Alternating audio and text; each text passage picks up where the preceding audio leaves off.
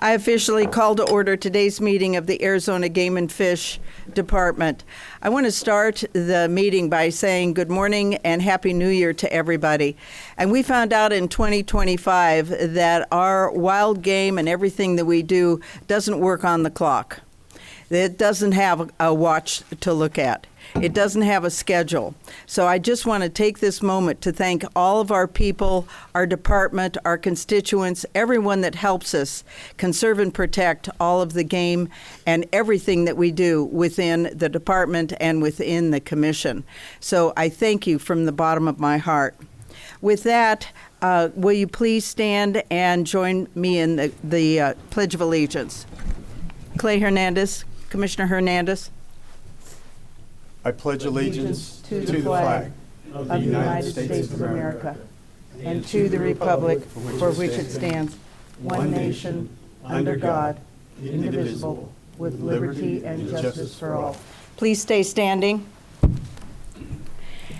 Since the last commission meeting, Governor Katie Hobbs ordered flags at all state buildings be lowered to half staff from sunrise to sunset on December 7th and January 14th in honor and recognition for Pearl Harbor Remembrance Day and in honor of former Attorney General Mark Brnovich, who served for 2 terms as Arizona Attorney General and also served as the director of the State Department of Gaming as well as a federal and Maricopa County prosecutor.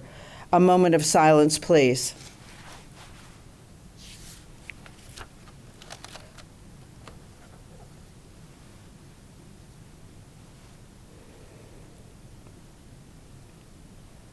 Thank you. And another moment of silence before we be seated. On behalf of the Commission and the Department, I'm requesting a moment of silence for a man who was a great leader in conserving and protecting Arizona's wildlife. He was a man of great character, whose kindness, warmth, and genuine smile left a lasting impact on all that he knew. Mr. Chris Higgins, a former teacher, radio host, business owner, town council member, and past mayor of Payson, passed away last week. Mr. Higgins was deeply passionate about supporting local businesses and nonprofits, believing strongly that a thriving community is built through strong local partnership and service-driven organizations. Chris was a member of the Mugian Sporting Association and volunteered countless hours in support of youth and wildlife throughout the Rim country.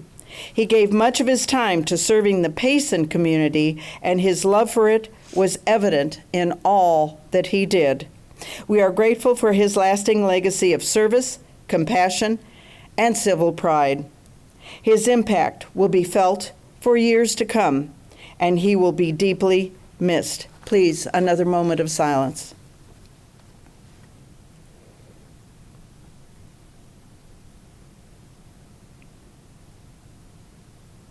Thank you, and please be seated.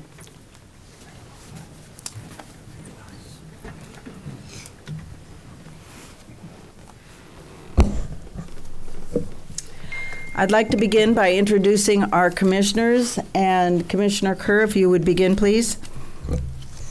Kurt Kerr, Pine Top, Arizona. Jeff Buchanan, Patagonia, Arizona.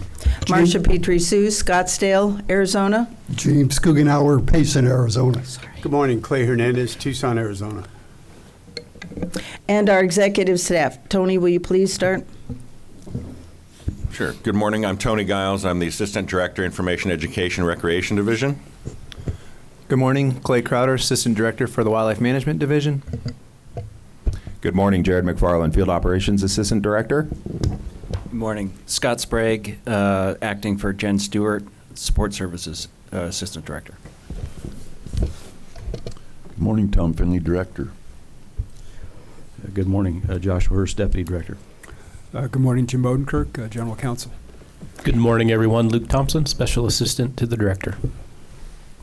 Madam I Chair, forgot- we also have Mary Ann Cox, Special Assistant to the Director. She'd be up here, except we can't put yeah, another sardine in the can. Mary Ann Cox, we're going to get a swing and hang it down so you can be up here and just kind of swing over us all. That's how important you are. I know you would really enjoy that. So we'll have that happen on the next meeting, I'm sure. Where are we going to be? Maricopa, right? We'll be in Maricopa. Excellent. All right. We have some awards and some recognition to do here. So if I can have Aaron Kuiper come up to the front, please. Aaron, come join me.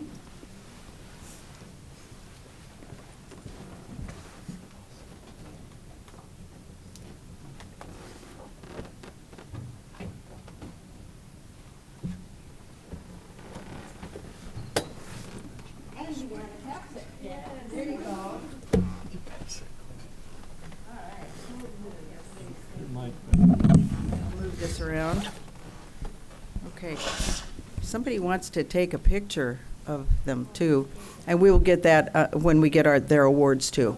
Okay, thank you. Up, down. So you're getting your exercise, right? The city of Buckeye and its surrounding agricultural lands have long been destination for dove hunters, and yes, I am one, so thank you very much. Absolutely. The department and the city began partnering several years ago to promote dove hunting opportunities in and around the area, and I know many of you enjoy that area as well. It's just fantastic.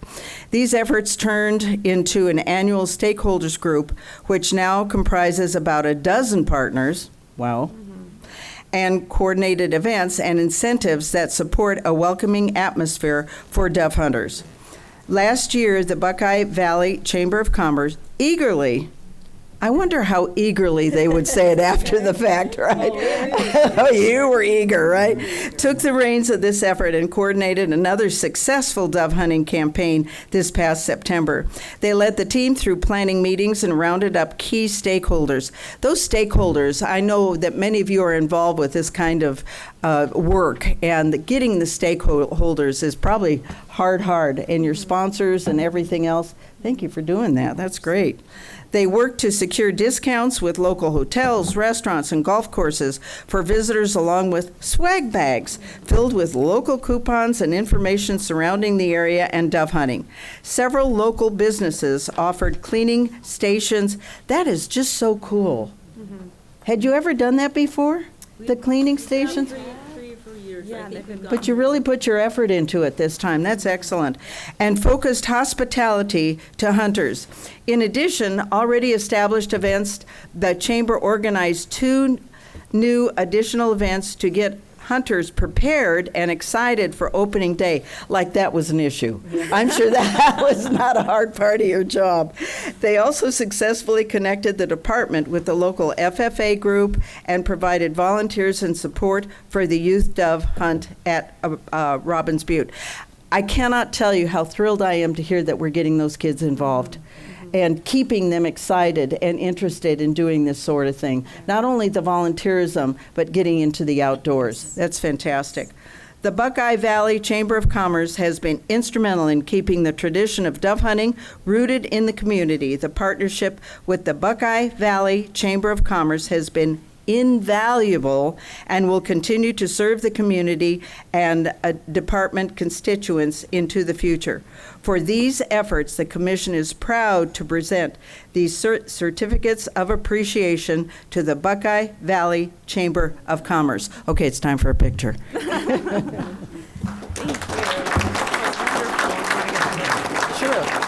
Here, hold these up so they can see actually what you're getting here. Oh, that's Dwayne. Well, maybe if you guys stand together, because it's one. Oh, sure. Okay, that's the other one, is the second one. See, I should have looked at these ahead. Oh, there we go. That's beautiful. And tip it down a little bit, because it doesn't get glary. Reflection. Yeah. Thank you, dear. And you're going to have to send those to me. Thank you so much, and congratulations. Yes, thank you. Congratulations. Thank you. And if you please, be congratulated by the Commission. Another round of applause for this fantastic work. Good job, thanks.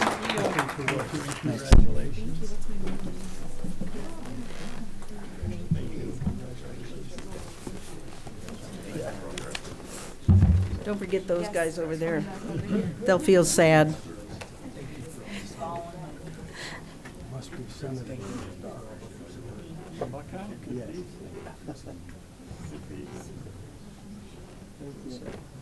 Thank you, guys. Thank you.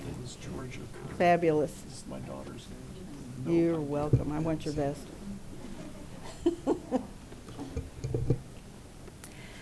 Will Mr. Dwayne Tabbitt please come and join me? My buddy down in Mesa. How are you, sir? Good. Good to see you. Thank you for being here. Did you? Okay. Dwayne has been a customer service rep in Mesa Region 6 since 2003. That's a long time. Over the past 23 years, he has excelled not only in his customer service role, but also a hunting and fishing instructor and mentor. I was talking with someone this morning, well, we were talking about customer service. It's not always a happy job. You know, people aren't always there to say, oh, goody, I'm so glad to see you, right? Yeah. Prior to working for the department, he volunteered as a hunter education instructor, and soon after, he became a certified fishing instructor, further strengthening his skills in support of department programs. Opportunities to work with young hunters and anglers has been a driving factor, again, for Dwayne over his career, which has been a benefit to the department and constituents. And I can't express my thanks enough for getting the kids involved. It's so important, and you see it firsthand. Dwayne's involvement with the local sportsman's group has made lasting impacts as well. He is often invited to speak at events by groups like Arizona Predator Callers, the Boy Scouts of America, to share and acknowledge, especially with regards to fly fishing, predator calling, wilderness survival, and wildlife management. I'm going to guess they love the wilderness survival. Dwayne also plays a critical role in the success of the Robbins Butte Youth Dove Hunt, one of the largest events hosted annually by Region 6. This event has seen continual growth and improvement each year, much of which is directly attributed to Dwayne's leadership and dedication. He serves as the primary coordinator for the mentors, is the lead safety instructor, and he works extensively with sponsor groups to secure necessary supplies, as well as facilitating volunteer participation. Boy, all of that is so important. In addition to his success in these roles, Dwayne consistently exceeds expectations as a customer service representative. I mean, even standing up here, he's got a nice smile. He excels as a team player and maintains a great attitude for every customer transaction. He is always willing to assist other team members in a positive, uplifting manner. Dwayne is always looking for ways to improve processes and utilize his problem-solving skills. This is one of the best parts. When I was reading this, I thought, man, that's stepping out and really taking control. Recently, you identified the need to decrease the volume of paperwork documents stored physically. I bet it was overwhelming. It is. Yeah, absolutely. He worked closely with the office manager to create an electronic database to house the myriad licenses and permit applications processed by the region. This has not only reduced physical storage at our facility, but has created a searchable database that is used by all the regions. I had to laugh when I saw searchable, because I think that's the operative word there. Throughout his career, Dwayne has continually worked to further the department's mission with an attitude of excellence, while seeking opportunities to educate and improve the public's knowledge of hunting and fishing opportunities throughout the state. For these reasons and many more, Dwayne is deserving of the Commission Certificate of Appreciation. Dwayne, we cannot thank you enough. Thank you. We have our photographer here. You can put that down on the picture area.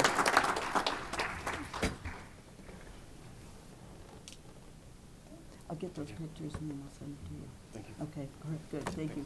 Please. Wonderful work. Wonderful work.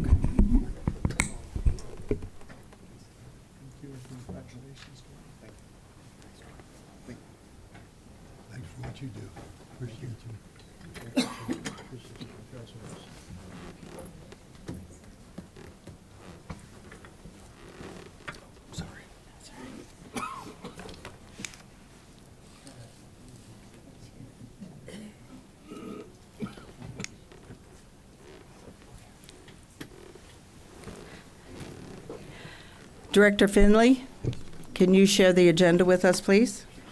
Certainly, Madam Chair. Thank you. Madam Chair and members of the Commission, we will be operating off the agenda dated January 5th, 2026. For the benefit of the public, agendas are available and located on the table by the door. If a member of the public wishes to speak to the Commission on an agenda item, please fill out a blue slip, also available on the table. Give the blue slip to staff and we will ensure that you are recognized on the appropriate agenda item. If you would like to present the Commission with materials as part of your presentation, please place the materials in the inbox on the table by the door and we'll make sure they are distributed. We are webcasting this meeting, however, the webcast is not interactive. The department accommodates comments and discussion from attendees in person and at regional offices via video conference and electronic blue slips. If you want to address the Commission on something that is not on the agenda, we have a call to the public notice for that purpose. You can sign up for the call to the public by filling out a blue slip. The chair will recognize you, and at that time you may address the Commission. In accordance with the open meeting law, the Commission is not able to discuss or take any action on a topic brought up and called to the public because it was not noticed on the public agenda.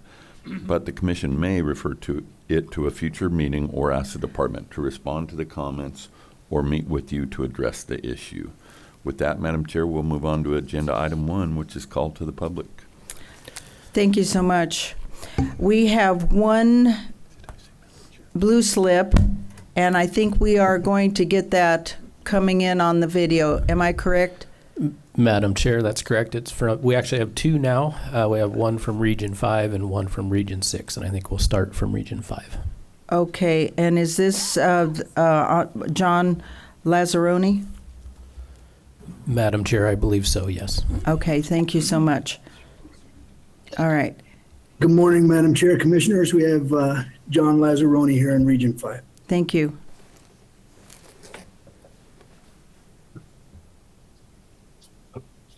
Good morning. Good morning. Good morning, sir. Please state your name. John Lazzaroni. Thank you so much. Go ahead, please. I want to thank the Arizona Game and Fish Department for allowing me to speak today. My name is John Lazzaroni, and I have been a hunter and a resident of the state of Arizona since 1976. I have taken many animals over the years with a rifle, longbow, and most recently a crossbow. I understand the Commission's intent to reduce the potential fraud in the crossbow permit system by canceling all current crossbow and champ permits effective July 1st, 2026, and requiring those hunters wanting to use a crossbow during the archery-only hunting seasons to reapply after that time. However, I think it is an unnecessary burden on those who do qualify for a crossbow permit under the new rules to require them to reapply each year, especially those whose physical limitations do not allow them to use a longbow with sufficient draw weight to legally and ethically take big game animals, and those physical limitations are not likely to improve as they get older. I had rotator cuff surgery on both of my shoulders when I was in my late 50s, and after recovery, I could no longer draw my long bow. Now that I am 70 years old, this condition has not changed. As for the new proposal to ban any optical device on a crossbow above the 1x magnification, I think it is important to understand that the magnification ring for the crossbow scope simply serves as a calibration device for the holdover pins on the front focal plane mounted reticle and does not necessarily give the shooter an advantage by simply having a magnification above 1 power. And when you consider that there are now optical devices for the longbow shooter that allow them to detect the range of the animal and light up the correct pin inside the optical device, all with the push of one button, the technologies certainly are improving for everyone. In my opinion, if you want to be fair and level the playing field equally between the longbow shooters and crossbow shooters, either allow the various optical devices with built-in holdover pins or dots, available in the marketplace today to be used by all longbow and crossbow shooters, or allow none of them to be used during the archery-only hunting seasons. Thank you. Thank you for your words, sir. I appreciate it. We have another blue slip coming in from Region 6, John Colazar.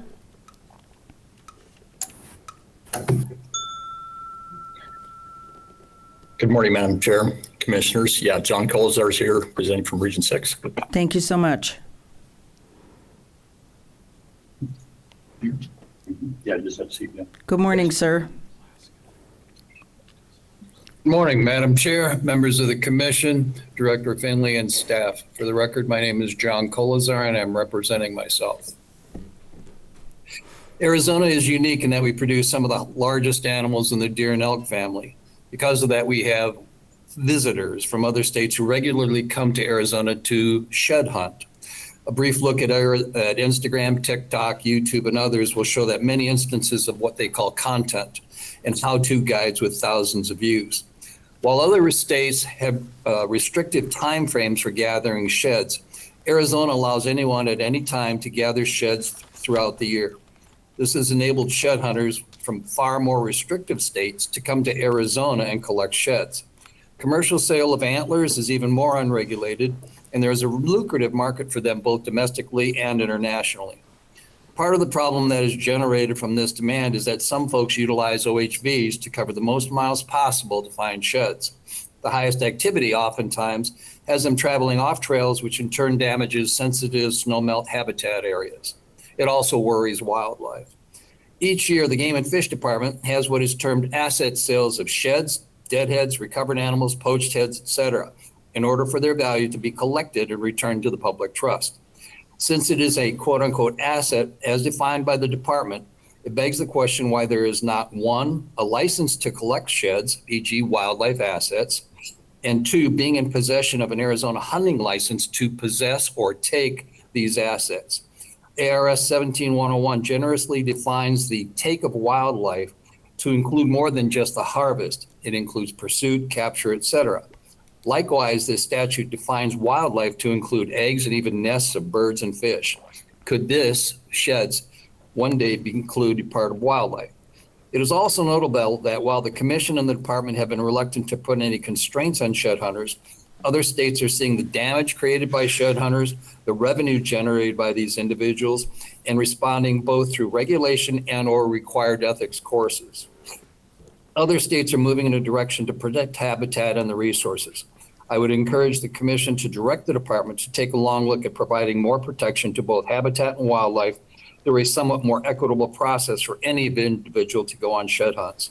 A further step would be to penalize individuals who are apprehended for damaging habitat using OHVs, crisscrossing meadows in a grid format, or harassing wildlife during this early time frame when both wildlife and habitat are most vulnerable. Last but not least, these people who are on either TikTok, Instagram, YouTube, Facebook, whatever, they generate an income by doing this. And the pressure is on them to perform. And if you look at it, if they're not finding sheds, then they're losing viewers, and that in terms is income because people generate an income from finding sheds, both financially for the sheds themselves as well as the social media aspects where they're paid for. I would encourage the department to encourage the Commission to direct the department to take a look at this in the long term. Thank you for your time, and I understand you cannot comment. Thank you so much. We appreciate your taking the time to join us. Director? Madam Chair, agenda item 2 is the consent agenda. We have one item on there. That item is item A, approve a license agreement with the Arizona Public Service Company for the purpose of providing utility service to the Commission's Silver Creek Hatchery, Navajo County, Arizona. The presenter, if we needed one, would be Chip Young, Senior Land Resources Manager. Madam Chair, I'll make a motion to approve the consent agenda. Second. We have a motion and a second. Do I have any discussion? All in favor say aye. Aye. Any opposed? And the motion passes. Thank you. Madam Chair, item 3 is species of greatest conservation need briefing. The presenter is Kenneth Tuck Jacobson, Raptor Management Coordinator. Morning, Tuck. Morning, sir. Good morning, Madam Chair, Commissioners. Happy to be here. Can you hear me all right? Yes, that's great. Thank you so much. I'm here to talk about our raptor management program and specifically our projects working on raptor migration here in the fall of each year. I don't have there's a button. All right, first of all, I have to acknowledge our funding sources. Pittman Robertson and Heritage have funded these efforts, as well as our partners. We do our trapping up at the Big Boquillas Ranch. Hawkwatch International has helped out a lot on this, as well as the company that provides the technology for the transmitters, cellular tracking technologies. And then within the department, as with all of our projects here in the state, we couldn't do it just with a few of us. There's a lot of us involved here, all the way from budget allocation and procurement staff, the raptor management team, as well as biologists from all over the department have helped us over the years here, especially FOD staff, interns in the Kingman region. Tuck, I want to stop right on that slide, and I want the public to notice the amount of people and groups that are involved with these decisions that are made by your team, by you, and by the department in total. It's amazing. It's enormous, and it's amazing. So thank you so much for that. Absolutely. The real impetus for starting this project up was looking and identifying raptor migration corridors and concentration areas was identified as a Pacific Flyway priority in 2013. To my knowledge, Arizona is really leading the effort in following up on this priority and starting to collect the data needed. This is largely tied to the increasing demands for wind energy, which raptors are susceptible to being struck by these turbine blades. Even though it looks like they're turning really slow, they can be spinning, the tips spinning upwards of 200 miles an hour. So hard for a bird to avoid those. And it's important to have this information ahead of time. So if a company proposes a wind project, and we already know that it's going to have a lot of wildlife conflicts for raptors and eagles and other wildlife, then that lets them know it's a bad area for wildlife ahead of time before they've invested millions and have that added drive to move forward anyways. Here in Arizona, the wind resources, as you can see on this map, are relatively low throughout the state, which means that it's really the siting of where we put those turbines is the most important thing, because they don't have an excess amount of wind where they have the opportunities for curtailment and shutting down the turbines and not producing energy at times when wildlife are overly active, and then collecting that extra energy later. So really the siting is the important thing here in the state. So the project itself. The project is to proactively find these hotspots of raptor use, particularly during the migration period. However, Arizona is one of those places where raptors winter in the state. So we can identify wintering areas, migration pathways, as well as some of these birds are breeding in the state also. So, and conversely, identify those areas where we have lower use. The methods here is we're going out, we're trapping birds as they're migrating through Arizona south in the fall months, typically September and October. And then we'll put transmitters on these birds. They'll send us their location data via the cellular network, and then we'll take that data, analyze it, and aggregate it to get the information we're looking for. Over the years that we've been doing this project, from 2019 to current, a lot of the technology has changed. When we first started, the smallest transmitter we had available was 25 grams. As of last year, we've got transmitters as low as 3.5 grams. So the span of types of raptors that we're able to start tracking has really increased over the years. And those pictures give you an idea of the stark difference of the size of raptors that we're we're able to tag. Tuck, before you go on to the next slide, Commissioner Buchanan has a question. Absolutely. Thanks, Madam Chair. Tuck, first of all, thanks for your call earlier this week. And as you and I talked about dangers to raptors because of the wind turbines, I guess I had always believed, I had understood that animals like the golden eagles, predominantly hunting mammals, did not evolve to look forward. It evolved to look down while it's flying. So that, indicates why there's a danger. And I understand that dangers to bats are something completely different. But I was kind of surprised when you talked me through about the problem even with, birds that are hunting other birds. And so can you walk us through that and why this is such an issue with raptors? Yeah, yeah. The any animal that's in that turbine swept zone is going to have danger of strikes. And so with birds like eagles, they're flying, looking down. They see a rabbit and they hyper focus on that rabbit, and they aren't seeing everything else. They're going for their target. A lot of your bootios hunt the same way, but your smaller birds here, like the sharp-shinned hawks, Cooper's hawks, they're migrating and flying through based on the wind coming up off of slopes of hills, and that puts them right there on the rotor swept zone as they're flying through. So, all raptors have risk of being struck. Wow, thank you. So the trapping station. This is a look of our trapping station. It's we're sitting there in the blind. We've got multiple traps set up, and basically trying to lure them in and get them into our traps as they're migrating south. We've got we run the Aubrey Cliffs trapping station, and then work with Hawkwatch to have staff up there at their Go Shoot Mountains and Commissary Ridge trapping stations up north. And we're actively working on getting additional locations to trap, such as some that we're looking into is the Grand Canyon Yawkey Point site, also a Hawkwatch site, and then southeastern Arizona and maybe somewhere closer to the Four Corners area.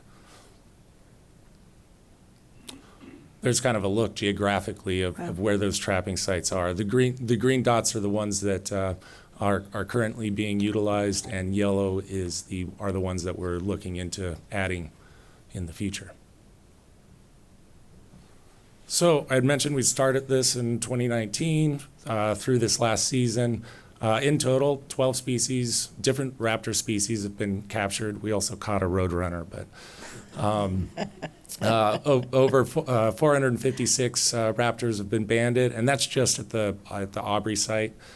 In total, we've put on 110 transmitters across 10 of those species.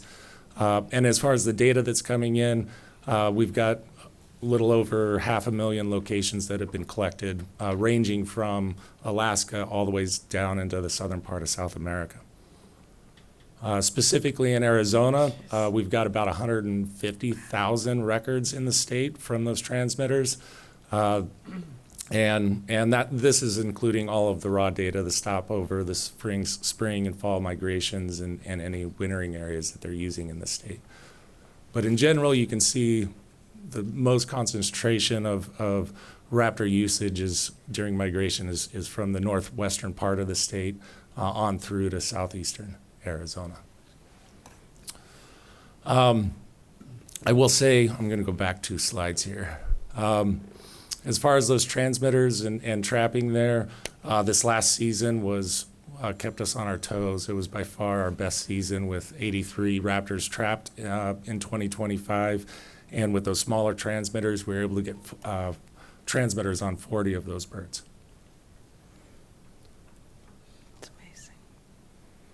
So currently, we're working with a research branch in order to start analyzing all this data. Now that we've got a bunch of information traveling through Arizona, where we're pulling the individual migration paths out and looking to see where that overlays. And then we'll integrate that into a step selection analysis where we can look at the various habitat features and topography in those areas and find out the things on the ground that are bringing the raptors in, so that we can predict that across the landscape as to what habitats and locations are highest used. That analysis is in process right now, so I can't show you the pretty maps for those. But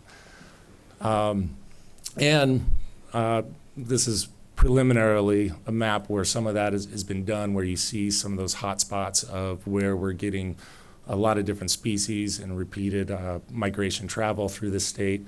But this is just a very preliminary look at some of that analysis.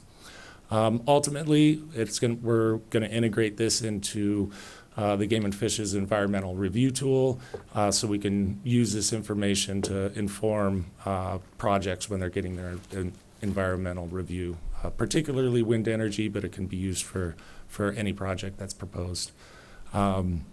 And then ultimately, when this analysis is done, we'll be looking into getting it published in peer-reviewed literature, and hopefully provide a roadmap for other states to implement the same sort of thing.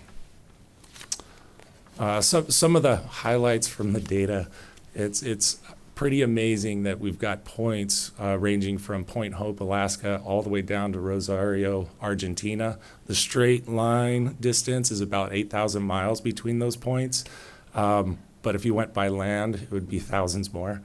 For any one raptor, the longest migration was 6,200 miles, and that was from a Swainson's hawk that nests in Twin Falls, Idaho, and winters down in Rosario, Argentina. The northern harriers are the birds that are migrating all the way up to Alaska to nest up there.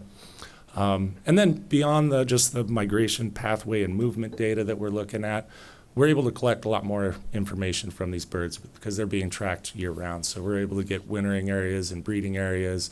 When we have mortalities, we're able to identify mortality causes and hopefully develop management to help reduce those sources of mortality also. So we have a particular purpose for this project, but we gain additional benefits. That's amazing. This is a look of our camp up where we trap. We get a lot of beautiful sunsets up there, and September and October, two of my favorite months of the year. Gorgeous, absolutely gorgeous.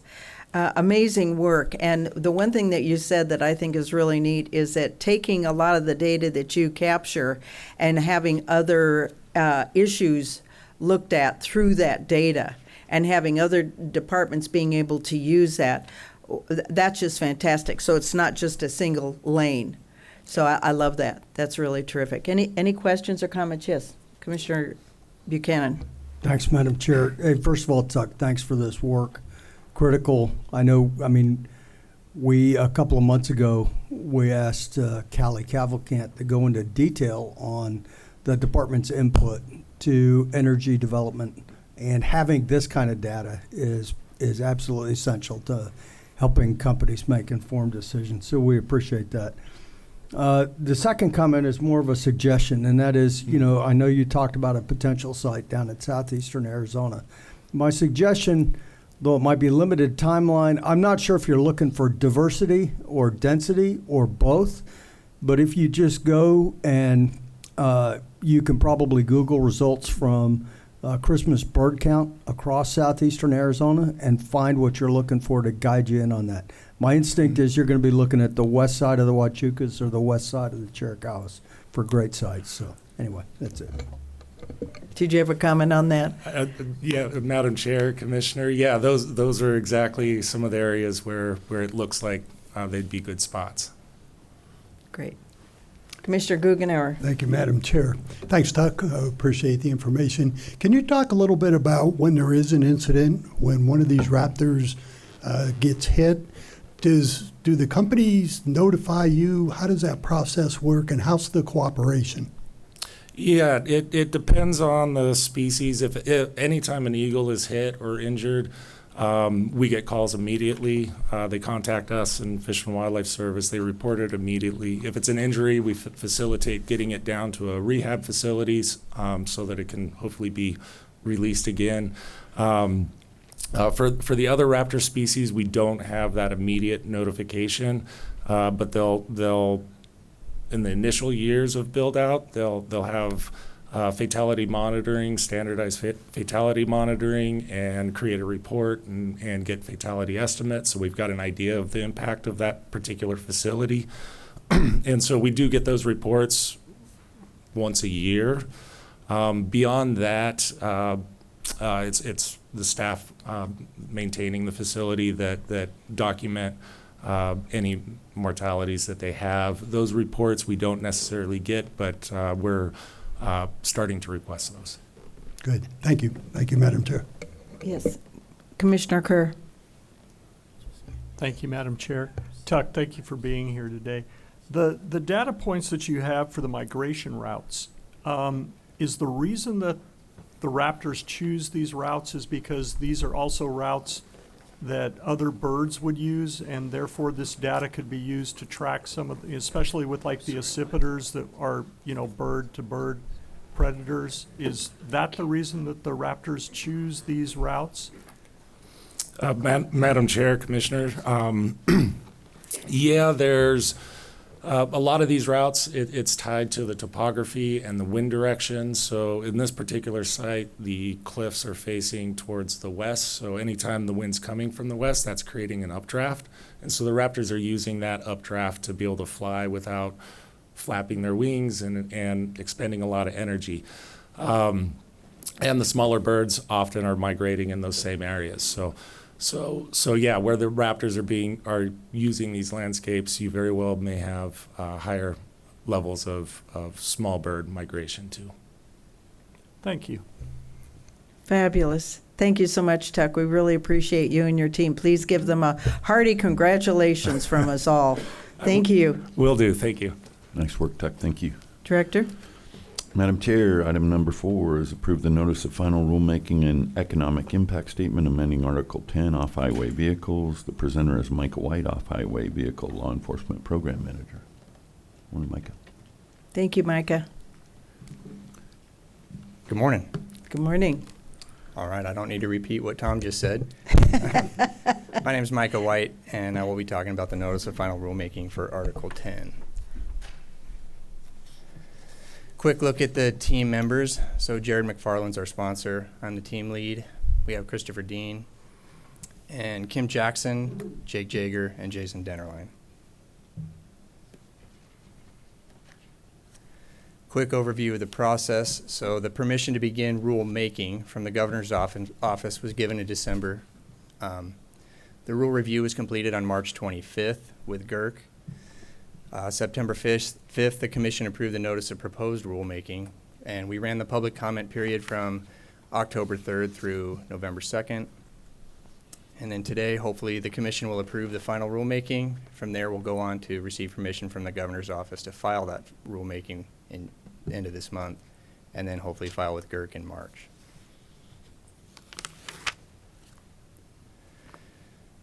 Public comments, so the period was from October through November 2nd. We received 10 public comments and 0 internal comments. 2 of the comments were in support of what we're doing, with 1 stating that the rules weren't strict enough, and the rest of the comments weren't really related to exactly what the comment period was for, related to the rules.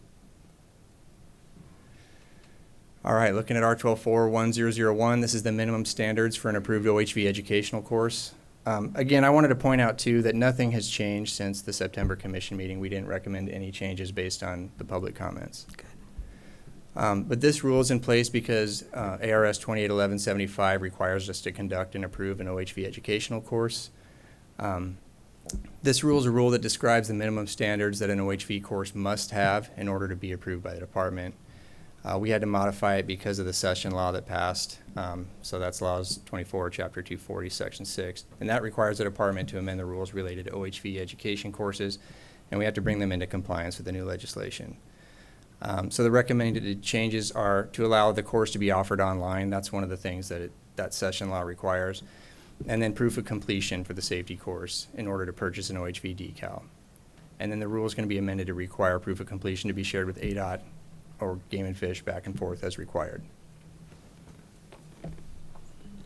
Okay, Rule 1002, this is the course approval procedure. Again, also required by 281175. The recommended changes are going to be switching responsibility for course review and approval from the law enforcement program to the education program. We're going to be requesting an alternate email address and phone number for persons seeking course approval, if available, requiring a course provider to specify whether the course will be offered online or in person, notifying course providers that they cannot make changes to their OHV education courses without approval from the department once it's approved. Okay, 1003, that rule is about the fee for an approved course. We're not recommending changing that. That's capped at $300. And it's also important to note that nobody has submitted a course for approval to date. All right, 1004, this is the OHV sound level requirements. So ARS 281179, that requires the department to adopt the Society of Automotive Engineers and the International Organization for Standardization. Those are two different scientific sound measurement methods. And all we're doing here is we're just updating from the 2007 version to the most recent version, which is 2019. All right, 1005, this is the non-resident OHV user indicia. We just commonly refer to that as OHV decal. This is required by 281177E. That allows the department to sell non-resident OHV decals. And this rule is required for us to implement the process. So a little bit about, there's more going on in 1005, so I have some things that talks about what the rule does. So this describes where a non-resident OHV decal is required for lawful operation and for what vehicle types. It describes the application process for a non-resident decal. It sets the price for a decal at $25. That's the same as a resident decal. And it authorizes the department to collect a fee for implementing the decal, and that's $5 per decal.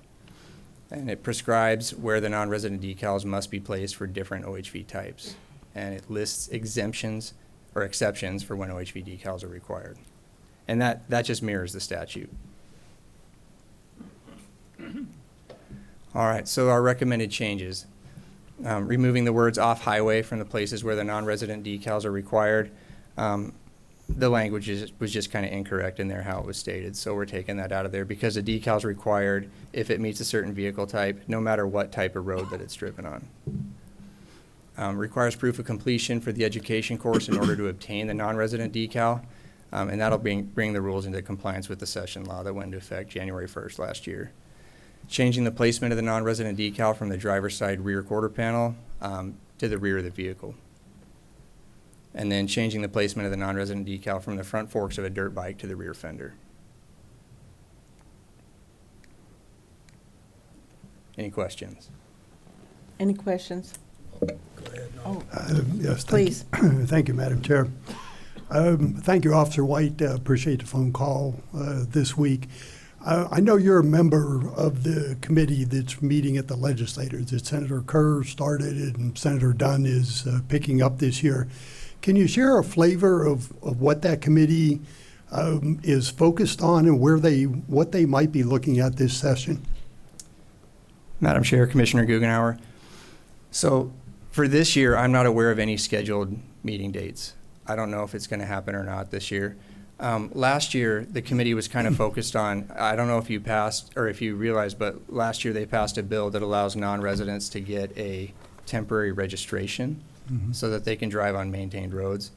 But the committee has been looking at different ways to maybe provide revenue for the sheriff's offices or something to help us engage in OHV enforcement and kind of increase that law enforcement footprint to deal with this problem. Okay, very, very well. I think that Senator Dunn at least had indicated that he wanted to continue with the meetings or the subgroup. So hopefully you'll get invited to one shortly and we can get an update on that. Thank you again. Thank you.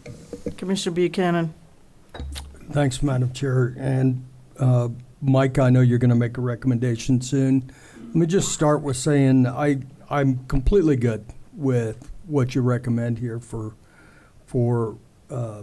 rulemaking. But I also have a lot of concerns about OHV use, overuse. I've expressed those concerns to the State Parks Board when I was a member of that. My broad concerns are, we rarely have problems when it's people who use OHVs as a tool. I'm thinking of people like our constituents, hunters, or ranchers using them. It's much more common when they use the OHV as an end rather than a means. If the whole point is the OHV, that's when you see, it seems to me anyway, you see a lot of abuses. And of course, abuses lead to a lot of problems. I've got concerns about OHVs in general. I've got concerns about the department's responsibilities. Now, when I was on the State Parks Board, we were spending a lot of time and energy trying to move grant money to county sheriffs, who we believed should be the primary enforcement mechanism for a lot of this. In any case, excuse me, completely aside from the, excuse me, from rulemaking, I believe we need to do a deep dive, and especially about what's the department's responsibilities. And I'll wait until we're done with this because we're in the middle of a thing. But I personally think we ought to tackle this as part of a workshop or a future meeting, and I'll wait to make a motion. Last thing, congratulations on putting together a good course. I took it; it's well worth the time. Yeah. And I recommend anybody who hasn't done it, even if you don't have an OHV, there's great value in the education. One thing that this group may find interesting is, might have been a couple of years ago, I don't know. At some point in time, you reached out to me as a former 5th Army commander if I had any pictures or knew of anything when 5th Army trained in western Arizona in 1942 before going to North Africa. And it turns out there are some historic photos and current day photos. And from 1942, you can see where tanks drove in the desert still today. That ground is still torn up. 1942. So pretty phenomenal that, obviously Mother Nature recovers, but in the desert with a little bit of rainfall, it takes a long time. So thanks for all that you've done here. Thank you very much. And Micah, thank you for our call. I always learn so much from you. It's just awesome. I agree that online program that we go through, we had to go through it because we have a couple ATVs up at the cabin. And my husband even mentioned it. He says it was really informative. So thank you. The work done on that is just outstanding. It's very not only informative but educational. So thank you for that. Another amazing thing that you told me, we have 180,000 OHVs in Arizona. 180,000. And to Commissioner Buchanan's point, that's a lot of terrain being driven over. That is a lot. And my worry is, and you and I talked about that, is not only the traffic, but also, in my opinion, it's the weight. And, I think you're still analyzing, because we had a 2,500 pound limit, but now there's no limit. So the manufacturers, my understanding, and correct me if I'm wrong, is they're making them now 3,500 pounds. Is that correct? Madam Chair, so I don't know about 3,500. They're working on making electric vehicles or electric side-by-sides, which are going to be heavier with the batteries. There's some that are 2,800 and 2,900 pounds. So it's over 2,500. Right, yeah. Okay. There's some All that are right. 28 and 29, but I'm not aware of anything that's quite that heavy yet, but they're Yeah. coming. And I think all of that is of concern to us, especially when we look at conserving and protecting habitat for wildlife and for everything and everybody that uses our beautiful state.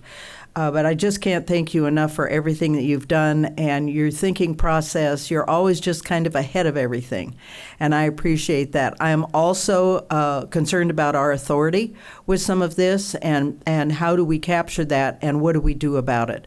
So I agree it might be something that we want to bring into a workshop to discuss, or and I know you're already working on this with the team. So I can't thank you enough for all the work that you and your team have done on this and continue to do. So big thank you and great report. Thank you so much. Thank you. Appreciate that. Madam Chair. Yes. Before we go to that, pleasure of the chair and the commission, if we move this to a workshop, I just want to point out that we probably had 6, 7 items on the workshop agenda last time and cut 20 out. It might be a good idea to do it on the floor and then potentially have it on a workshop, just Okay. because we could run out of time. At least do some level setting on the floor, because I worry that when we get closer to the workshop, we may have too many items and this could get cut, but it's important we talk about it. Great input. Great input. Thank you. Commissioner Guggenauer. So were we heading for making a motion for that, or are we just going to have that on the We got to agenda? deal with rulemaking first. I'll make a motion to talk about. Okay. If you're okay with that. What is the process? Director? Madam Chair, I Go ahead. believe, So his Okay. recommendation. I Okay. believe Micah has a recommendation, and Okay. then we could move on. Jumping ahead.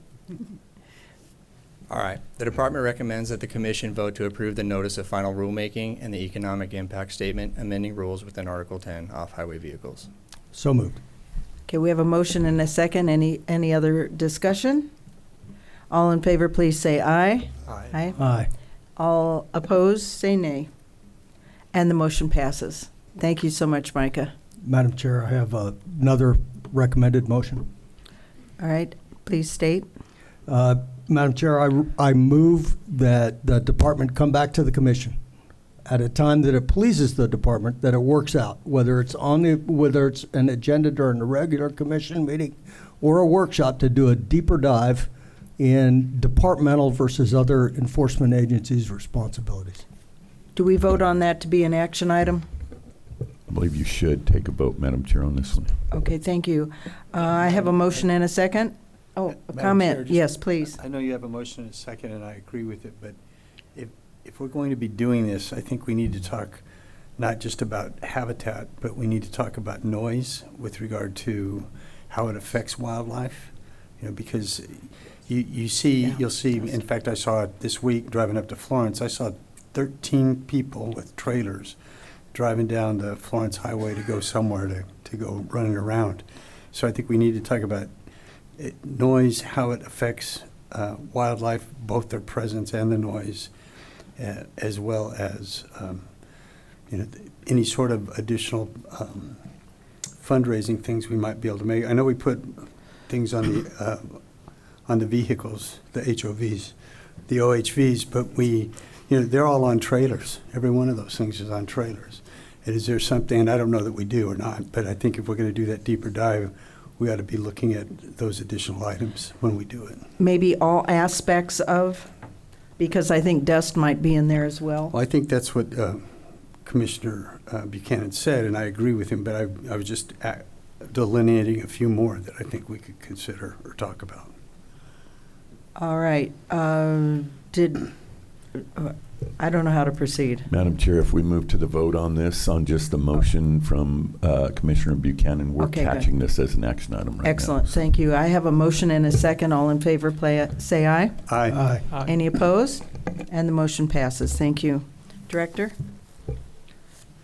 Madam Chair, item 5 is approve the Article 5 boating and water sports 5-year rule. That's a lot of fives. Review report for submission to the Governor's Regulatory Review Council. The presenter is Danny Rodriguez, Watercraft Law Enforcement Program Manager.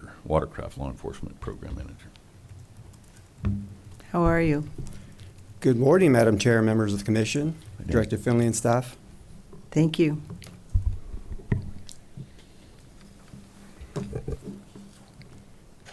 So I'm assuming we get power of the PowerPoint this go around. That's awesome. As mentioned by Director Finley, my name is Danny Rodriguez. I'm the Watercraft Law Enforcement Programs Coordinator of our law enforcement branch, and I'll be presenting the 5-year rule review for Article 5.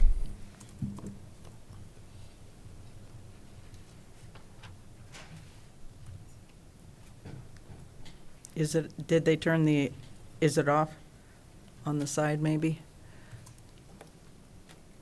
I don't think so. Ben? Next slide, please. Thank you. So the language here just talks about the Article 5 rule review, the procedures, and what gives us the ability to go through this process. Next slide, please. So the purpose of the review is to ensure rules remain current and effective and to determine whether or not these rules should be amended or repealed. So during this rule review process, we had our team together and we were able to compare our statutes, our rules, and the Coast Guard regulations to come up with this presentation as well as our recommendations. Next slide, please.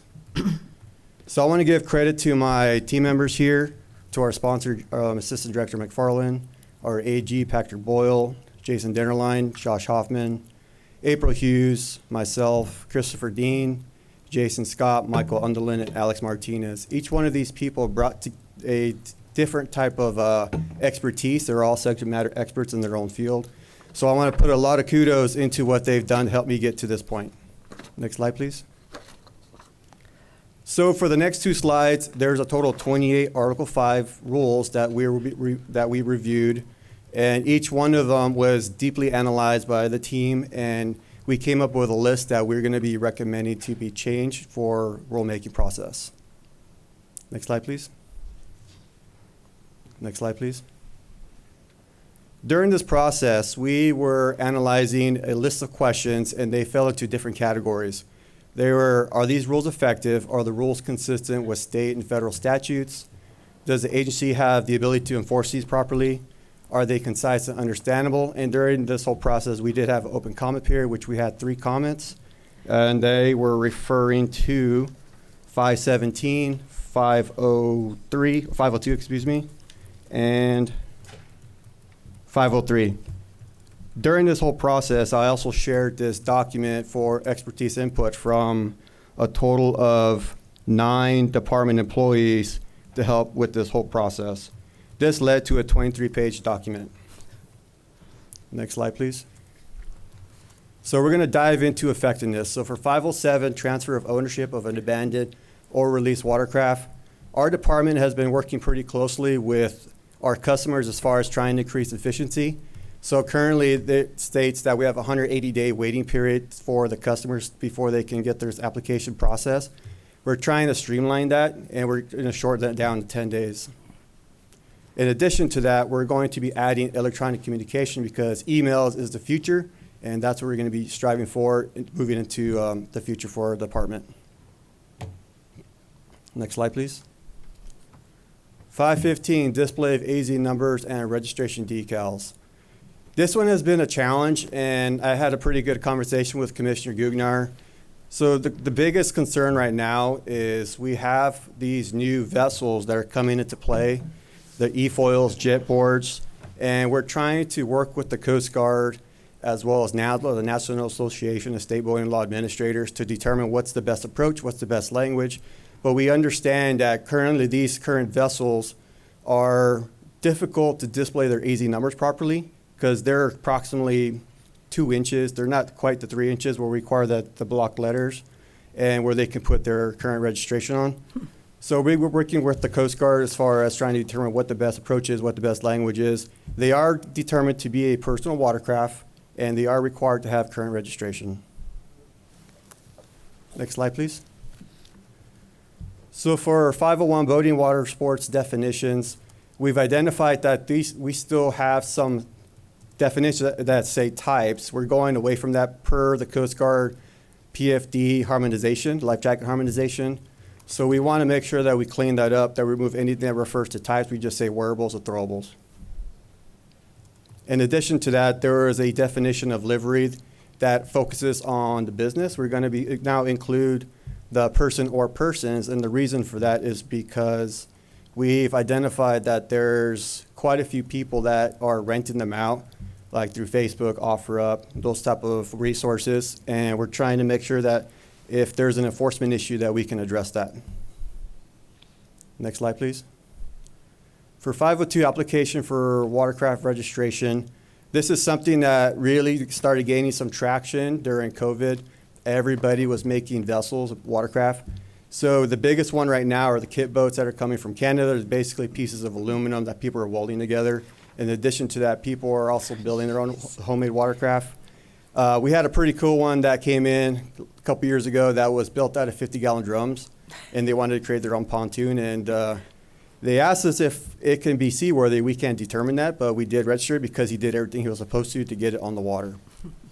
But through the coordination with NASBLA as well as the Coast Guard, we've identified language and best practices to include this section here that's listed. The watercraft is homemade, backyard build, made with raw materials for personal use only, and not built for sale.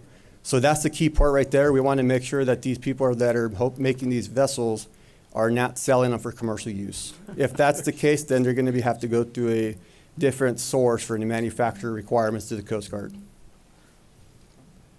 Under that same rule, we've identified there's multiple sections that refer to notary public requirements.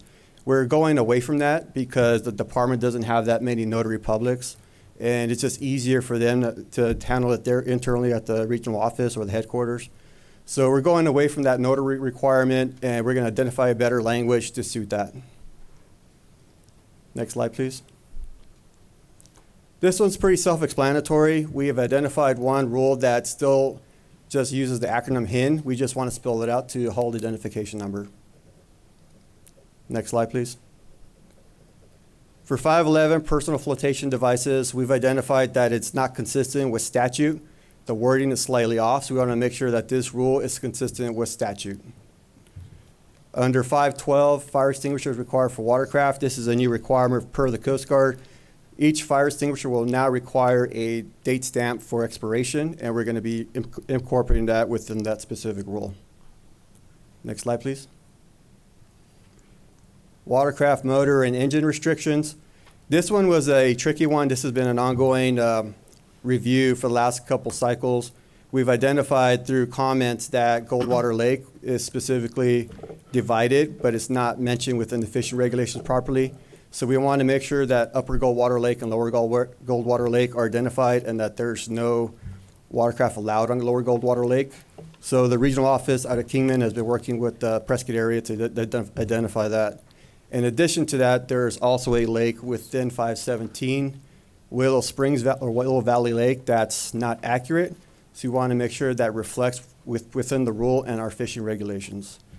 And in conversations with another subject matter expert at our fisheries branch, he's identified that Steer Lake within 517 should no longer be included within this rule.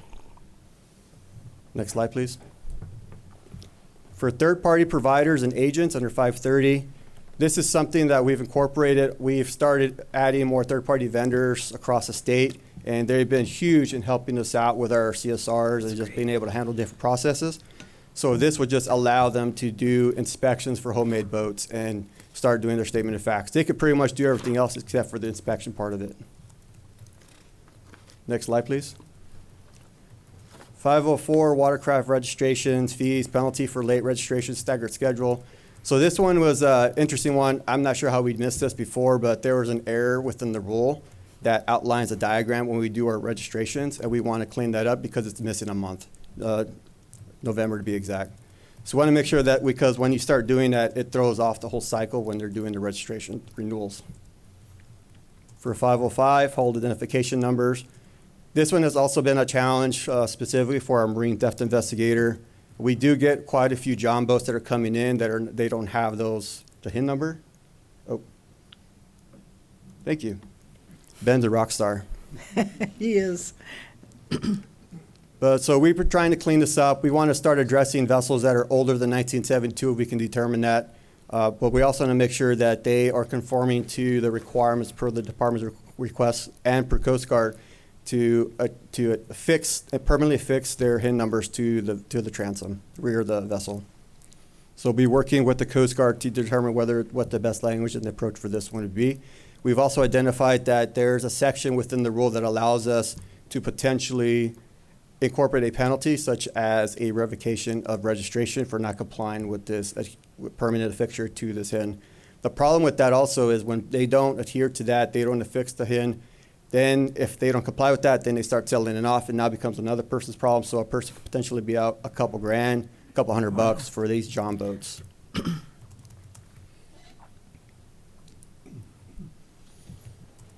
Under 520, Arizona Uniform State Waterway Marking System. We've incorporated a new procedure within the policy that would make requests for markers along our federal waterways a little easier.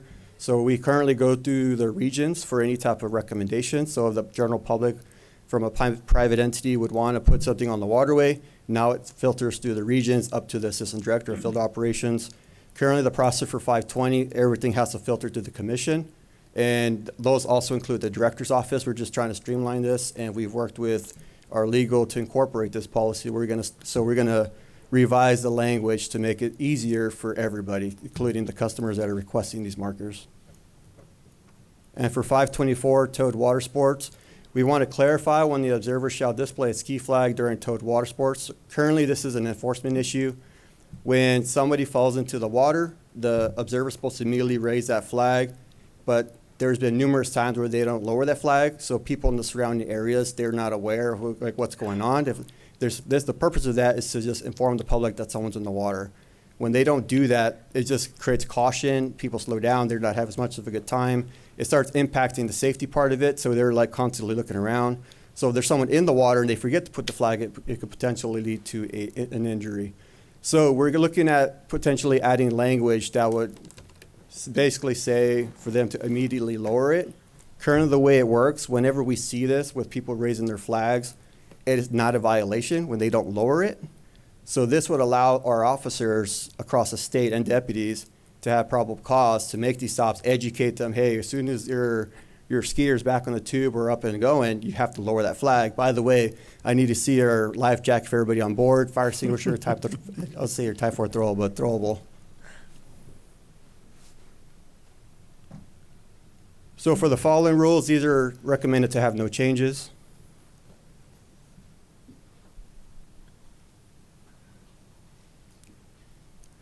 So for the next steps for the 5-year rule review, I'll be presenting what we're going through today to the commission, and if all goes well, we'll proceed moving to the G.R.R.C. Our timeline's pretty tight. I give kudos to my team, to our sponsor, as well as Christopher Dean.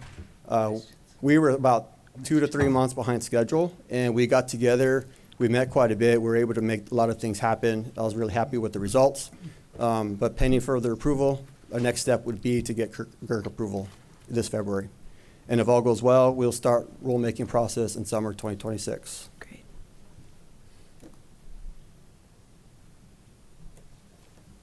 Any questions? Commissioner Guggenauer? Thank you, Madam Chair. Thank you, Major, for the phone call. Appreciate the information. I wanted to talk about one of the things that stood out. These are all great changes. I appreciate the in-depth review of this.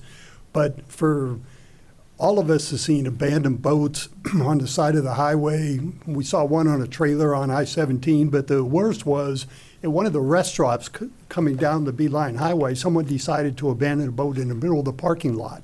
And that thing had to sit there for 180 days before somebody could take action to move that thing out of there. So I applaud this team in reducing it. I know it just has to be a nightmare because somebody grinds the numbers off the haul and it's just laying there and you just can't do anything. So appreciate that review, appreciate the hard work, exceptionally well done here. Thank you. Commissioner Kerr? Thank you, Madam Chair. Officer Rodriguez, thank you for your report. I've got a question on the e-foils, and it may not quite fall into what we're doing here, but are there any restrictions on where you can operate an e-foil? Like, would you be able to use one at Wood Canyon Lake, or is there any sort of motor restriction or size of the area that you're allowed to operate one of those right now? Madam Chair, Commissioner Kerr, members of the commission, this will be a challenge because the way they're designed, if the lake doesn't allow for motorized vessels, that specific vessel will not be able to be on that body of water, especially for like some of our rim lakes. If there is a horsepower restriction, they still generate thrust, kind of similar to a trolling motor.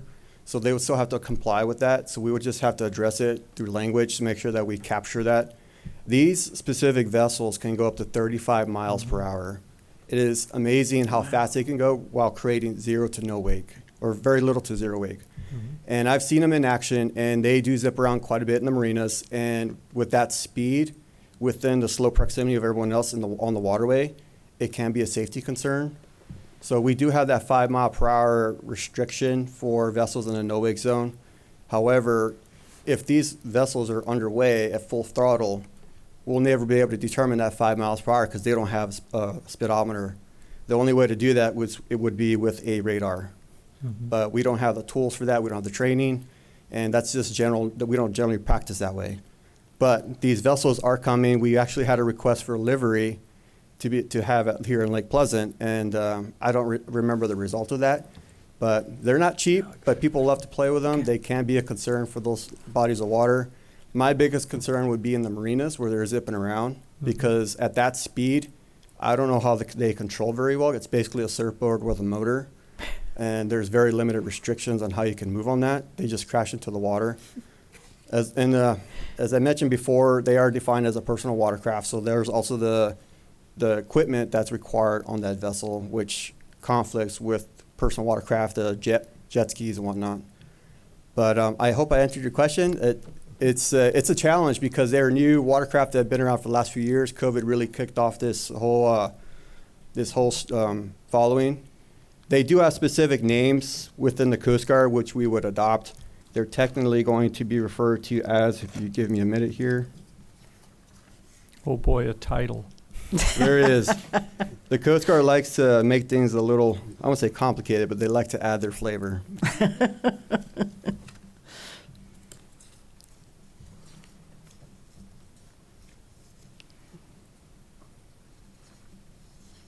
It's a pretty long name.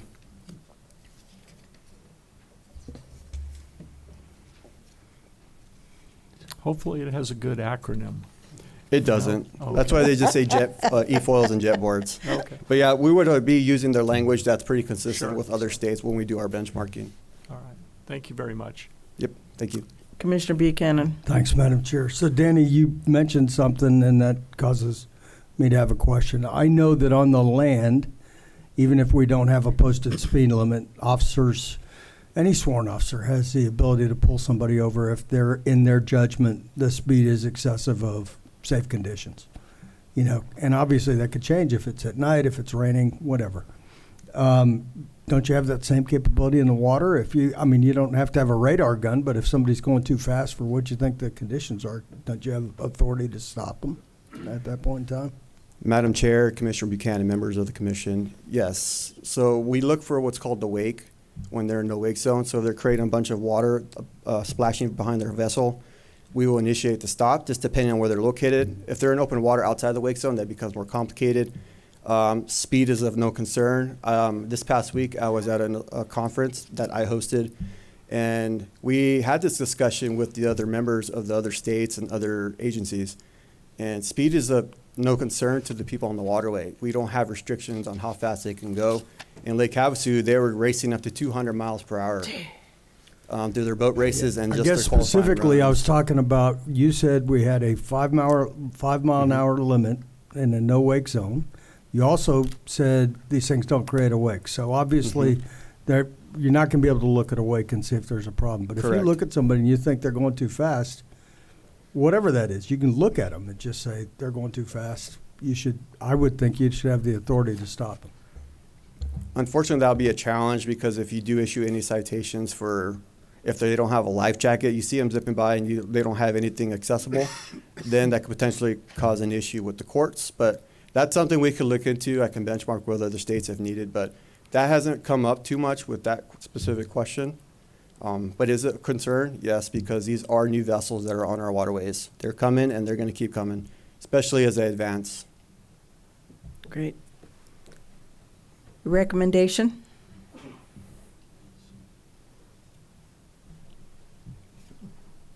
The department recommends that the commission vote to approve the Article 5 rule review report for submission to the Governor's Regulatory Review Council.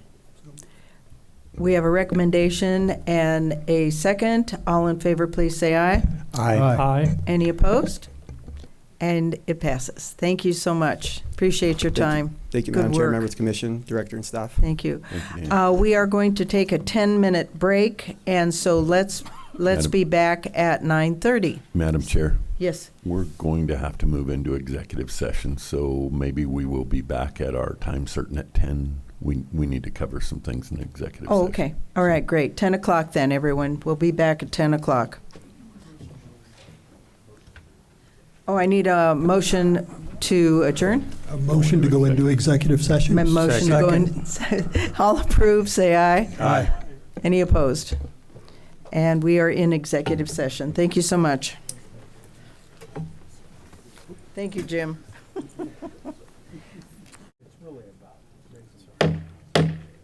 We're at time certain. Director? Madam Chair, that brings us to item 7, jumping ahead a little bit, hearings on license revocations for violations of game and fish codes and civil assessments for the illegal taking and or possession of wildlife. The presenter is Gene F. Elms, Law Enforcement Branch Chief. Thank you, Chief. Madam Chair, members of the Commission, good morning. The Department would like the record to show that each of the cases the Commission may consider today have been reviewed. It has been determined that the cases meet the criteria established in Arizona Revised Statutes 17-238, 17-245, 17-314, 17-340, 17-362, 17-363, and or 17-502 for Commission action. The record should reflect that the Commission and the respondents have been provided with copies of the original court dockets and case reports prepared by the officers, along with copies of other pertinent material in each of these cases. Each of these exhibits may be considered by the Commission to make a final determination in each of these cases. Please note that each individual has been legally noticed for today's hearing. I'll read the names of those individuals who were noticed for today's hearing. If you're present, could you please verbally indicate as such for the record? David Corey. David Corey is present. Angel Sanchez. Bryce White. Nicholas DeBaca. Nicholas DeBaca is present. Carter Anderson. Kevin Smith. Kevin Smith is present. The civil assessment process is not intended to be punitive, but is a process allowing the Commission to recover financial damages to compensate the state for any lost wildlife. Under education, requirements are imposed as a remedial measure to increase knowledge and prevent future violations and not as punishment. The Department is ready to present these cases for possible Commission revocation or civil assessment action and have the Commission take jurisdiction. Madam Chair, I move that we take jurisdiction over these cases. I have a motion and a second. Any questions? Comments? All in favor say aye. Aye. Any opposed? And we passed. Madam Chair, we'll start at the beginning. Docket number 2025-0029 in the name of David Corey from Sholo, Arizona. Conviction count A, use aircraft to locate wildlife within 48 hours of an open big game hunt. The courts in North Canyon Consolidated Court, Mojave County Superior, and an appeal to the Mojave County Superior Court. Court findings were guilty, sentenced to pay a fine of $500. The date of the conviction in the Justice Court was August 7th, 2024, and the Appeals Court decision was May 30th, 2025. Actions to be considered: revocation of license to take wildlife pursuant to ARS 17340, required completion on our education course pursuant to ARS 17245. Case summary: on August 4, 2022, Officer Ryan Stasky received a report via the Operation Game Thief hotline about a paraplane flying low altitude appearing to observe deer in Game Management Unit 13B. Two reporting parties who were scouting for an upcoming archery deer hunt on the Arizona Strip observed a man piloting a paraplane in a manner they believed suggested he was scouting for deer. They provided the approximate location of the incident and shared video footage of the paraplane taken through their optics. Officer Stasky responded to the reported area and made contact with a man later identified as David Shane Corey, who is in the process of loading his plane. Officer Stasky interviewed Corey at the Imlay airstrip within Game Management 13B. During the interview, Corey stated he had been flying throughout the area to locate water sources in preparation for an upcoming archery deer hunt, which was scheduled to begin on August 19, 2022. When asked if he knew the area, Corey explained that he had been guiding in the region for several years. Officer Stasky asked Corey if he had seen any deer, and he responded yes, even stating that he had seen a dead buck about 160 points. Corey stated that he observed the deer in Tweeds Point area, but noted that there wasn't much activity, explaining that they didn't arrive early. The deer typically move into the trees. He admitted that he was not specifically searching for water sources in that area. When asked by Officer Stasky if he was aware of the ongoing limited opportunity over-the-counter elk hunt. Corey stated he was not aware of the hunt and did confirm that he was familiar with aerial scouting regulations and claimed he was not flying during his designated hunting season. The case was finalized after going to appeal to Superior Court in Mojave County on May 30th, 2025. There's no corresponding cases, no wildlife taken in this case, time spent 20 hours. Officer Ryan Stasky is present, Mr. Corey is present, and he is represented by Rhonda Neff, who would like to address the commission. All right. Do you have any questions for me? No. Do we have any questions? Thank you. We'll have the, yes, thank you for coming up.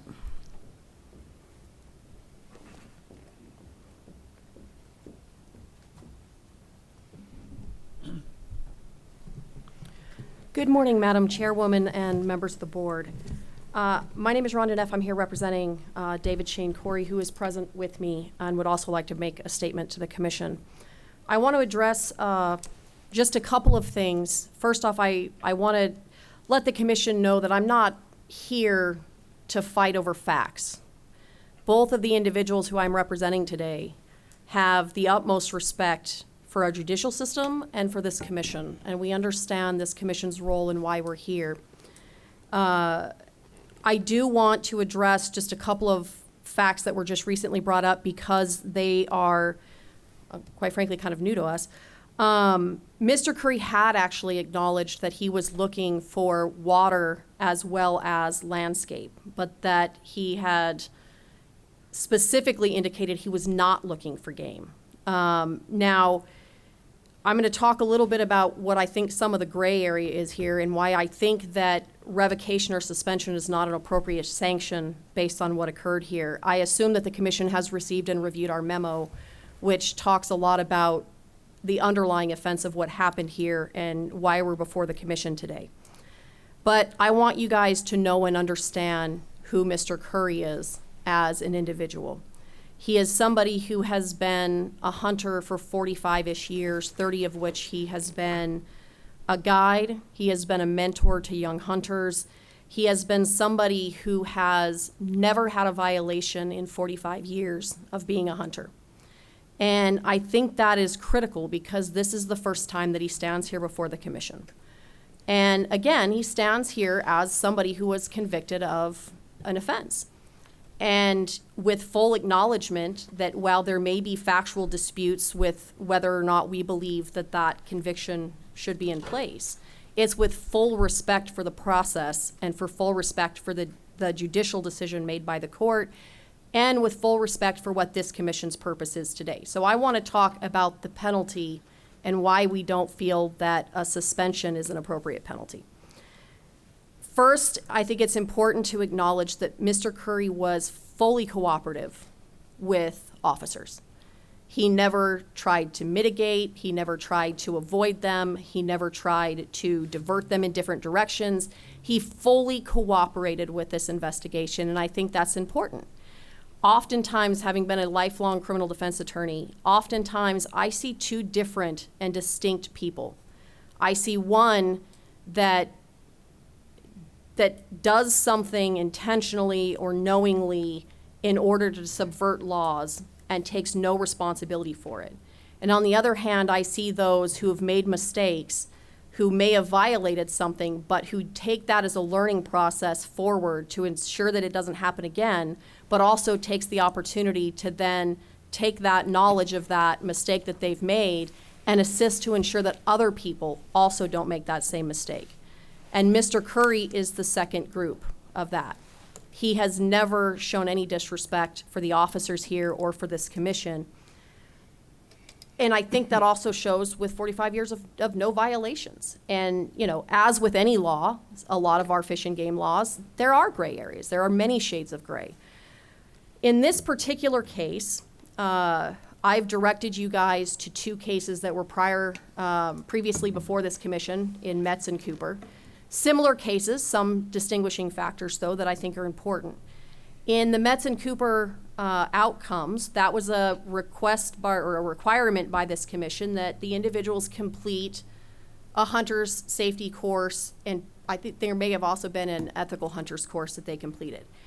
And in that case, the conduct at issue was significantly greater than what was alleged with Mr. Curry. And that's important. In that case, Metz and Cooper not only acknowledged that they saw elk, but they went and circled the elk multiple times. There were allegations that they were taking photos of the elk. And this wasn't one group of elk, this was two in Metz and Cooper. In the case that's before you right now, Mr. Curry, as you would expect flying over most land in Arizona, there's a possibility that you may see game, but he wasn't looking for it. And more importantly, when he saw it, he didn't circle back to try to figure out where it was. He continued flying, and then he landed his plane and then cooperated in the process. So the conduct here, in our belief, represents that in this case, the appropriate resolution should be education. It should be going in and ensuring that people understand what the limitations are of flying. Mr. Curry has been a longtime pilot. He's flown a lot. He didn't understand that there was a hunt going on. This was a limited opportunity elk hunt that was happening. And that was a mistake by him. And that's a mistake that has led to him standing here convicted before this commission. Again, he acknowledges that. I also think, though, that when we're talking about violations of criminal offenses, we need to look at what those gray areas are. And in this particular case, and I just want to be very clear, I am not blaming any of the Fish and Game agents here. I as well have very much respect for everybody who does this job. But sometimes people get things wrong. And in this case, even the agent, Mr. Stasky, was incorrect in how the law was applied. You know, he had come out and indicated that you can't fly at all technically in this area. Well, under the law at the time, that was not actually the case.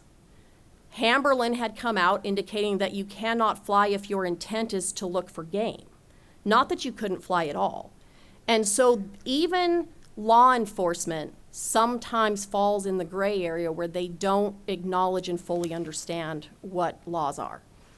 And quite frankly, I blame us as lawyers because we confuse things all the time. I mean, I think our job in life is to find ways to confuse things. But the important thing in this particular case is the acknowledgement and recognition that he's done something, the fact that he's ready to learn from that he wants to proceed forward and ensure that other people don't make this same mistake. And more importantly, an understanding by him that he as well has additional learning that he needs to do in the realm of this. Our laws are not easy, they're complicated, they're not always clear, but by learning and by committing mistakes, other people learn from that as well. And revocation or suspension is an extreme sanction under this type of situation where the conduct was not intentional, but inadvertent, and either way represented a violation. And as this commission knows, most of these offenses are strict liability. This is one that he was convicted of that under Hamberlin changes that analysis a little bit. And again, while there can be differences of fact and disagreements as to fact, the fact remains the same, that he is here pleading with you guys to not sanction him in a way where there's a suspension or a revocation of his ability to continue hunting, something that he has done almost his entire life, something that means a lot to him, and something that he mentors many other people in doing. We believe that the appropriate remedy in this case should be consistent with the Metz Cooper, and that education through either the hunter's course or through the ethical hunter's course should be the appropriate sanction in this case. I'm happy to answer any questions that the board has. I know that my client also would like to make a brief statement to the panel. Thank you, Ms. Knapp. I have a comment before. Yes. Question. Commissioner Buchanan. Thanks, Madam Chair. Just a comment for you. This is not a question. I am looking forward to hearing from Mr. Corey in a minute. But, you know, you talked about how sometimes law enforcement don't understand the law, et cetera. I would just say, first of all, Officer Stasky is here. We're going to hear from him as well. And just so that you understand, our officers have tremendous capability to use their judgment on how to deal with a particular case based on their interpretation of what they're hearing. So we're going to hear from him. But be careful when you allege that he may not have understood the law. We're going to hear what he has to say in a minute. And I do respect that. And again, I'm not in any way trying to disrespect any of the agents here at all. My only point in saying that was that gray area applies not just to the individual hunters. Sometimes that gray area can apply to other people. And when there are changes in the law that shift, this was a timing issue, and when Hamberlin came out, I don't believe that in any way Officer Stasky was acting inappropriately at all. I'm just saying that sometimes that shift in the law causes that gray area to be more confusing for everybody, including the people who are actually enforcing what those regulations are. That was my only point in doing that. I apologize if it came off as though I was in any way trying to criticize Officer Stasky. I'm not. Thank you, Ms. Neff. Mr. Corey?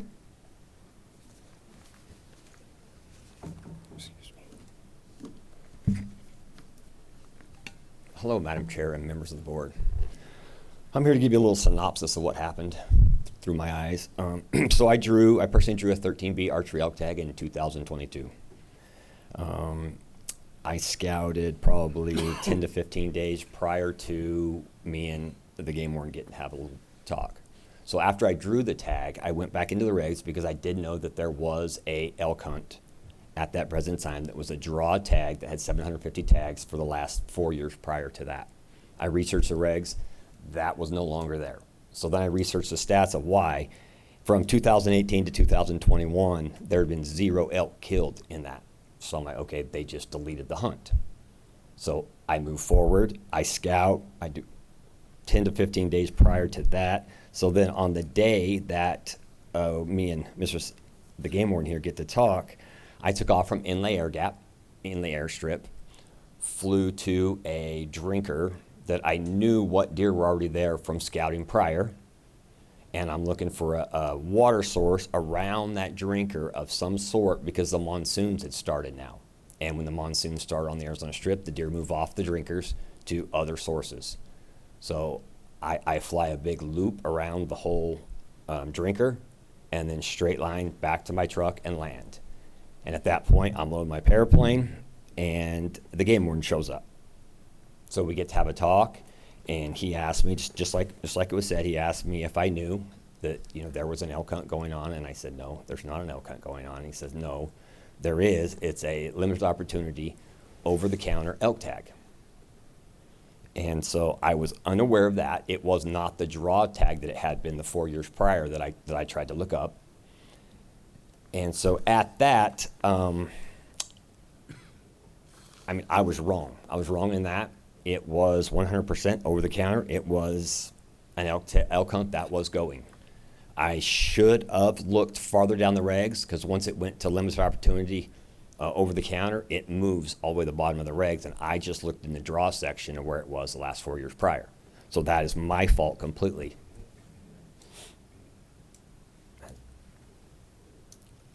Thank you, sorry. Mr. Corey. Sorry. I wasn't sure if you had completed. Ms. Neff, anything else to say? Nothing. We'll submit to the commission. Okay, thank you so much. Can we hear from the officer, please? Officer Stasky.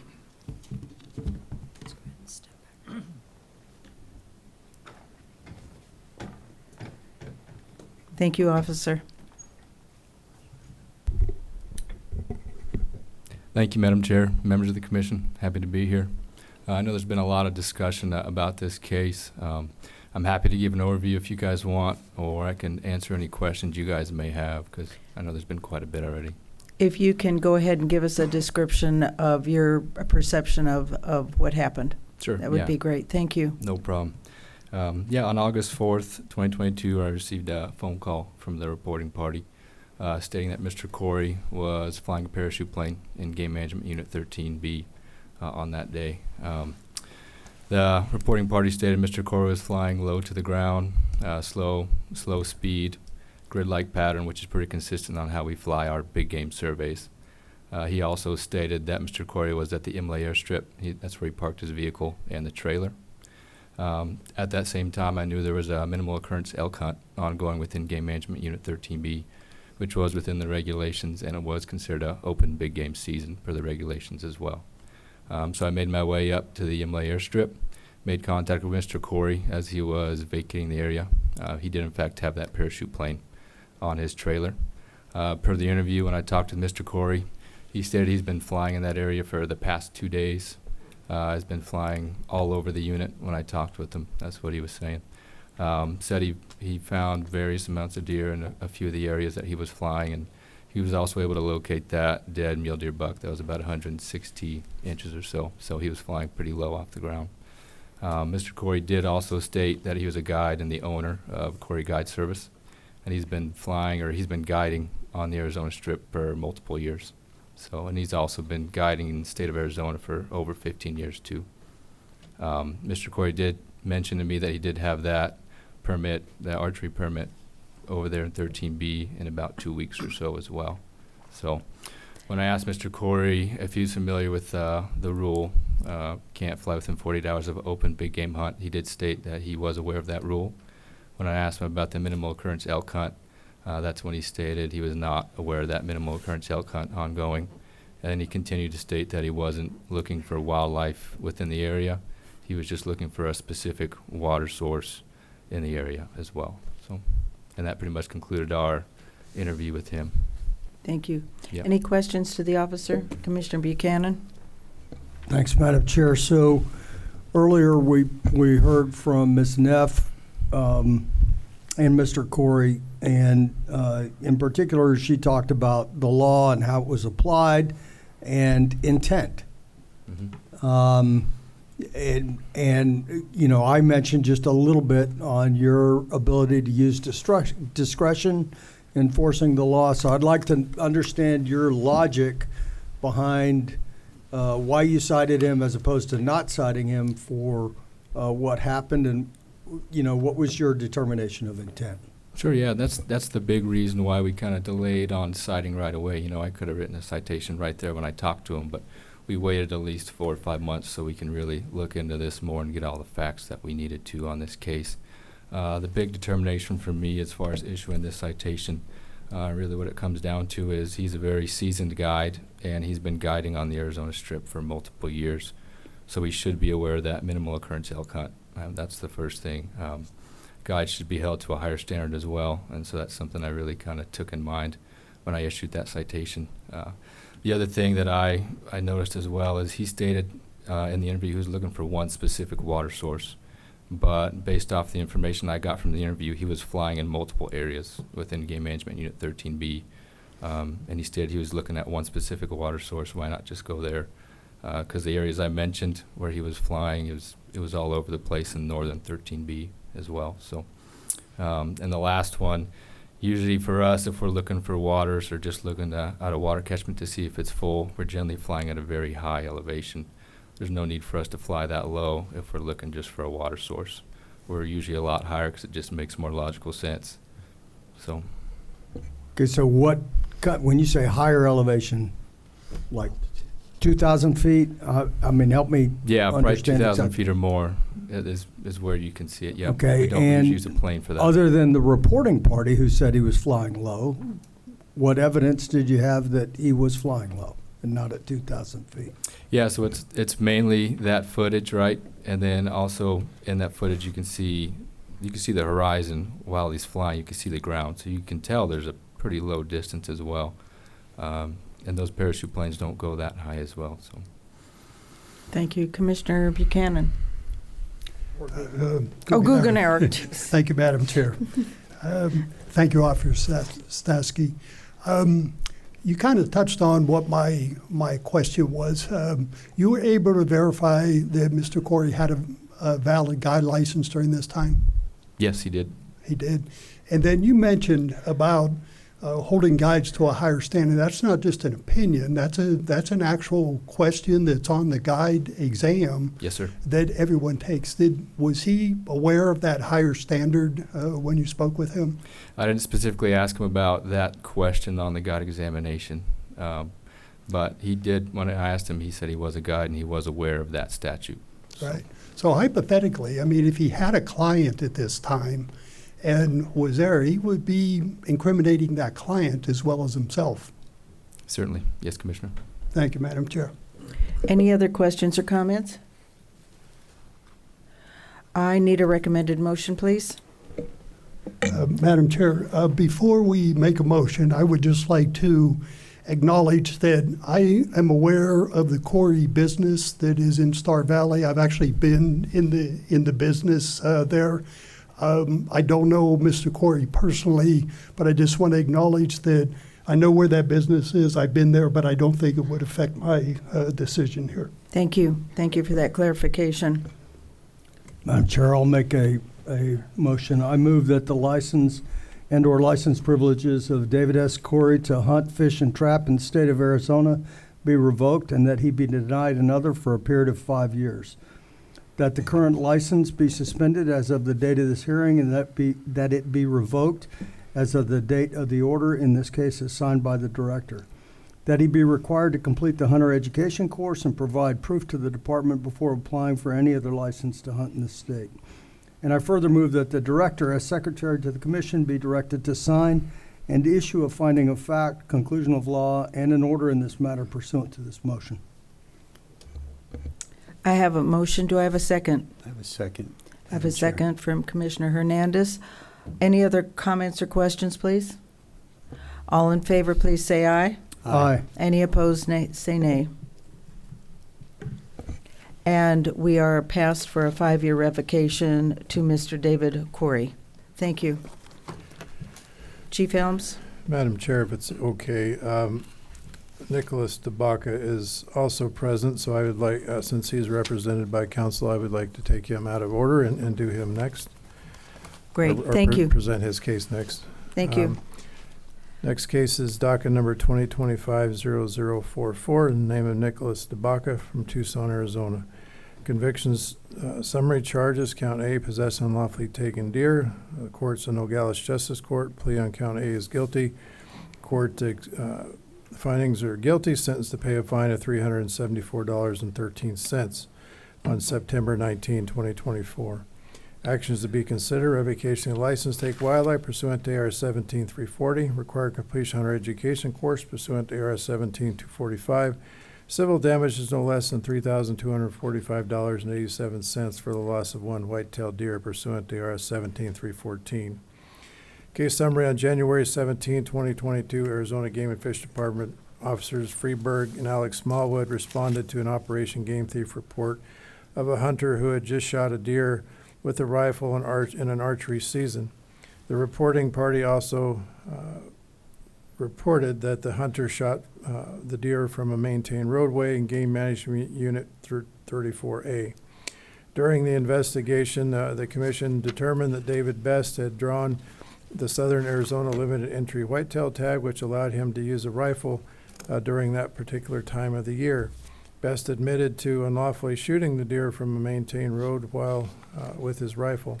Best provided a written statement detailing his violation of shooting from the road. Best also assisted and accompanied, was also assisted and accompanied by 3 guides: Robert Dwayne Adams, Nicholas DeBaca, and Lars Oaleto. The 3 guides were in possession of various parts of the deer that Best had harvested when the officers contacted them that evening. Best was cited for shooting a deer in the roadway and possession of unlawfully taken deer. Charges on the 3 guides, Adams, DeBaca, and Oaleto, were submitted to the County Cruise Attorney's Office for possession of unlawfully taken deer. Through a plea agreement, Best agreed to testify in trial against the 3 guides, including Nicholas DeBaca. During the trial on September 24, DeBaca was found guilty of possession of unlawfully taken deer. The case was appealed to the Santa Cruz County Superior Court, and the appeal was ultimately dismissed and remanded back to the Justice Court on June 2nd, 2025. There are no corresponding cases.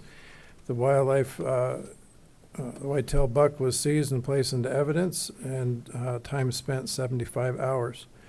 Mr. DeBaca is present. He's represented by counsel Rhonda Neff, and the case officer Freeberg is also present. Do you have any questions for me? Okay. Yes, we have a question from Commissioner Buchanan. Sir? Thanks, Madam Chair. Chief, I want to make sure that I understand this. So there were 4 citations, but only 1 finding of guilt. And despite the purpose of the initial report was use of a rifle hunt during an archery-only hunt, or use of a rifle during an archery-only hunt, but that was found in the end, it was justified because he had the appropriate tag. So we're only actually considering the 1 conviction for the guide who was present and possessed an unlawfully taken deer. And it was unlawful because of the roadway, not because of season. Is that all correct? Madam Chair, Commissioner Buchanan, that is a good characterization of why we're here today. I will, as you mentioned, the shooter in this case was not charged. He cooperated with the investigation. There were 2 other individuals, DeBaca and Oaleto, that were not convicted in court. There were 2 officers that responded to the scene. The officer that could identify those 2 individuals in court was called to active duty, and he was not able to do that, and as a result, those charges were dropped in court. So this is the only individual you will see in this case. Any other questions or comments for Chief Elms? Okay. May we have Ms. Neff and Mr. DePaca approach? Thank you.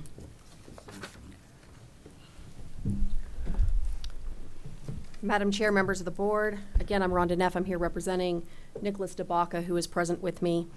I do want to address a couple of facts that I think are important in this particular case, and I think you guys just touched on at least some of them.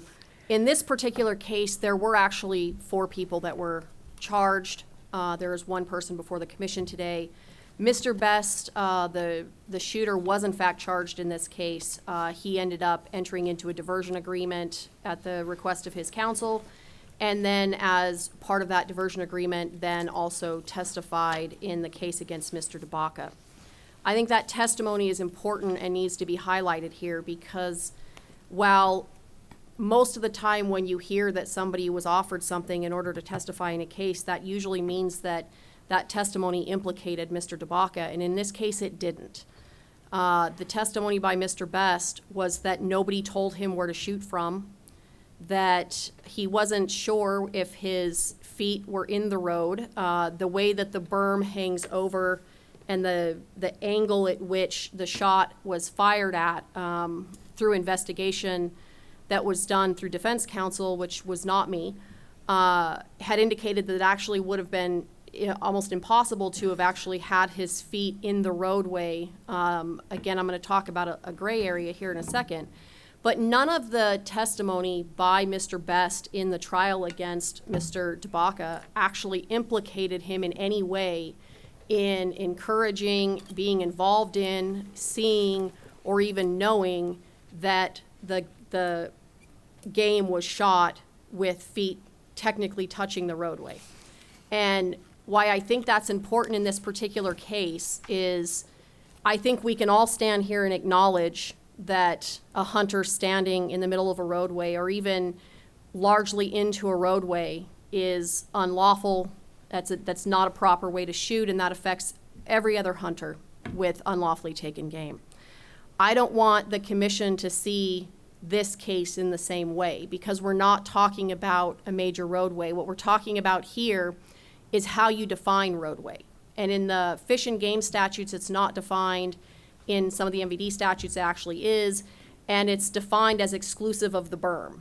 And really, the berm was the big question in this case, whether he was fully in the berm or whether he was technically touching the roadway. So we're not talking about him being in the roadway. We're talking about whether his feet were technically touching the roadway. And I think that's important because I understand the need to hold guides to a higher level. First, Mr. DeBaca was not there as a guide. He was there assisting his father-in-law, and a friend in a once-in-a-lifetime hunt. He was over the side of the, I'm going to call it rail, but it's not really a rail, it's wire, looking down to the elk. He wasn't staring at Mr. Best. He wasn't involved in the positioning of Mr. Best when he fired.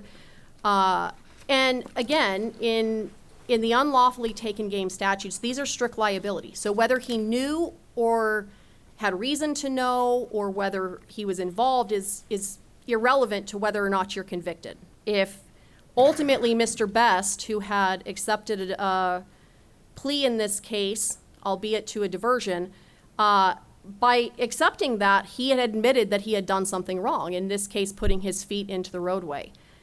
Regardless of whether Mr. DeBaca knew, which he continues to claim that he did not, and based on the evidence that we've presented to you guys, he wasn't even in the direct line of sight to where Mr. Best would have been able to see, where he would have seen Mr. Best's feet. Either way, once that game was shot with any part of the feet in that road, Mr. DeBaca was guilty because it was in his truck. And that's ultimately where he stood convicted. The case wasn't about whether Mr. DeBaca had used his skills as a guide to help position him to shoot an elk, or whether he had told him where he should lay or how he should position. He stands here guilty because Mr. Best had entered into a plea where he had acknowledged wrongdoing, and as a result of that, anybody who had that game in their vehicle is guilty.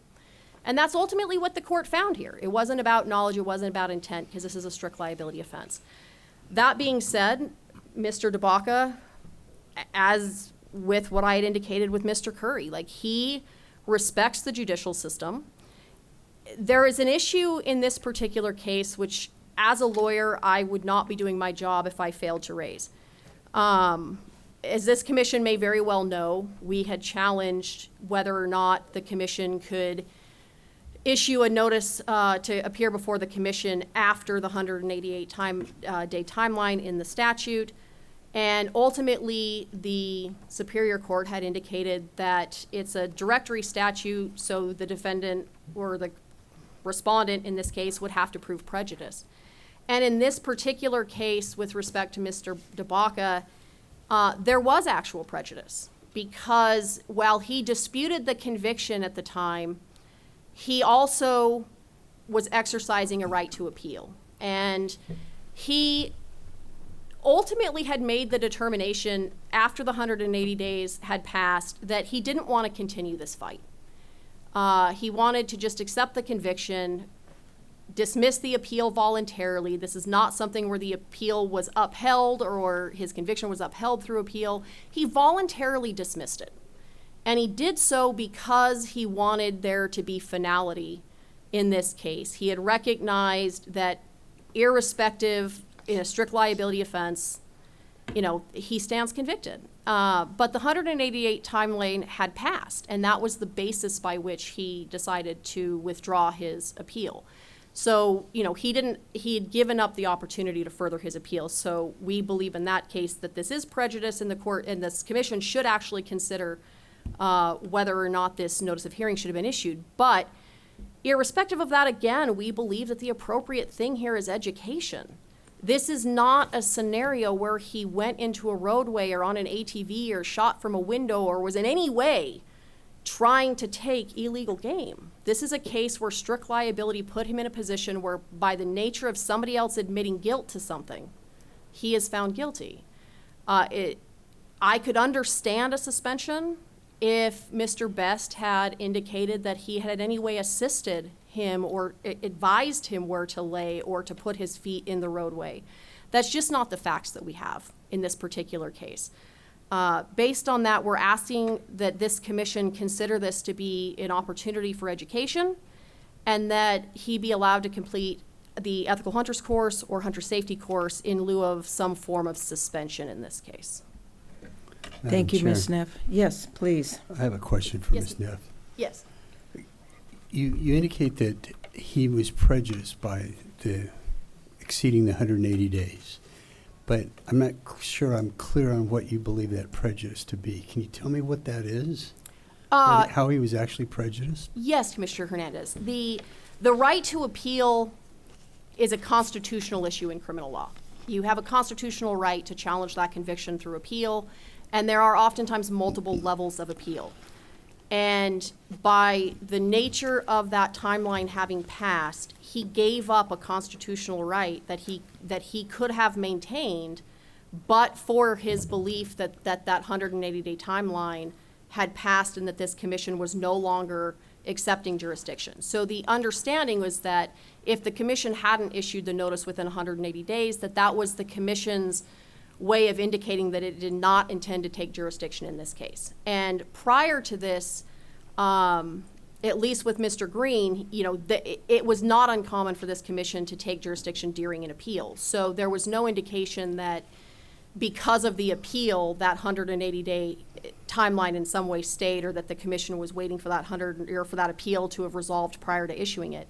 And so with the consultant advice of counsel, he was prejudiced by without his ability to continue in proceeding on appeal and giving up that constitutional right. The prejudice is the giving up of the constitutional right. But as I understand it, ma'am, he gave that right up, you said on the advice of counsel, but it wasn't like the department did anything to say, oh, you should give that right up. He made that decision with your advice from Mr. Green's advice.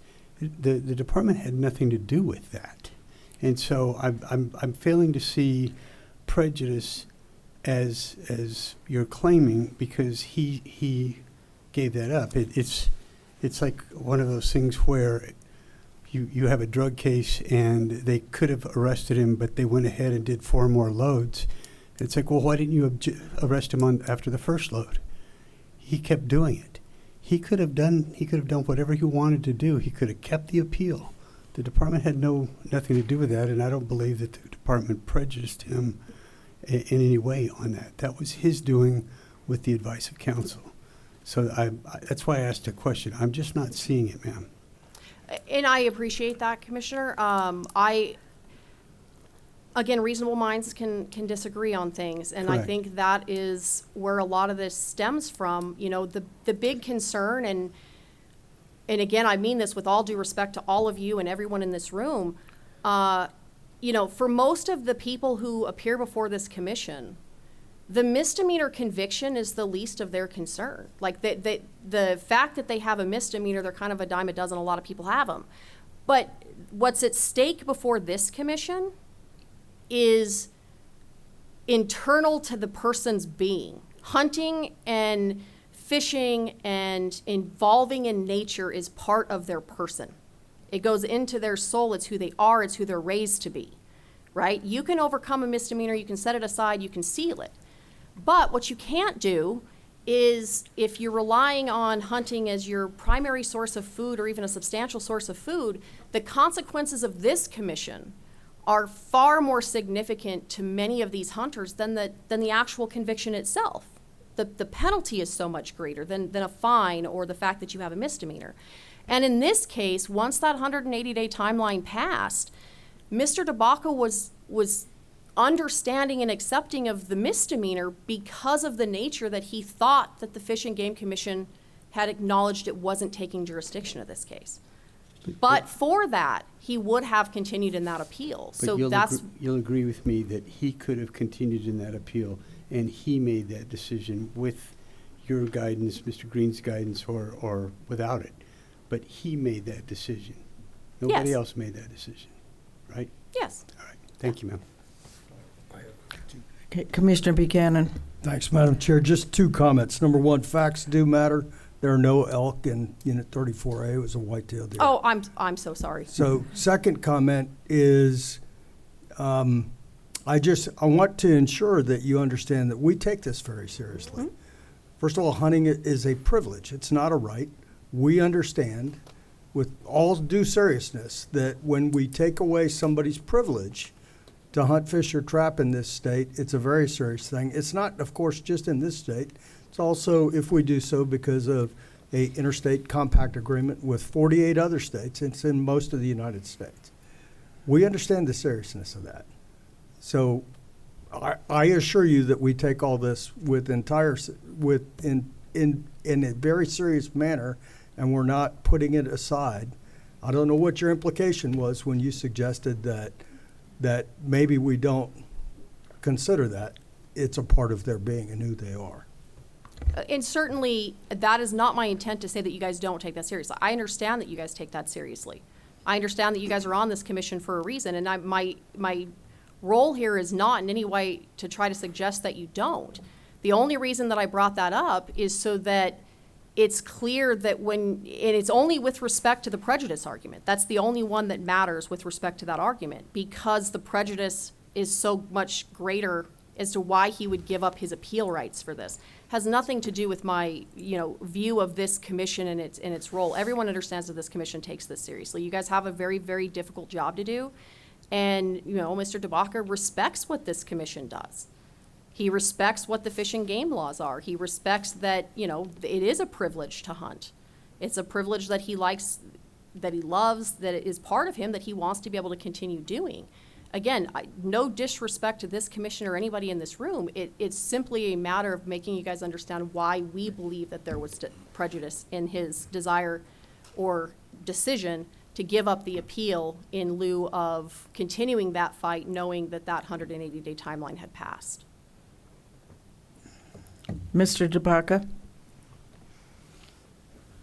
Good morning, Madam Chair, Commissioners. It's been a 4-year process for me. Learned a lot. I've learned just how difficult your guys' job is to conserve wildlife and law enforcement's job to uphold the laws. Like Ms. Rhonda had mentioned, this once-in-a-lifetime tag was, for me, the first time that I could actually go and experience, potentially hunting whitetail in the rut, being able to kind of see one of those trophy class bucks, and then go along with someone who had a legal rifle tag, which gives you obviously a higher success for harvesting something like that. So for me, it was just really a once in a lifetime opportunity to be able to go out there and do something like that. I've tried to, throughout this process, be on the proactive side of what can I do? I tell my kids all the time, life's not fair, but what do you do with it? And so once I received my citation, it was for me to figure out, okay, what can you do from here? What can you learn from here? What can you start being proactive with? So with guides, with outdoorsmen, with other hunters and huntresses, I've stated, hey, look, the roadway isn't defined. So, just get yourself on the up and up, and don't get yourself in a process like I've been in to make it questionable. Just get 5 feet off the road, 10 feet off the road. I've looked at a lot of the game and fish laws and just found a lot of those gray areas. And, I've coached myself and coached other people. Hey, look, just take the extra step to go this route with it. It's been 4 years. You don't want to go through what I've gone through. It's here and there. So through that process, we lost I stand here. I lost the case in September, and I went to renew my guide's license to kind of address Mr. Hernandez. I went to renew my guide's license, and there's a box you have to fill out that states if you've been convicted of a misdemeanor or a game violation. I called Mr. Green, my attorney, to explain that to him. So we filled out what we needed to fill out. I'm in Tucson. Mr. Foley called me back and said that you are not eligible to. You've got to sit out a year. I asked Mr. Foley. I said, Mr. Foley, is there a statute of limitations on me going before the commission, because it's already been 90 days, and I didn't go to the December commission. I know there's another one coming up. Is there a statute of limitations? At which point, Mr. Foley told me, yes, we have 180 days. I asked Mr. Foley, is it automatic? Am I going to the commission? I was found guilty. Am I going to the commission? I kind of want to prepare myself for that and start moving in that direction as well as the appeal. He said, it's not automatic, but it's pretty close. So I waited for the 180 days, at which point I talked to my appellate attorney, Ms. Neff, and Mr. Green. And at that point, the reason why I voluntarily, along with counsel, pulled my appeal was I was under the impression, after being told by Foley, that I was supposed to sit out a year, and then that statute of limitations was 180 days. So basically, my interpretation was I wasn't going before the commission for the revocation, and that I was supposed to sit out a year for guiding. So I just wanted to add that piece in there for some clarity. But I'm here today. I'm asking the commission. I know the gray area with the road. We went through 2 different trials. In court, the statute says knowingly shoot from, on, or across a road. I basically was taking the head and cape to the taxidermist for Mr. Best. Never in any way, shape, or form thought we were knowingly doing something incorrectly. There's other factors in trial that we had talked about that we could have, that were options, or not options, but you could have. But obviously, I was found guilty. What can I do from here? How can I move forward? I'm also asking the commission to consider those factors and actually, allowing me to continue to guide and hunt and be more of an asset than, a liability out in the field. Thank you. Thank you. Okay. Commissioner Buchanan. Thanks. I'll have some questions for Officer Freeberg, and I know Investigator Foley was here. I'm not sure he still is, but will for as well. But a couple of questions. First of all, did you know Mr. Best prior to this? No, sir. Okay. Did you know Adams or Ojoleto? Yes, sir. How did you know them? Mr. Adams is my father-in-law, and Olieto is a good friend, and I believe he has guided for my father-in-law. I believe Olieto has guided for my father-in-law in the past. Okay. And you also do work for your father-in-law, is that correct? As Yes. a guide? Okay, so again, Ms. Neff said you were not there as a guide. You didn't know the hunter in this case. I'm just trying to sort out what appears like you were there as a guide. So you're saying you were not there as a guide? So, may I address plainly? So, again, I have a guide's license. At that point, Mr. Adams was the lead on, he was the one communicating with Mr. Best.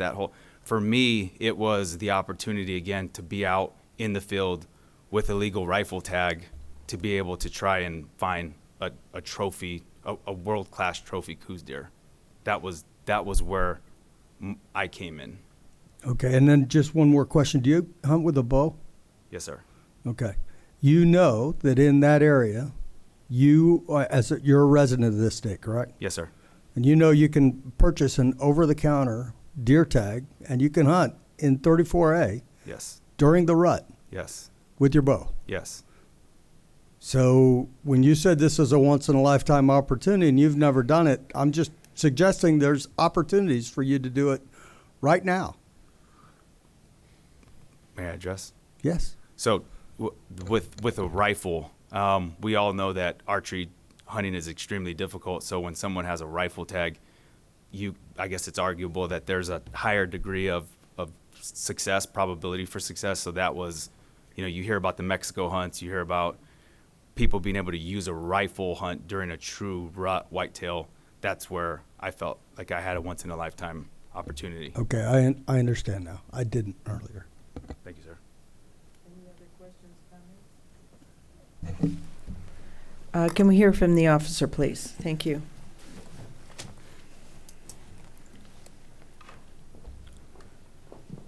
Thank you, sir. Members of the commission. Good morning. Good morning. If there's no specific questions right now, I can address at least one of the issues that Mrs. Neff mentioned.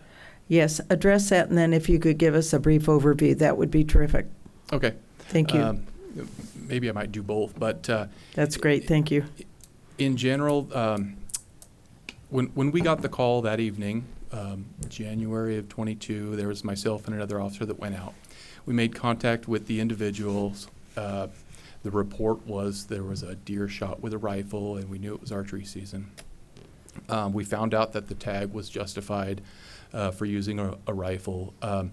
But when we started talking to the shooter, the client, Mr. Best, he ultimately admitted that he shot from a road, and he gave us a written statement. And just to clarify a few things that Mrs. Neff mentioned, that, you know, about where they were on the road, and this is the individual giving us an admission that he did shoot from a road. So that, in addition to later that evening, we went up there with the reporting party, and he described where the person was located on the road that he saw.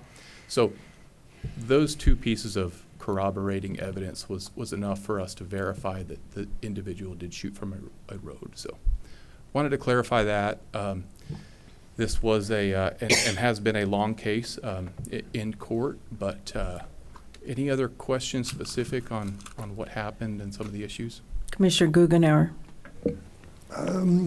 Just a couple of questions. In the material we read, it said that the terrain was rather steep here. If they had moved off the road, was there room to lay down somewhere? Madam Chair, Commissioner Guggenauer, great question. It was very steep. There was not a whole lot of options to really shoot legally.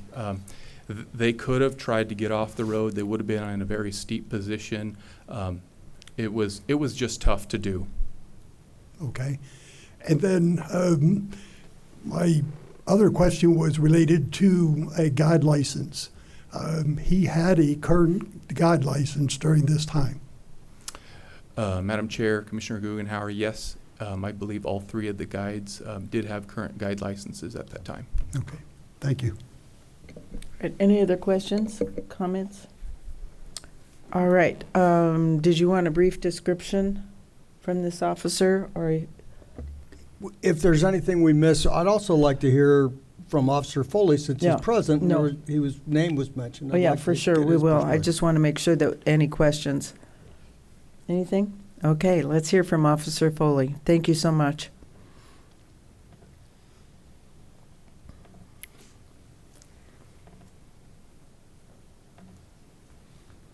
Madam Chair, members of the Commission, good morning. Thank you. Happy to answer any questions that you may have. Yes, please, Commissioner Buchanan. Thanks, Madam Chair. Investigator Foley, I'd like you to respond to your name was thrown around by a couple of statements, and I'd like to get your perspective on what happened in the aftermath. I understand you were not on the scene at the time. This is about dealing with it through the process. Correct. So, Madam Chair, Commissioner Buchanan, I did speak with Mr. DeBaca after he tried to renew his guide license following his conviction for this. I don't remember the specifics of the conversation. However, I do remember the conversation taking place. I also spoke with Mr. DeBaca's attorney, Mr. Green. I can say with confidence that generally I never offer any certainties when it comes to outcomes or rules. I generally say what is typically done. And what is typically done is that we typically file revocation proceedings within 180 days of the conviction, which is true. That is what we typically do. However, that's an administrative process that we have here in the department, and it does not guarantee that a revocation will or will not be filed. As far as the rule that Mr. DeBaca referred to, I don't recall specifically speaking with him about a year. However, I did find the rule, which I actually answered in a follow-up question that Mr. DeBaca had here recently. And I did find a copy of the rule that I had referenced originally. And the rule is, I can read it to you. I did pull it up if you'd like me to. Please. But the rule is for 5 years following a conviction. So it falls under R12-4-208.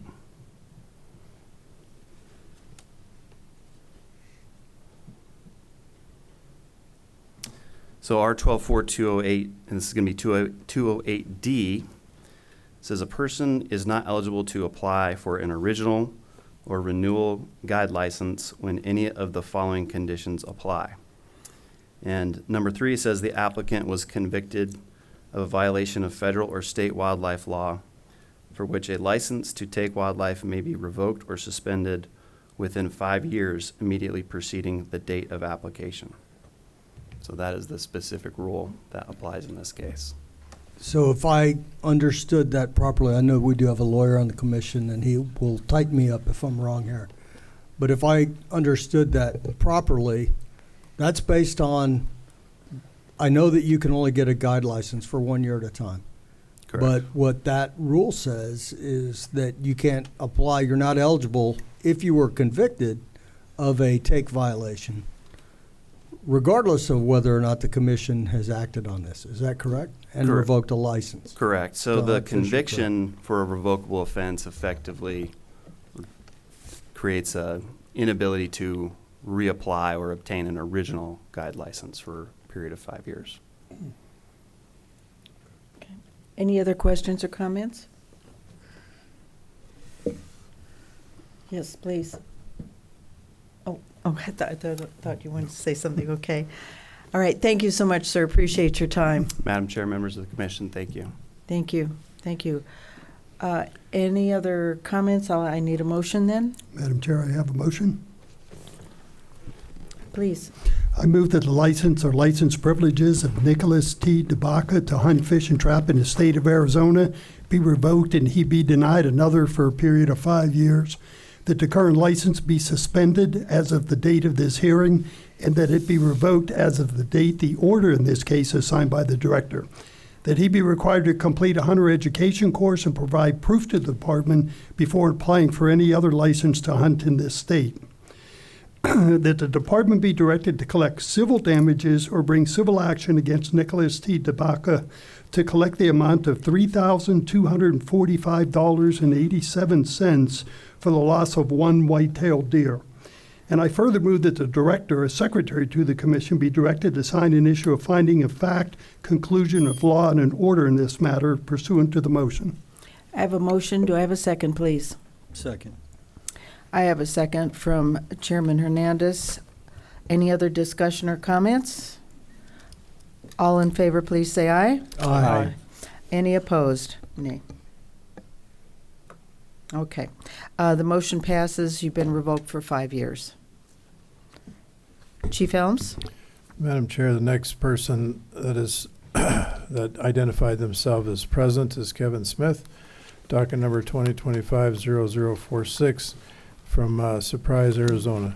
Conviction summary, count A, take wildlife without a valid license. Count B, discharge the bow within a quarter mile of an occupied structure. Count C, take with the aid of artificial light. The court's Wilcox Justice Court plea is guilty on count A. Court accepted the plea, sentenced to pay a fine of $693.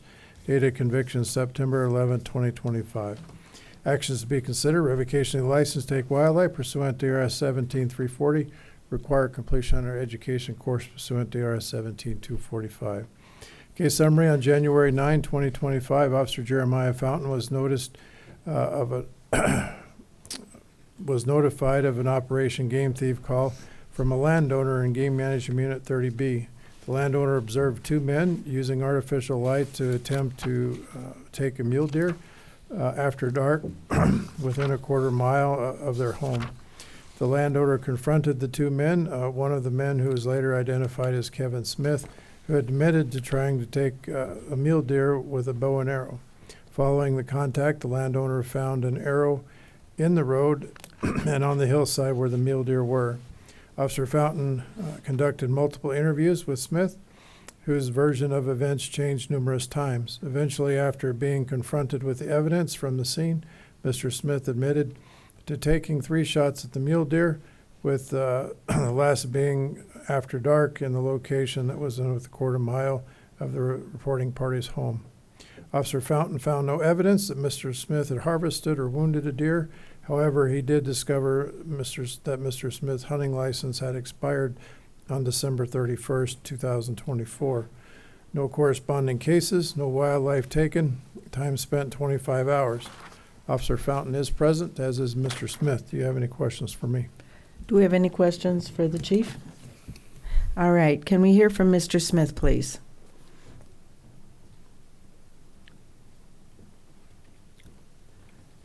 Hello, Madam Chair and members of the Commission. Thank you for the opportunity to speak to you today. I want to begin by clearly stating that I recognize that I broke the law. I was found guilty in the Wilcox Justice Court of one of the citations, taking wildlife without a valid license. And I fully accept the responsibility for that mistake, and I'm definitely not here to try and excuse it. If I may, I would like to briefly provide a little context into the situation and not justification. Again, I clearly admit that I broke the law that day.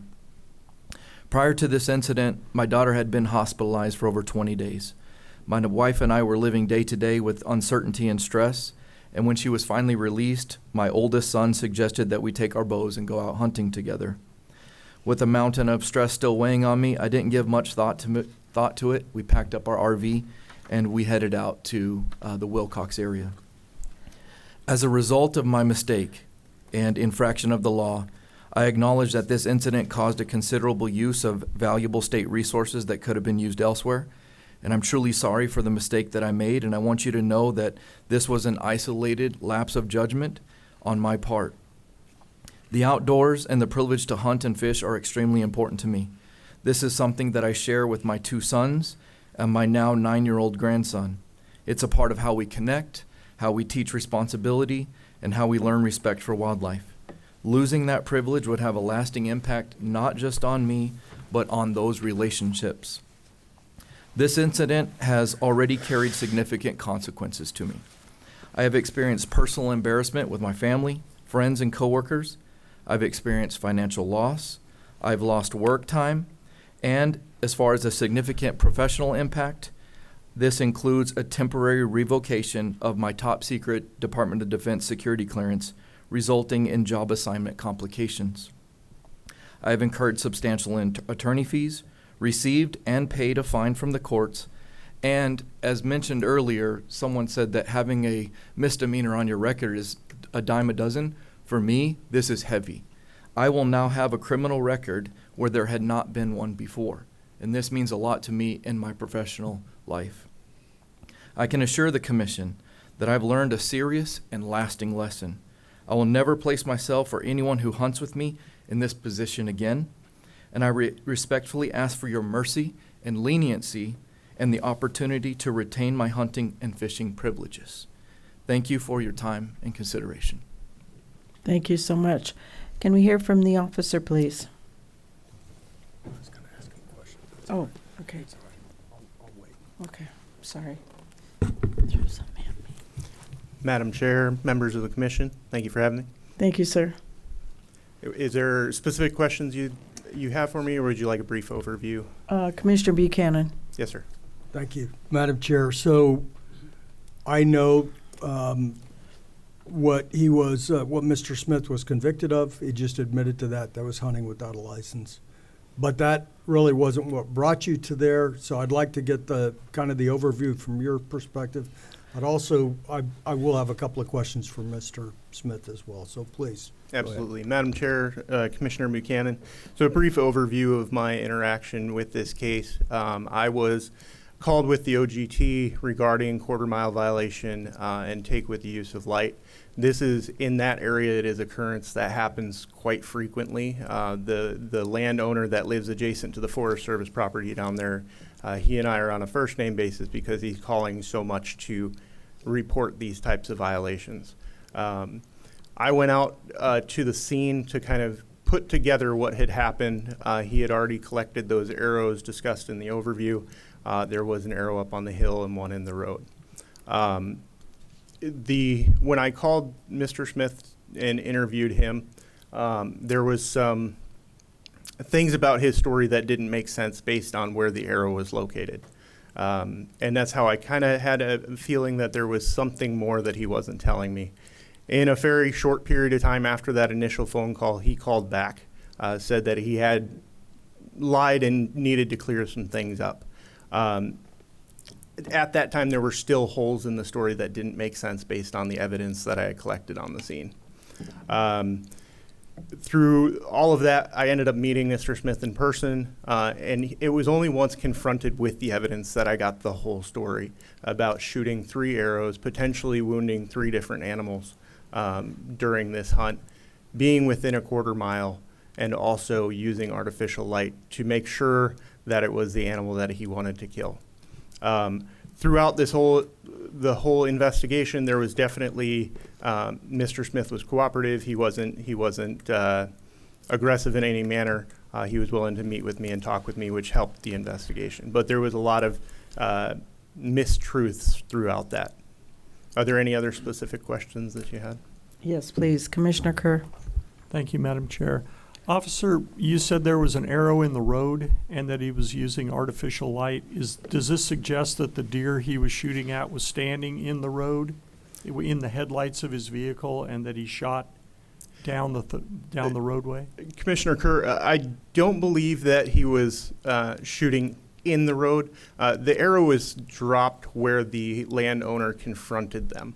I believe that it probably fell out of the vehicle. It gave me a reference point as to where they were. There is video from the landowner nearby that shows the headlights shining in that specific direction. And through the admission of Mr. Smith, they were using handheld lights to look at the deer. There was also, in this case, a warning on use of motor vehicle because he was riding in the back of the vehicle while they were trying to find the potentially wounded animal with his bow. Thank you. Thank you. Commissioner Buchanan? Thanks, Madam Chair. And Oh, Buchanan, okay, yes. you called my name. I did. Thank you. Go ahead. I know you weren't looking at me, but you No, said I my wasn't. name. So, I meant Guggenauer, but that's okay. So I do have a question for you, and then I want to get Mr. Smith's perspective. So the issue of the light.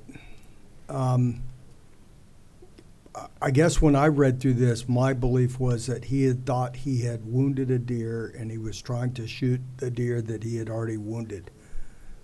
That doesn't sound like what you just described. So I'd like to get your perspective, and then eventually we'll hear from Mr. Smith on this. Absolutely. And Commissioner Buchanan, I apologize if I minced my words there.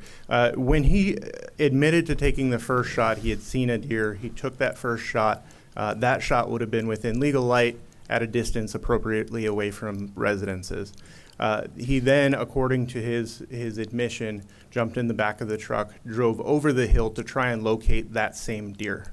At that point, he said he believed he had located that same deer, jumped out of the truck, attempted another shot at that deer. After that shot, the deer crossed over the road, and the third shot is where he was within a quarter mile after dark. I believe, if I remember correctly, that he was waiting for another larger deer to step out of the way so he could take a shot at the deer that he originally thought he had wounded.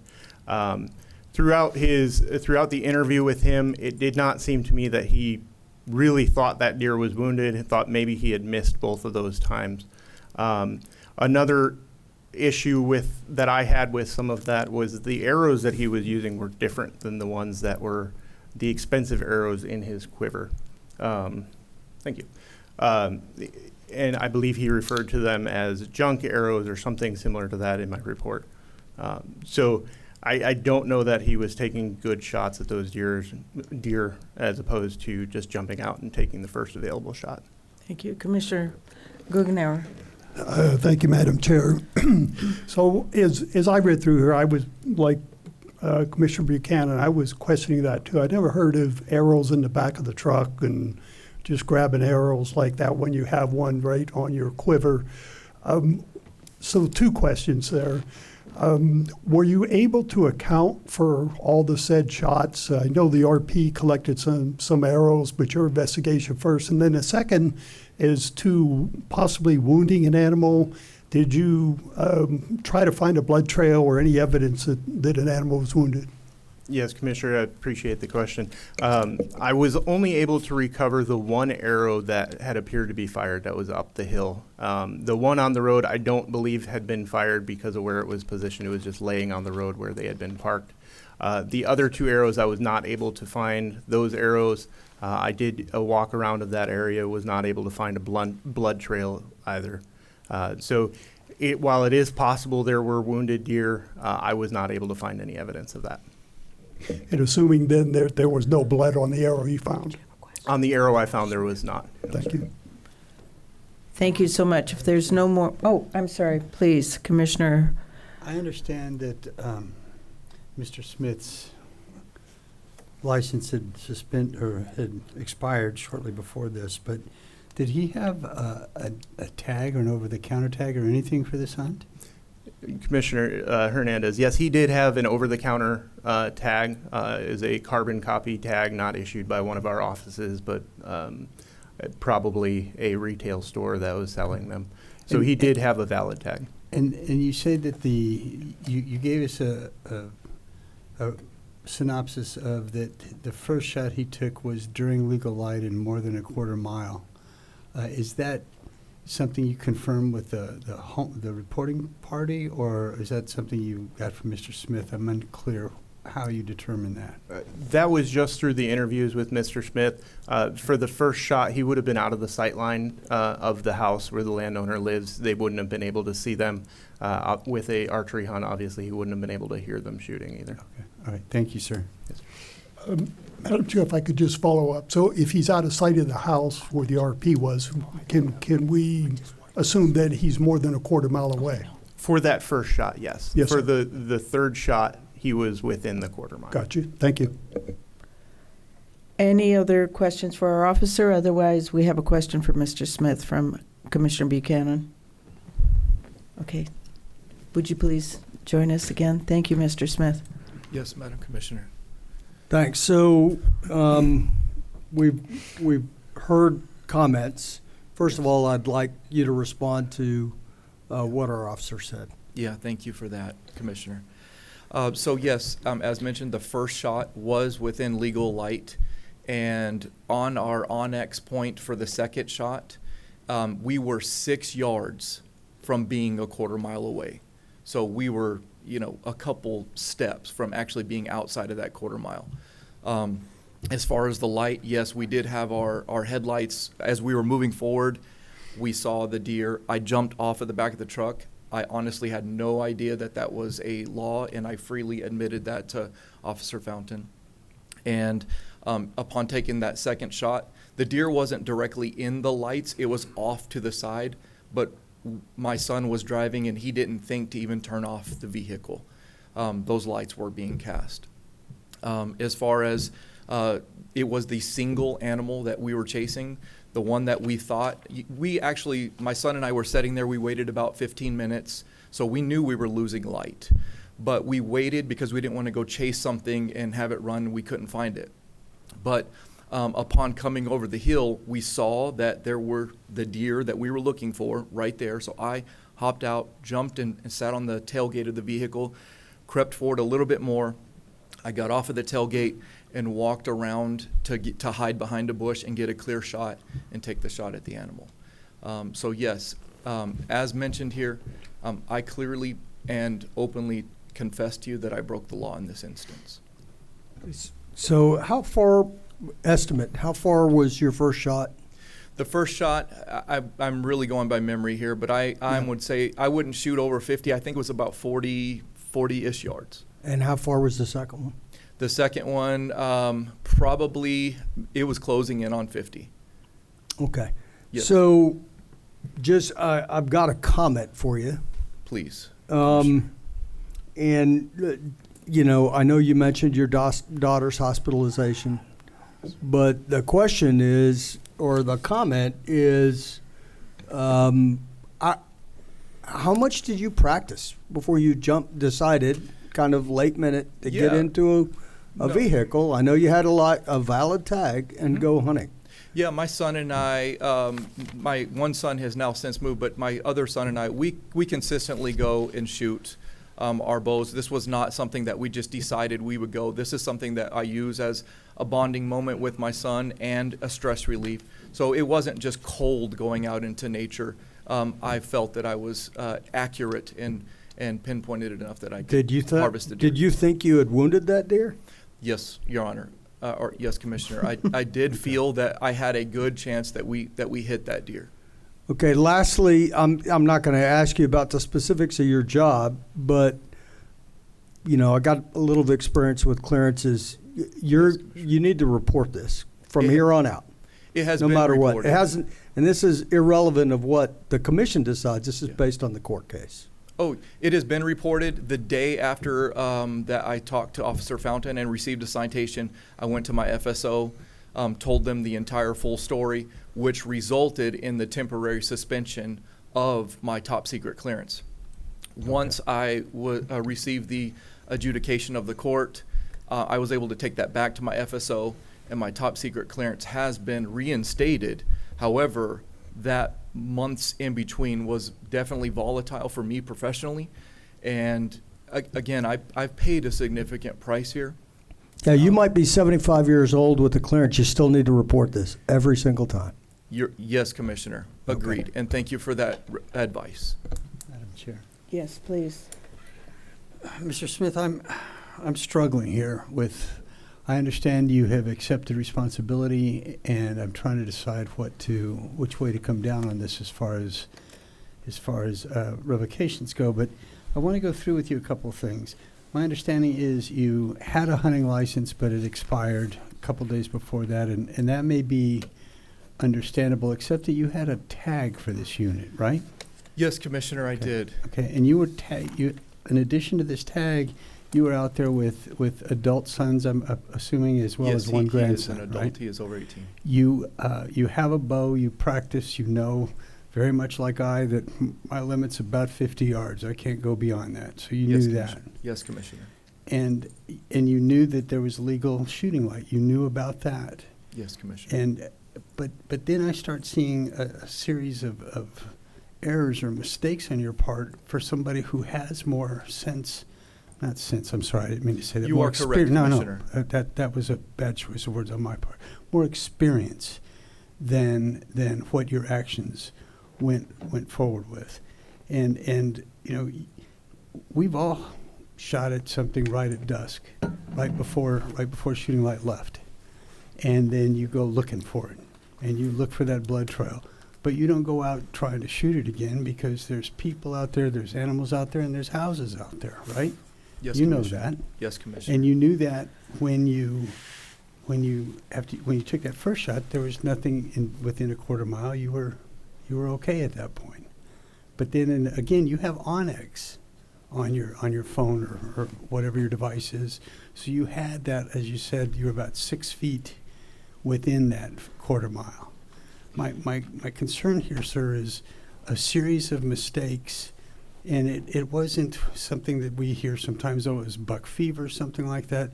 You had other people you were responsible for, your sons, your grandson. You had taken responsibility to do certain things and yet not other things. I realized you had a number of stressors going on. But when I'm sitting up here looking at what your conduct is and what is the appropriate resolution, I'm trying to balance all of that. Yes. And I have some I greatly appreciate your admitting straight up you did this. But my concerns are for the other 500,000 people that are outside those doors that we're also responsible to, as well as the 820 species. I completely understand that, Commissioner. So I appreciate your honesty, sir. And thank you. Just to address that, Commissioner, the first thing with the tag and the license, I honestly thought that they were in alignment. I don't know why, but in my head, I thought that the same time I bought the tag was the same time that I bought my Arizona hunting and fishing license. So that was just a lapse of judgment. And then being in Onyx, looking at the surroundings, we didn't look at Onyx until after the fact when we went back out to kind of put the facts together. We realized we were 6 yards. But in eye perception, it didn't even cross my mind to say, are we a quarter of a mile away? We just felt that we were far enough distance away. But again, we found that we were 6 yards. But it was dark by the time It was questionably dark. Let Yes, me finish, Commissioner. sir. I'm sorry. It was dark by the time you took those shots to try to dispatch or harvest the wounded deer, right? Admittedly, yes, Commissioner. All right, thank you, sir. Any other comments or questions for anybody? All right. Thank you, sir. You may be seated. Thank you, Madam Commissioner. I need a motion, please. I'll make a motion. Thank you. I move that the license and/or license privileges of Kevin Smith to hunt, fish, and trap in the state of Arizona be revoked, and he be denied another for a period of 5 years. That the current license be suspended as of the date of this hearing, and that it be revoked as of the date the order in this case is signed by the director. That he be required to complete the hunter education course and provide proof to the department before applying for any other license to hunt in this state. And I further move that the director, as secretary to the commission, be directed to sign and issue a finding of fact, conclusion of law, and an order in this matter pursuant to this motion. I have a motion. Do I have a second, please? Second. I have a motion and a second. All in favor, please say aye. Aye. Any opposed? I am. Nay. I have 4 going with the motion and 1 opposition, and the motion passes. All right, thank you, sir. Could I make a comment to Mr. Smith? Sure. Thanks. Hey, Mr. Smith, we just voted to revoke your license for 5 years. Yes. And, you know, at this point in time, that's the way things are. I don't know if you're going to have a license in 6 years. That'll be up to you and whether or not you comply with this to include hunter education and everything else. But I appreciate your positive attitude throughout, but I'm going to, you know, I'm going to just suggest that if you decide to hunt with a bow again, you change your behavior a little bit. If you shoot at an animal and you think you hit it, you need to give it some time. And then you go look for your arrow in the spot and you start looking for blood.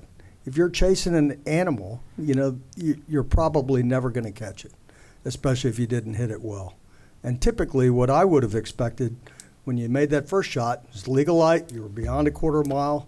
If you thought you hit it, then you go look for blood, you give it some time, and the next day, you know, you're going to hopefully find your deer. But if you push it that night, you're probably never going to find it.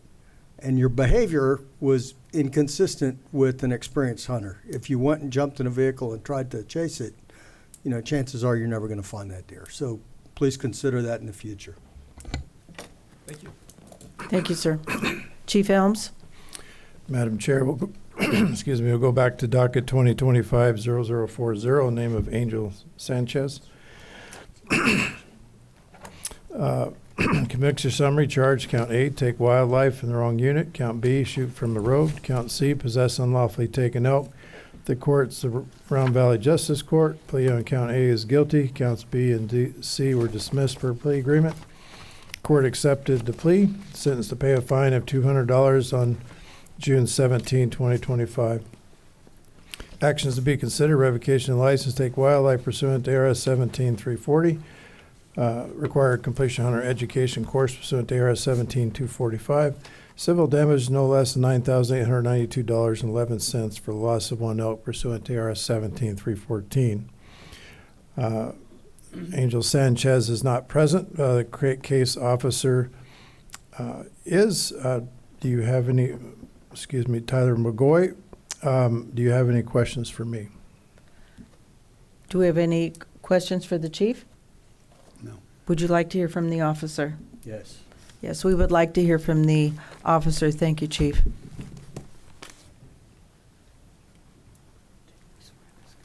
Thank you for being here.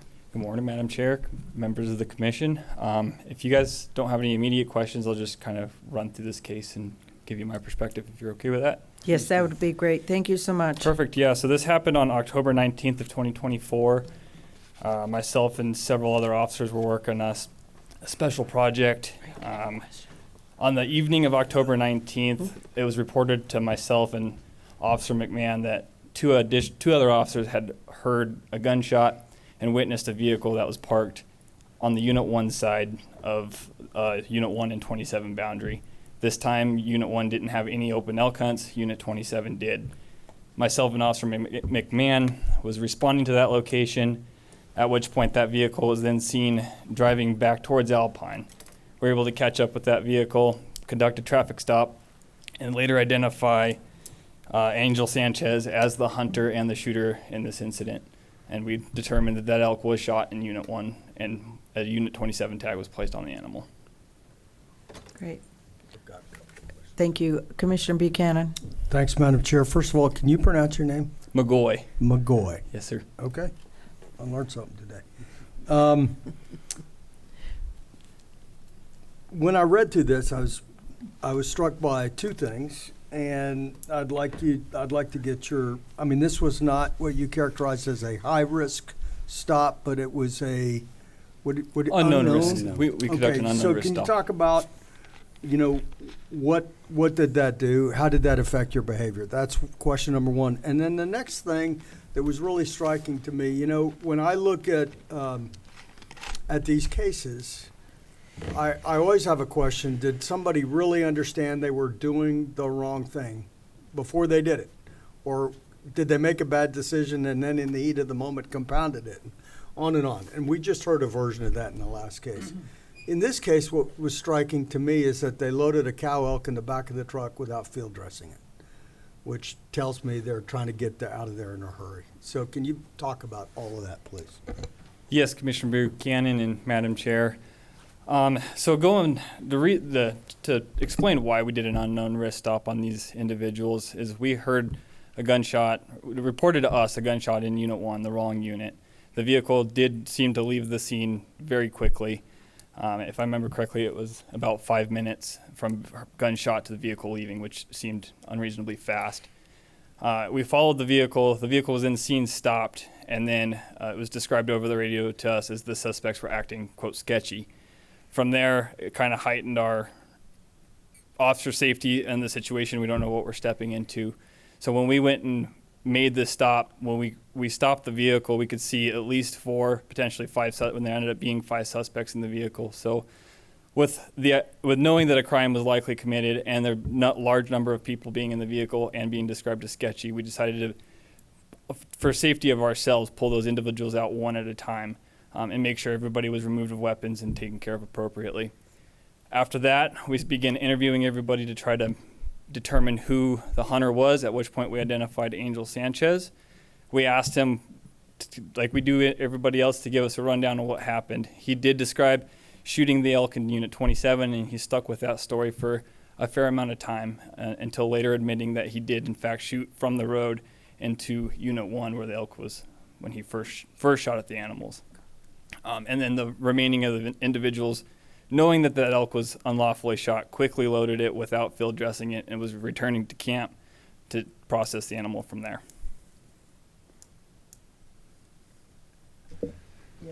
Madam Chair, thank you, officer. Appreciate the comments and reading through here.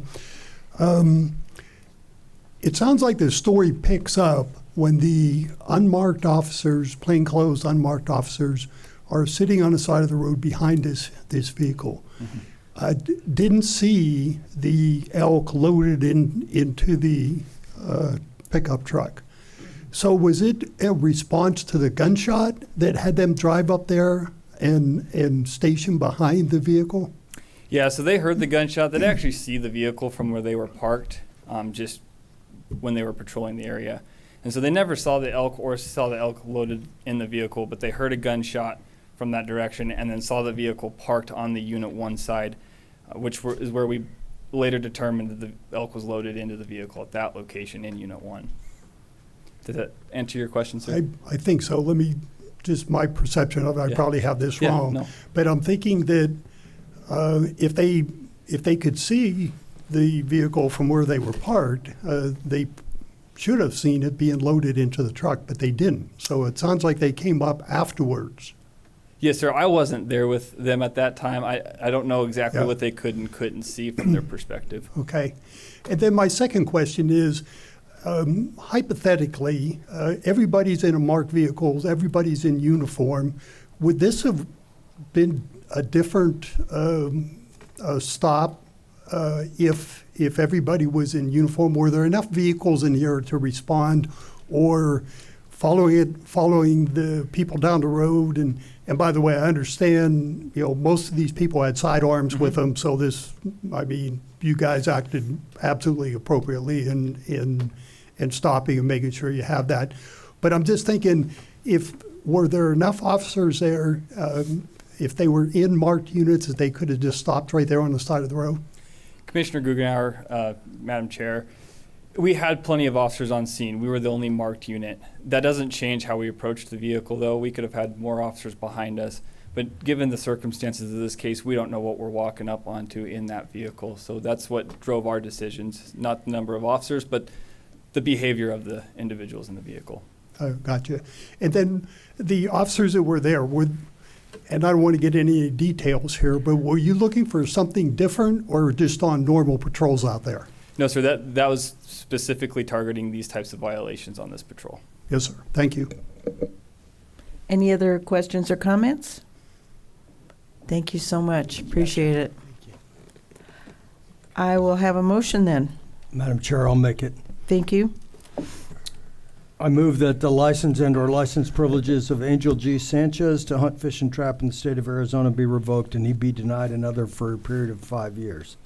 That the current license be suspended as of the date of this hearing, and that it be revoked as of the date the order in this case is signed by the director. That he be required to complete the hunter education course and provide proof to the department before applying for any other license to hunt in this state. That the department be directed to collect civil damages or to bring civil action against Angel G. Sanchez to collect the amount of $9,892.11 for the loss of one elk. And I further move that the director, as secretary to the commission, be directed to sign and issue a finding of fact, conclusion of law, and an order in this matter pursuant to this motion. I have a motion. Do I have a second, please? Second. I have a motion and a second. Any other comments or questions? All in favor say aye. Aye. Aye. Any opposed? And that revocation is for 5 years. Thank you so much. Chief Elms. Madam Chair, we have two cases for Bryce White, docket 2025-0041 and 42. Mr. White is not present. The case officer, Philbaum, is. If it's okay with the commission, these were part of the same investigation, even though they occurred in two jurisdictions. If it's okay with the commission, I will introduce both of them, and we can just have one conversation with the officer. Is that okay with the commission? Accepted. The first case is docket 2025-0041, name of Bryce White from Apache Junction, Arizona. Conviction charges, count A, trespassable hunting, count B, criminal trespass. The court's the Cooperative Corridor Justice Court, plea of guilty on both counts. Court accepted the plea, sentenced to pay a fine of $760 on May 27, 2025. Actions to be considered: revocation license, take wildlife pursuant to ARS 17340, required completion on our education course pursuant to ARS 17245. Would you like me to read the case summary? Would you like the case summary read? No. No, thank you. Thank you, Chief. The next case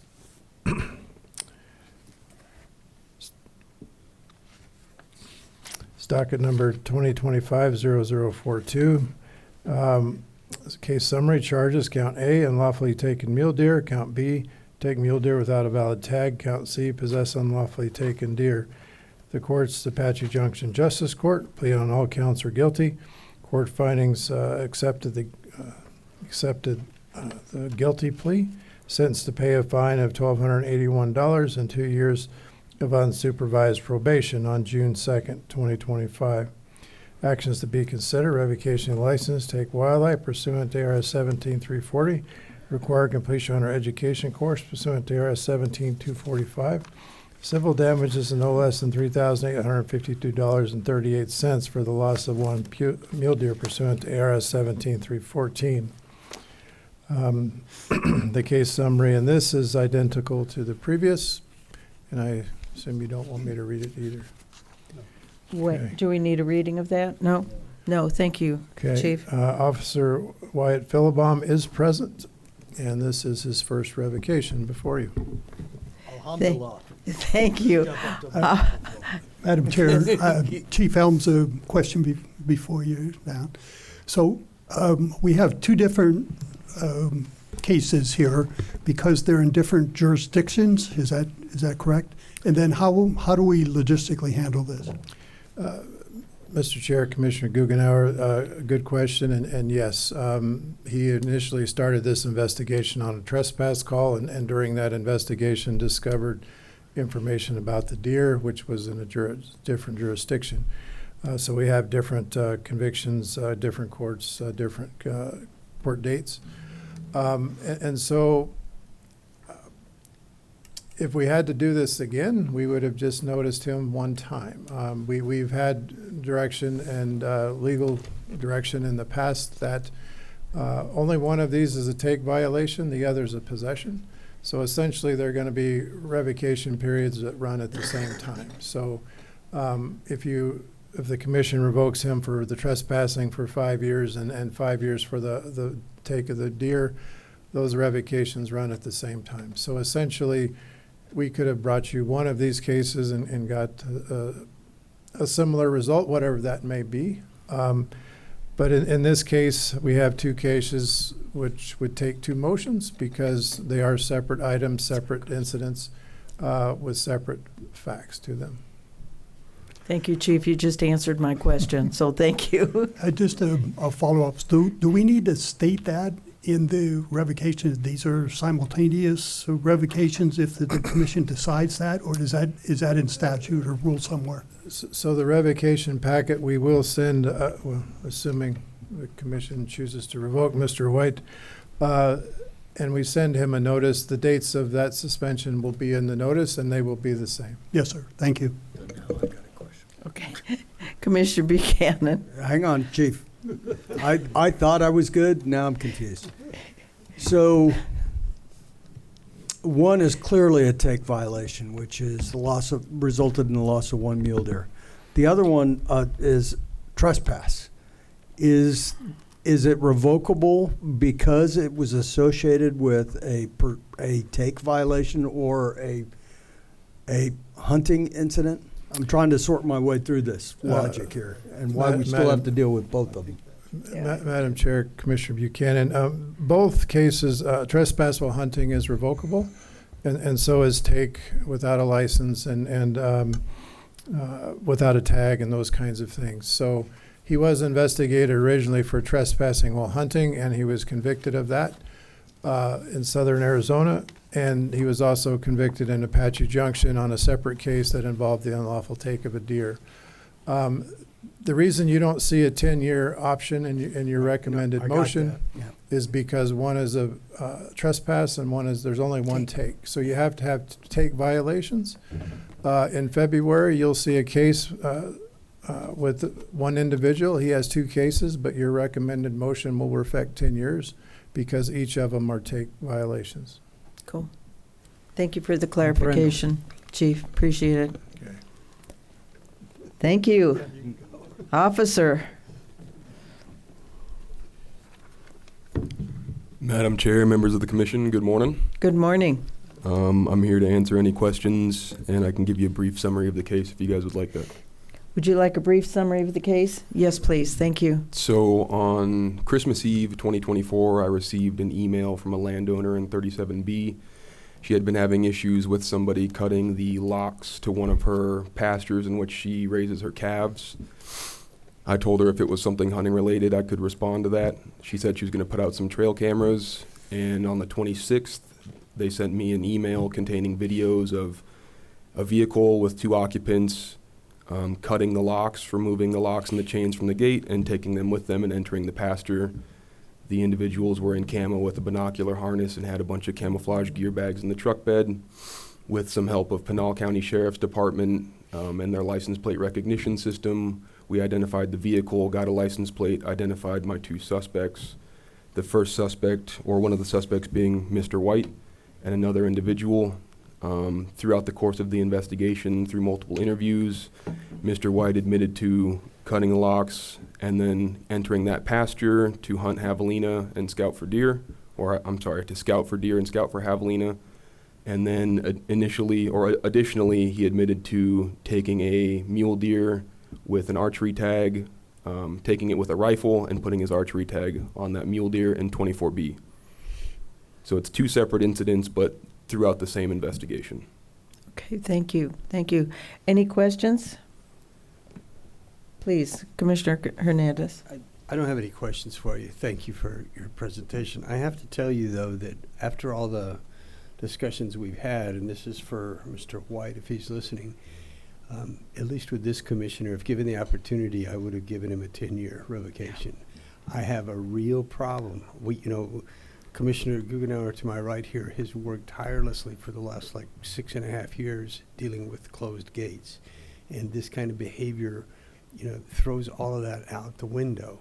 So if I had the opportunity, I'd give him 10 years. You don't do what he did and do things like cut gates or disrespect property. We work real hard with our ranching community and stuff to be there and do the right thing and make sure our hunters do that. And clearly, that wasn't in this young man's mind. So I just wanted to put that on the record again.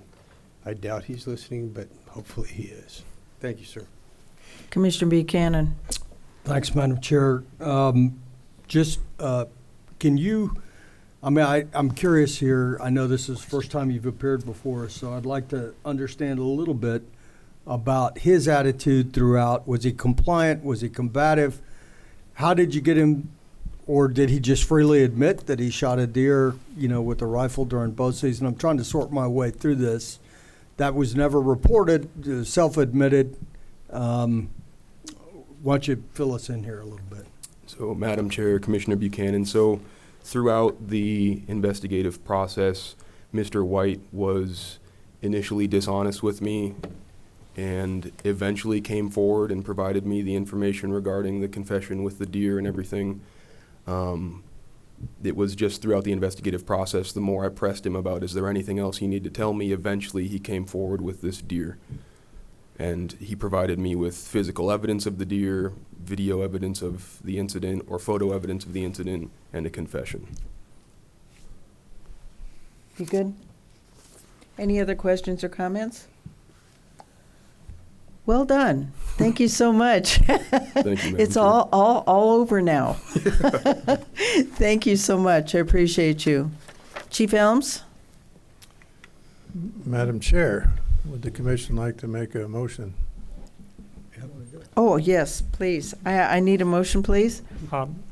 I move that the license and/or license privileges of Bryce White to hunt, fish, trap in the state of Arizona be revoked, and that he be denied another for a period of 5 years, and that the current license be suspended as of the date of this hearing, and that it be revoked as of the date, the order in this case as signed by the director, that he be required to complete a hunter education course and provide proof to the department before applying for any other license to hunt in this state.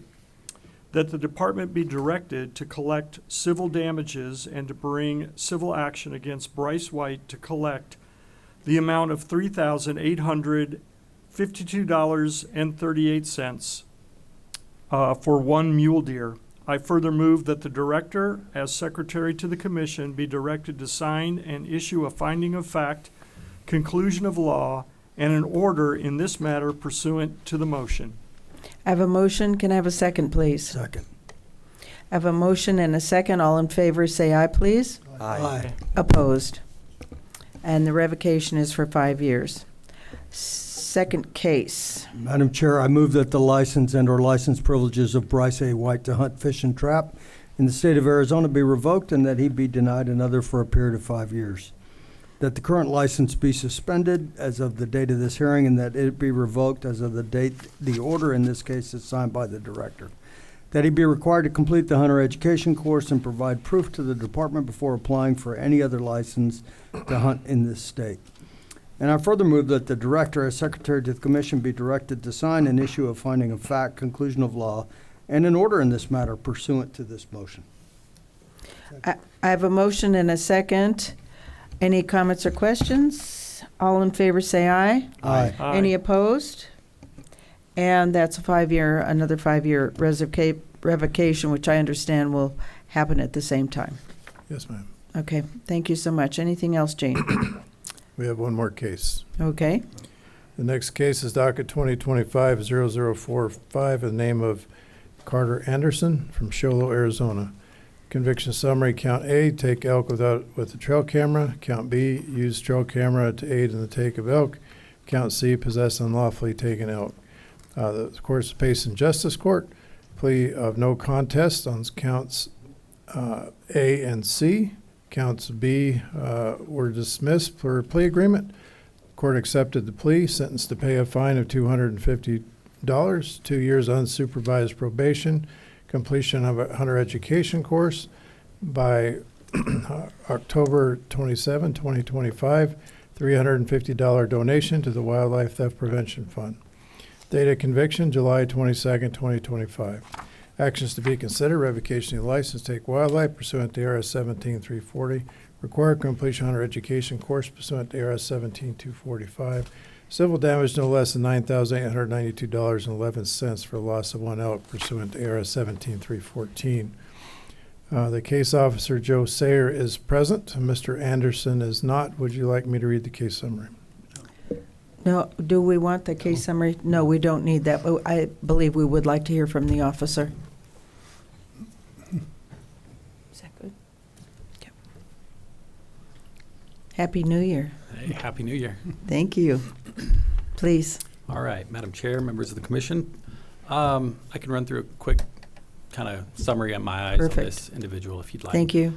All right, so for this case, in general, this was a pretty complex, elaborate setup of the use of trail cameras and man-made water sources that were constructed by Mr. Anderson to bring in elk and then hunt them in the late archery elk hunt. So as you may know, those hunts are a little bit tougher to get on the critters, especially with a bow. With this case, it was a lot of intensive observation, both in the field and via surveillance camera, that ultimately culminated in identifying Mr. Anderson and other individuals in this area. But pertaining to Mr. Anderson, he had been placing and using cameras either that we saw physically out there or via search warrant through some cell phone information from April through November, right up about 10 days before his hunt, at least up to that 10-day mark. And then he proceeded to hunt in that area, and before we could contact him in the field, ended up harvesting a bull during that hunt. Any questions? Yes, Commissioner Buchanan. Thanks, Madam Chair. So, first of all, we've seen you a number of times on related cases, all in the same series of incidents. Tyler Biggs, of course, stands out because we permanently revoked him. But first question is there anybody from this group of people that we haven't dealt with you yet, and you're going to come back to us yet one more time? I won't make any promises on that, but some of the other individuals in this case did receive some diversion, and that was without input from anyone in our department. The county attorney's office gave diversion to 3 other individuals related to this case.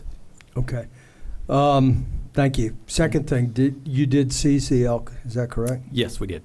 Okay, third thing, you talked about water, but just to verify, what he was found guilty of was using a trail camera. Putting in water is not illegal, but there was a lot of statements about putting out alfalfa pellets, or what was listed as a green substance and later on determined to be alfalfa pellets, which would be illegal. So I'm trying to remember, I know there's a complex case and a lot of different cameras and a lot of different stands and sites. Were none of those where there was a spreading of alfalfa, were none of those by Mr. Anderson? It was just other people? Correct. Yes. The Mr. Anderson, as far as the alfalfa pellets, those were not related to the stands that he was hunting. Okay. And then what can you tell us about when you did interview Mr. Anderson? Did he come clean? Was he compliant? Was he compliant or not? Yeah, so in general, once we contacted him, he was rather compliant, and we had had contact in the past on more amicable terms. So did recognize the individual. And once we confronted him with what we had, his attitude was more of upset with himself or the situation, just that he thought what he was doing was right. There were some things that weren't truthful that he stated, like the last time he had placed a camera was about a month and a half before, and he misinterpreted the law. However, I physically saw cameras on site 10 days prior to the hunt, and he had sent messages with a picture of a bull 9 days before the hunt. There was a number of cases, or a number of incidents of license plates being flipped up on these vehicles and things. So somebody who understands that they may not be behaving lawfully and doesn't want to get caught. Can you comment on that? Yeah, I will comment on that. That was not related to Mr. Anderson. Those were other defendants. Commissioner Guggenauer. Thank you, Madam Chair. Officers, I said this on the other cases. I mean, this is one of the most thorough, professional investigations we're done. I'm looking at this report. It says you spent 300 hours on this. And to our public, I mean, just understand that 300 hours of work for a wildlife manager to go investigate a case when they should be out doing wildlife management. I mean, I get really frustrated that we continue to have this. And when you're doing these types of things, I mean, this isn't like just an accidental thing or somebody just misjudgment. These are premeditated. They had a plan to go out and do this whole group. So I hope you're all listening to this that are involved in this case, that we will never stand for this as commissioners or departments. And I commend you, Officer Sayre, for your work on this case. It's great work. It's complete. It's accurate. And I know it helps with the courts getting through there. So thank you and your team for what you've done. Oh, thank you. Madam Chair. Yes, please. Commissioner Hernandez. I want to echo what Commissioner Guggenauer just said, and I'm going to channel Commissioner Buchanan a little bit. First of all, I think there's only two of us up here that were involved when we banned trail cameras for hunting, and that wasn't something that was done lightly. It was something that was incredibly taxing for all of the commission. There's a lot of work done by the department, and it wasn't entered into lightly. And the fear that we had and continue to have is exactly what Commissioner Guggenauer just said, is that, nobody does it because it's illegal except the guys that are going to break the law, and they're doing it by design, and that's the way they choose to operate, whether it's one or a group of people. And as I was talking about Commissioner Buchanan, they're stealing from all of us. That's what these folks are doing. Taking that elk or the whatever the animal is, they're stealing from us. And so I join my fellow commissioners in saying, nicely done, but also this isn't something that will ever be tolerated by the department, by our WMs, or the commission. Thank you, sir. Great, thank you. Any other comments? I can make a motion. Yes, please. Madam Chair, I move that the license and or license privileges of Carter S. Anderson to hunt, fish, and trap in the state of Arizona be revoked, and that he be denied another for a period of 5 years. That the current license be suspended as of the date of this hearing, and that it be revoked as of the date the order in this case is signed by the director, and that he be required to complete the hunter education course and provide proof to the department before applying for any other license to hunt in this state. That the department be directed to collect civil damages or to bring civil action against Carter S. Anderson to collect the amount of $9,892.11 for the loss of one elk. And I further move that the director, as secretary to the commission, be directed to sign and issue a finding of fact, conclusion of law, and an order in this matter pursuant to this motion. I need a second, please. Second. I have a motion and a second. All in favor say aye. Aye. Aye. Any opposed? And the revocation is for 5 years. Chief Elms? Can I make one more comment? Madam Chair, believe it or not, that concludes Sure. my agenda item. Commissioner Buchanan has a comment. Thank you. And Chief, this is not for you, but it's for the viewing public. We had an individual in this case that was permanently revoked by this commission. And if that person is convicted of a game violation when permanently revoked, that could become a felony offense, and I just want to make sure everybody understands that.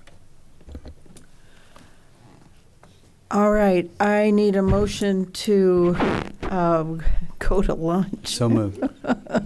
I need a second. We would be back at, Madam Chair, we would.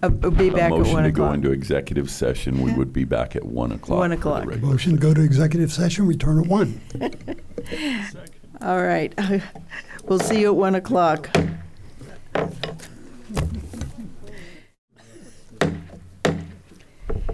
We'll resume the meeting now, calling the meeting back to order. Director? Madam Chair, we'll move back to item 6, propose amendments to Commission Order 40, 2 proposals for out-of-cycle fishing regulations. The presenter is the very patient Amberly Jones, statewide Sportfish Program Manager. Thank you, Amberly, and thank you for all the great information you shared with me. Appreciate it. Of course. Good afternoon, Madam Chair and members of the Commission. Like Tom said, my name is Amberly Jones, and I'm the statewide Sportfish Program Manager. Today I'll be presenting on 2 proposed fishing regulation changes that are out of cycle for Commission Order 40. Oh, there's Gene. Commission Order 40 is the department's process to review proposed updates to the fishing regulations. The process occurs every 2 years with the next fishing regulation cycle in 2027-2028. Occasionally, the department has need to make a proposed fishing regulation change out of our regular cycle. This process follows a similar review process with public comment and requires commission approval. Today we are proposing, I skipped one. Today we are proposing 2 standard fishing regulation changes on Lake Mead and Lake Mojave. We work closely with our state agencies on shared waters to have consistent fishing regulations in order to avoid making regulations confusing for anglers and law enforcement. Examples include Lake Powell with Utah and Lake Havasu with California. Public notice was sent out on November 19th. I apologize, that 10 should be a 19. And was open to public and written comment, written and email comment for 30 days.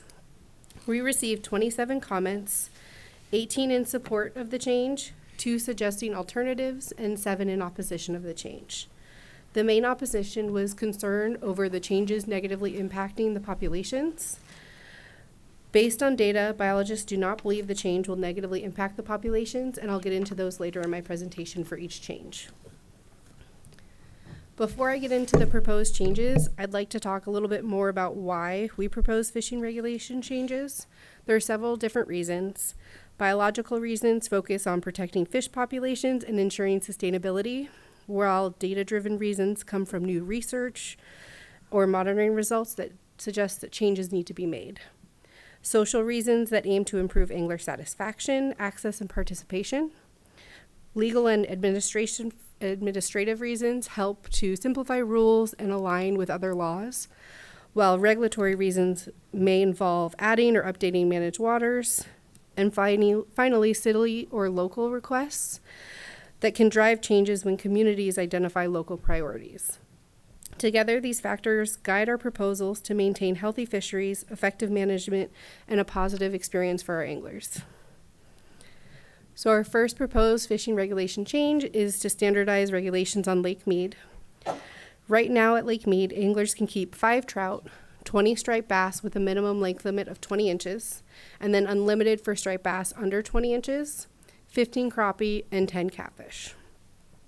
We're proposing to change the striped bass regulation by removing the 20 striped bass over 20 inches and just leaving unlimited for striped bass. And for the catfish regulation, we're proposing to increase the bag limit from 10 catfish to 25.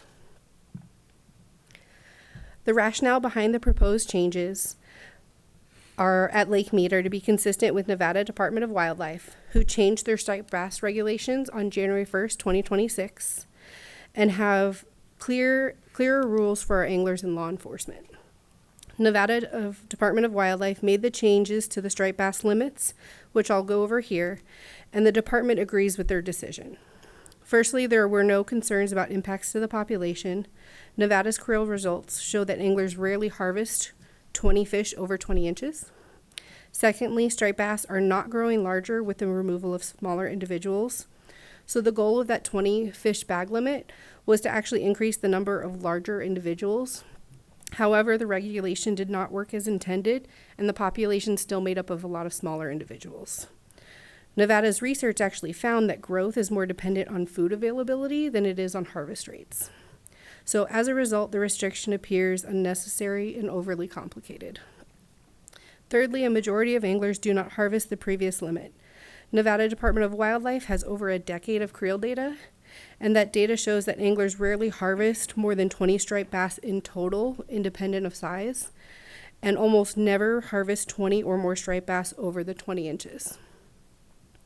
During the department's review of those proposed striped bass changes, we realized that our catfish regulation was no longer consistent with Nevada. The rationale behind the change is because in 2015, the department changed our statewide limit to 10, and it automatically changed the limit for catfish to 10 at Lake Mead as well.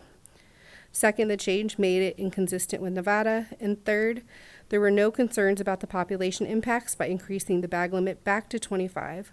Talking with the regional program manager, many of the anglers actually believe the limit is still 25 because they're used to us working closely with our shared water state agencies. The department also has a statewide creel survey that we do every 5 years that shows that 70% of anglers release the fish they catch, which suggests that increasing the bag limit should not negatively impact the population. So our second proposed regulation is to standardize the regulations on Lake Mojave. This is very similar to Lake Mead. Right now at Lake Mojave, anglers can keep 5 trout, 20 striped bass, 20 inches minimum length limit, unlimited for striped bass under 20 inches, 15 crappie, and 10 catfish. We're proposing the similar change as Lake Mojave, as Lake Mead. So removing that 20 striped bass over 20 inches limit, so it would just be unlimited for striped bass, and increasing the channel catfish regulation from 10 to 25. And that's the bag limit for channel catfish, or catfish in general.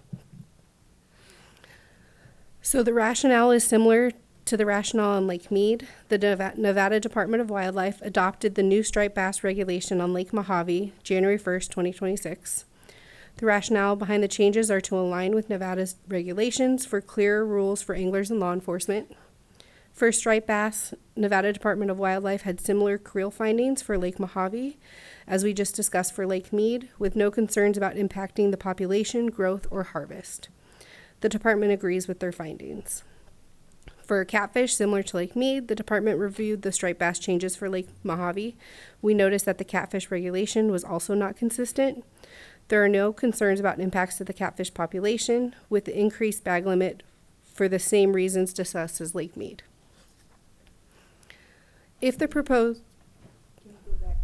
Can you go back to that slide, please? Commissioner Buchanan has a question. Thanks. And I appreciate all this, including all your explanation. I understand the biology, the management. I do have a question for A.D. McFarland on enforcement. I want to make sure I understand this. Don't lay out my assumptions and tell me if I'm wrong here. We have shared waters between Nevada and Arizona. Even though the actual boundary is probably the middle of the lake or straight down the middle, my belief is I can fish the waters shoreline to shoreline with a license from either state. Correct.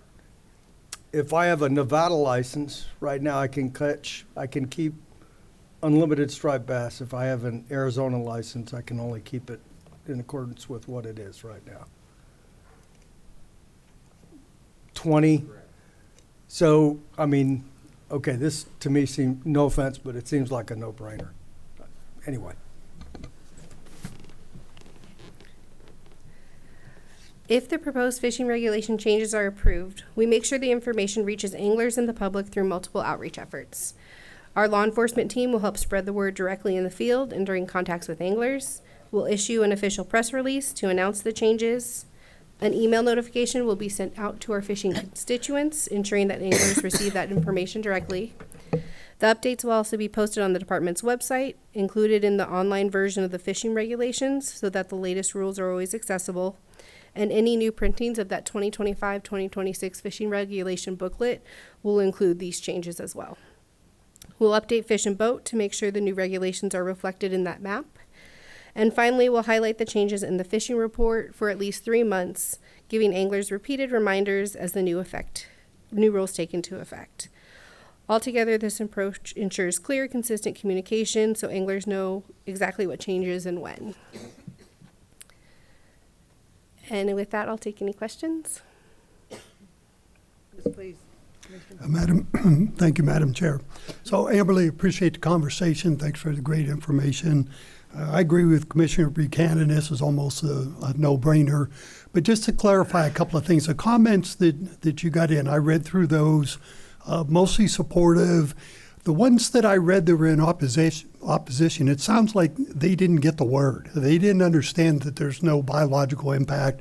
They seem like they were mostly concerned with we're going to decimate the number of stripers, which doesn't seem real. But through your outreach programs, I would ask you to just emphasize that more. You may end up having to do it longer than 3 months, and timing might be more important when more people go to Mojave and meet to fish up there. But great job. Appreciate the information. I think you checked all the boxes going through here, and so I appreciate the work put into it. Madam Chair, Commissioner, thank you. That's a great idea. We can definitely make sure that information is clearer in the outreach efforts. Thank you so much. I appreciate that. Did you have a recommendation? Yes. The department recommends that the commission direct the department vote to adopt Commission Order 40 as amended, changing the fishing regulations at Lake Mead and Lake Mojave. Thank you so much. I have a recommendation. Do I have a second? All right, we have a recommendation and a second. All in favor say aye, please. Aye. Aye. And opposed. And it passes. Thank you so much, Amberly. Well done. Nice work, Amberly. I feel like they should have grilled you longer for how long you waited, but Bring her back. Madam Chair, we can make something up. Madam Chair, item 8 is approval of cooperative agreement for law enforcement efforts. Presenter is Gene F. Elms, Law Enforcement Branch Chief. The middle initial thing is kind of exciting. Madam Chair, per our conversation in exec session related to an agreement we had discussed, the department is requesting approval for cooperative law enforcement agreement between Arizona Game and Fish and Partners Department and partner states. Make a motion to approve that request. I need a second. I have a motion and a second. All in favor say aye. Aye. Anyone opposed? And it passed. Thank you so much, Chief. Nicely done, Gene. Thank you, Madam Chair. I have the shortest agenda and the longest of the day. Nice work, Gene. Director? Madam Chair, item 9 is Wildlife Health Program Update, preparing for wildlife disease events. The presenter is Ann Justice Allen, State Wildlife Veterinarian. Good afternoon, Madam Chair and Commissioners. Good afternoon. Waiting for my presentation. There we go. So it's been a little while since I've been presented before you, and as my husband, to paraphrase my husband, that's probably a good thing, because when I'm before you many times, it is not such a good thing. So, but today, I'm just going to give you a wildlife health program update. We're going to review a couple of recent disease events that the department has been dealing with over the last couple of years, and then we're going to talk about preparing for future disease events, which we hope will never happen. So avian influenza, the current epidemic has been going on since the late 2020, and started with some detections in Nova Scotia. It has since then been affecting domestic and wild birds throughout the North American continent. Most recently, there has been a detection in a Wisconsin dairy herd in December, and last summer, our own Hickman's poultry egg facility experienced an outbreak there. They ended up having to euthanize 6 million hens, which was 95% of their flock, a huge amount, and it was a very severe impact to that business here in Arizona. And it continues to be detected in waterfowl in New York, Montana, Pennsylvania, around the country, as well as in various mammalian species, primarily mesocarnivores and scavengers. Typically, what we see across the country and in Arizona is an uptick in detections and also mortality events with migration in the spring and the fall. Susceptibility to this virus varies across wild bird species. In Arizona, we have detected it in mortality events involving geese, barn owls, great horned owls, and other raptors. In fact, most recently in late September this past year, we identified it in a number of Canada geese, excuse me.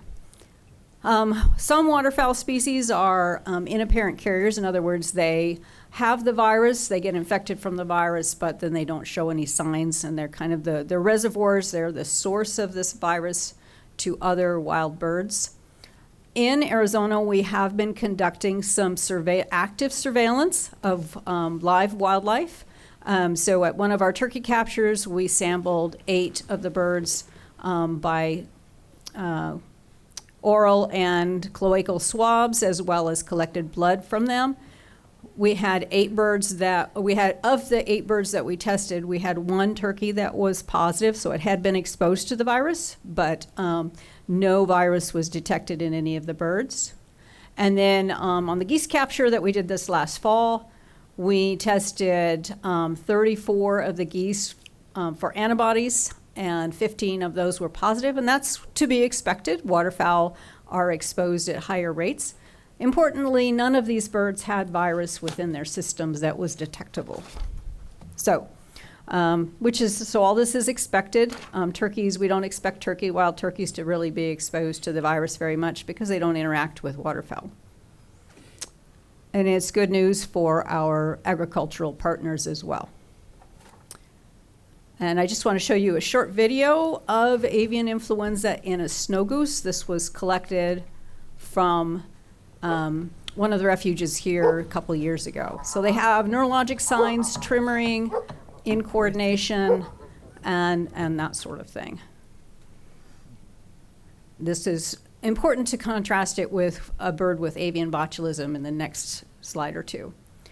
So avian botulism is an environmental problem because the bacteria that causes it only grows in certain conditions. It likes to have water and soil that is lacking oxygen. So this is really impacted by the water quality, the surrounding land use, for instance, if there's a lot of fertilizer being used, concentration of birds, and our urban water areas really set this up. There's a lot of people fertilizing grasses, the birds are fed a lot, so they're concentrated.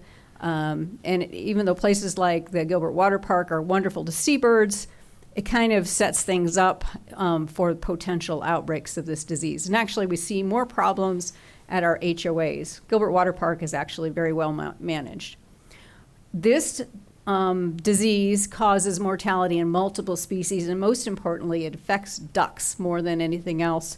So when we see a mortality event where people tell us that the mallards are dying, we're much more likely to think avian botulism than avian influenza.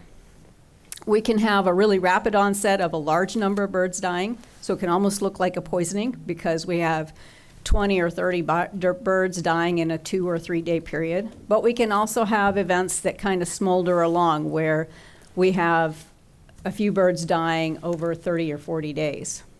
Often, resolution of these problems involves working with the residents and the HOAs and the companies that are managing these lakes. And so it can get very complicated, especially since we consider that most of the HOAs, those waters are considered to be private.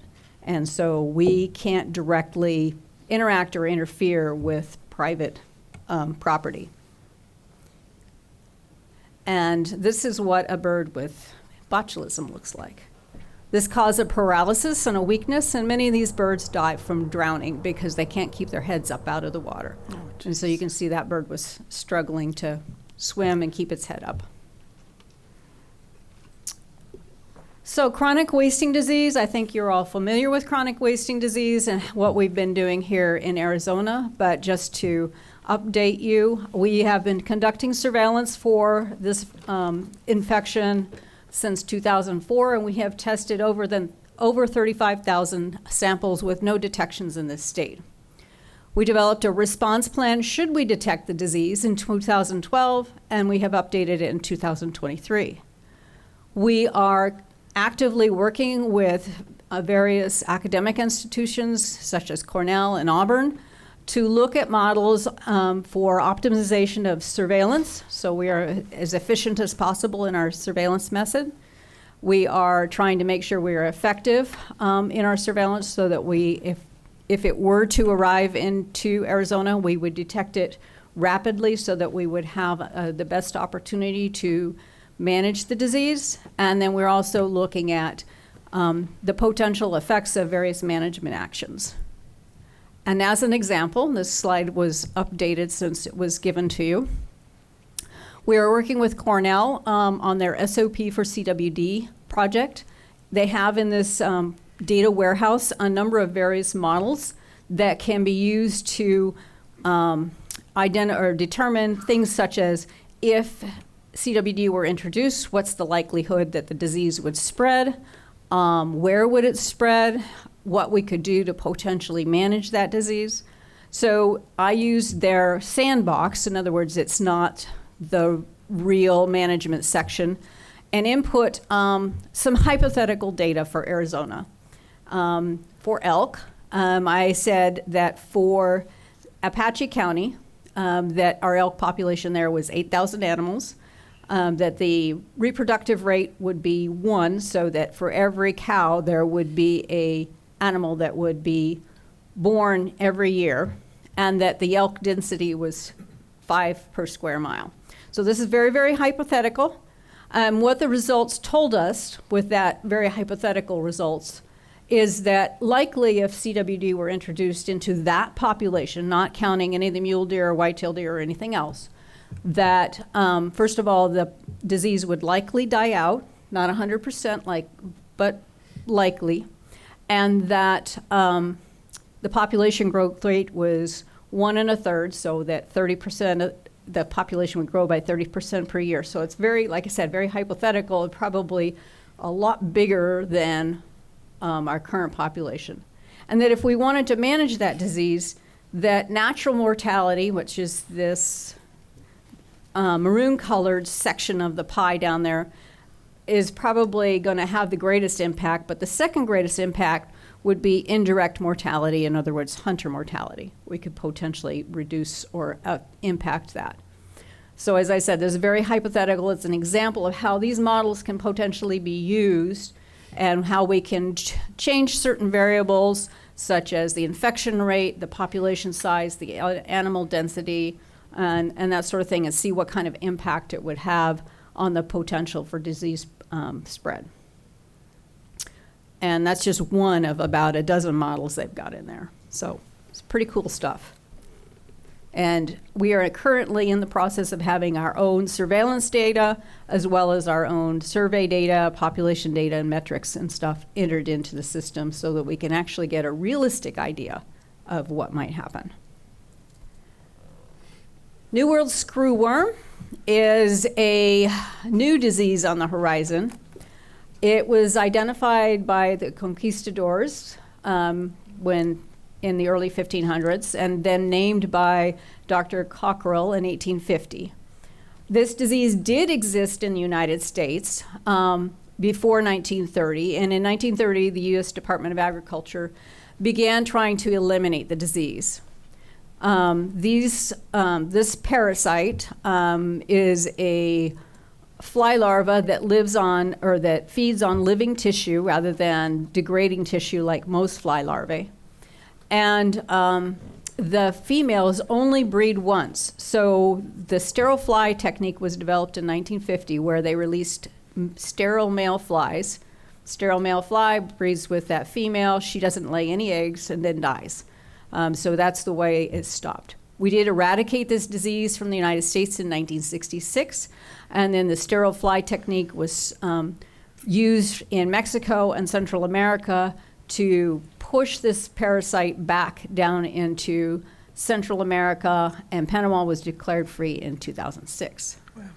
In 2023, outbreaks began to be detected in Panama, Costa Rica, Nicaragua, and eventually in Mexico. So this was very concerning because this is a parasite that will have really severe impacts not only on wildlife but livestock. And so since then, since about the middle of last year, USDA and wildlife agencies, AFWA, have been working on a response plan. And what this is a couple of examples here. This is the detections that have occurred in Mexico. And as you can see, there's red dots and detections in several areas. The red ones are active. The most closest place it was detected was in Nuevo Leon, which is about 80 miles south of the Texas border. That was in an animal that was transported from Central Mexico to a livestock feeding station or feed yard in Nuevo Leon. It was treated and taken care of, but that's the kind of issues that we're potentially dealing with, and why currently the United States is not allowing cattle from Mexico to come into the United States, because we don't want that kind of error to end up introducing the disease into the United States. The picture on the right is a key deer that has died from this disease. There was an outbreak in the Florida Keys in 2015, and they were able to control it there, but they had a lot of things in their favor. One, they had a very limited area. They had no movement of animals north into Florida, and they had a limited prey base or a host base for this fly, because there's only the key deer, which the population is about 200 at that point in time, and then some small mammals. If this infestation got into Texas, there are millions of cattle and millions of deer, and this would be a very different story in terms of containment. So that is why the Department of Agriculture and the various departments of wildlife are very concerned about it. We have been working with USDA through AFWA and the regional coordinators to develop response plans. They are currently trapping for these flies on the Mexico, Texas, and Arizona and New Mexico border. The focus is, of course, on Texas because they have a longer border. But the real concern is how many more potential hosts are available. And the main emphasis of containment or response would be reducing animal movement and the sterile fly release. They are currently building infrastructure to increase that sterile fly production, which they figure will need 6 million flies a week, which is a lot of flies. So that is the end of my presentation. If you have any questions, I'd be happy to try and entertain them and answer them. Commissioner Guckenauer? Thank you. Thank you, Doctor. A couple of questions going back to CWD. In your theoretical model, I get that part, you're saying that the disease CWD would die out. Talk a little more in detail like that. So the model indicates that for every infected animal, there would be less than one animal infected by that animal. So because of that, over time, the last animal would die before transmitting it to another animal. So that's why, so it's called the R0, or the reproductive rate. When the reproductive rate is less than 1, the disease can be expected to just wink out on its own. Now, there's no guarantee. It's all based on probabilities. Right. So that's like saying that one was 70, the R0 was 75%. So you would say, well, out of 4 chances, potentially you have 3 chances in which it would dry out and 1 chance in which it would continue. Right. So there's no 100% on that sort of thing. So that's my next theoretical question. So do we look at the topography, the landscape of Arizona contributing to that not being able to spread? So the model that I showed and that I used for that, I don't believe looks at any of that, but certainly that is one of the concerns or one of the factors that I think should be taken into account. I think it's protected us already because, for instance, it's found in southeastern Utah, And in order to move from southeastern Utah into Arizona, it's got to cross all that canyon country. I think the most important factor, and the most important factor indicated in the models, is animal density. When your animal density drops below a certain level, you're not going to be able to get transmission. And that's helped us also with the rabbit hemorrhagic disease outbreak, why we've had some significant mortality in southeastern Arizona, but that really hasn't progressed to cover the entire state. Because basically, if the rabbit that gets sick doesn't contact another susceptible rabbit, the infection dies there. Okay. And one more question. About once a year, I read an article that somebody's found a cure for CWD.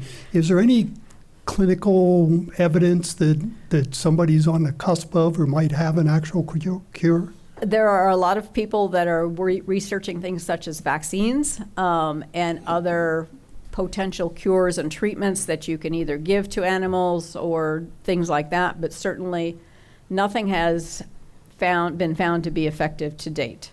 And vaccines, the problem with vaccines is, at least in terms of wildlife management, it's problematic because how are we going to administer it? The vaccines will certainly help this farm survey industry, and I can appreciate them wanting to have one. Great. Thank you. So just one more comment to the public. If you're all interested in hearing some more great work that Dr. Ann is doing, you ought to attend the Commissioner's Award Banquet tomorrow night. Thank you. Thank you, Mr. Guinar, Commissioner.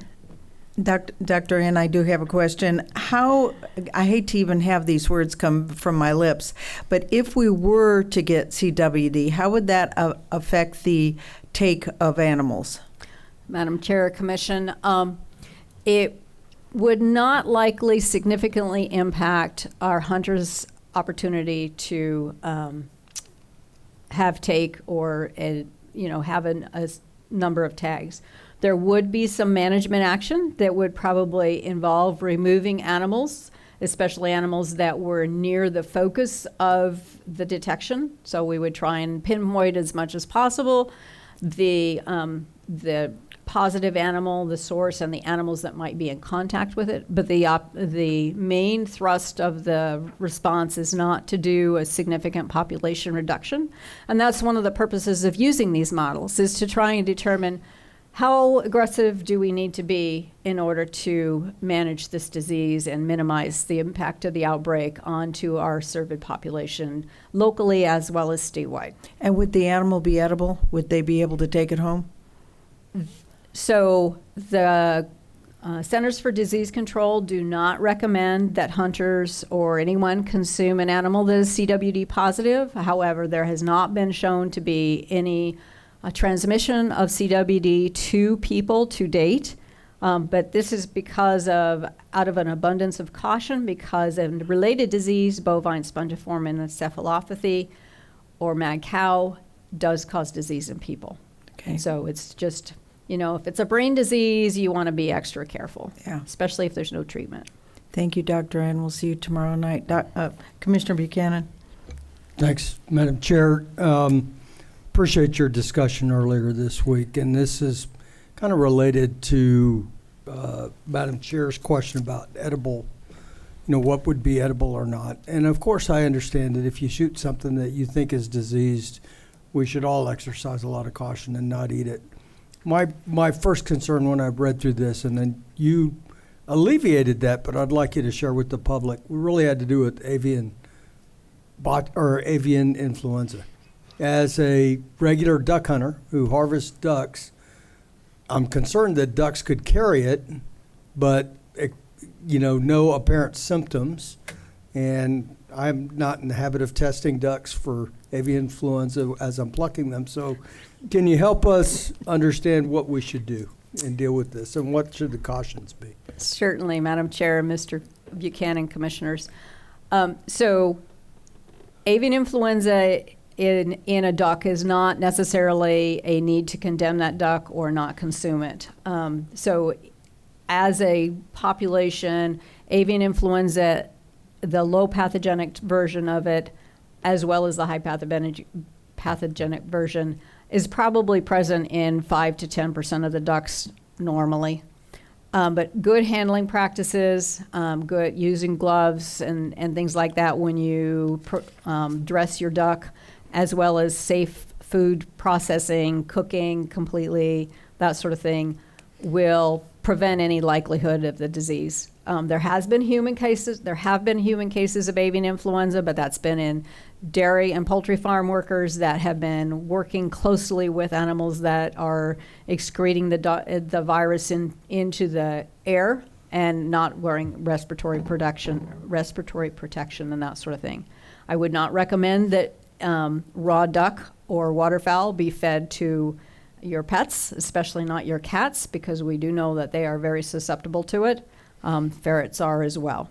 But safe food handling practices, avian influenza is not a risk. Avian botulism, yeah, you probably should not consume a duck that's died from avian botulism. Okay, great. Any other questions? Great. Excellent. Thank you so much. Thank you very much. And I like the picture of your dog. Oh, yeah. There's the last picture. There you go. I like that. Thank you. Thank you, Dr. Ann. Nice work, thank you. Isn't that cute? Director? Madam Chairman, item 10 is state and federal legislation. Please move out to the edge of your seat for Presenter Ed Sanchez, Legislative Policy Administrator. Madam Chair, Commissioners, for the record, my name is Ed Sanchez. I am the legislative liaison for the department. Here to provide you a beginning of the year, beginning of the session legislative update. Next slide, please. So we're in day 5. The governor gave her State of the State speech on Monday, and we had, you look to the far right, bills introduced, 1,137. As of yesterday, we had like 835, so 300, literally 300 dropped yesterday. So it gives you kind of the theme for today. That I was just going to give you a kind of overview of all these because from an external and internal process, we're looking at all these bills that will be impacting the department. We still have a lot of way to go and regarding strategy, tactics, and how we approach the legislature on these issues. Again, that may or may not affect the department going forward. So some key dates. I just want to, as we're starting off the session, the 7 bill limit was yesterday. So that means that there was literally, let's say, 1,000 bills that were dropped. So the House members, each ones have 7 more bills they can drop, up to 7 more bills. So we know we're going to see. And last year we had 1,700 bills, so I'm hearing kind of from a consensus standpoint down at the legislature. We've been down there this week. They think there's going to be even more bills from last year. So we'll just have to deal with that as they come forward. So so there's some bill deadlines for the Senate, February 2nd, February 6th. I talk about some of these because one of the key issues that we're talking with the Senate Natural Resources Committee is the confirmation process that I'll talk a little bit later as I get to the slide. But we're going to really try to get some things done early in the process so we don't run into some problems later in the legislative session. Next slide, please. Like I mentioned, Governor's State of the State just wanted to catch some themes, some economic opportunity. There's some things that she's done in the past and that she's going to continue to do, and there's some opportunities that she identified going forward. Affordability is a huge issue for our state. Affordability for families, generally all the things that are affecting families and costs and the affordability of those for those families. Education is kind of something she's talked about since her term began. And then, of course, water is a continuing negotiating discussion point, especially now this year. Executive budget, it's officially released at 2 p.m. Today. I'd love to see, because we're anxiously awaiting a final numbers for our department budget and appropriation that was submitted. We're hoping that we get a full amount approved, but we'll see sometime after 2 o'clock. And again, from that, I just want to give a kind of glimpse of what JLBC is the Joint Legislative Budget Committee. They're the budget arm of the legislature. and they projected a 17.38 billion fiscal 27 budget. So we'll see something around that number for the governor's office also. Next slide, please.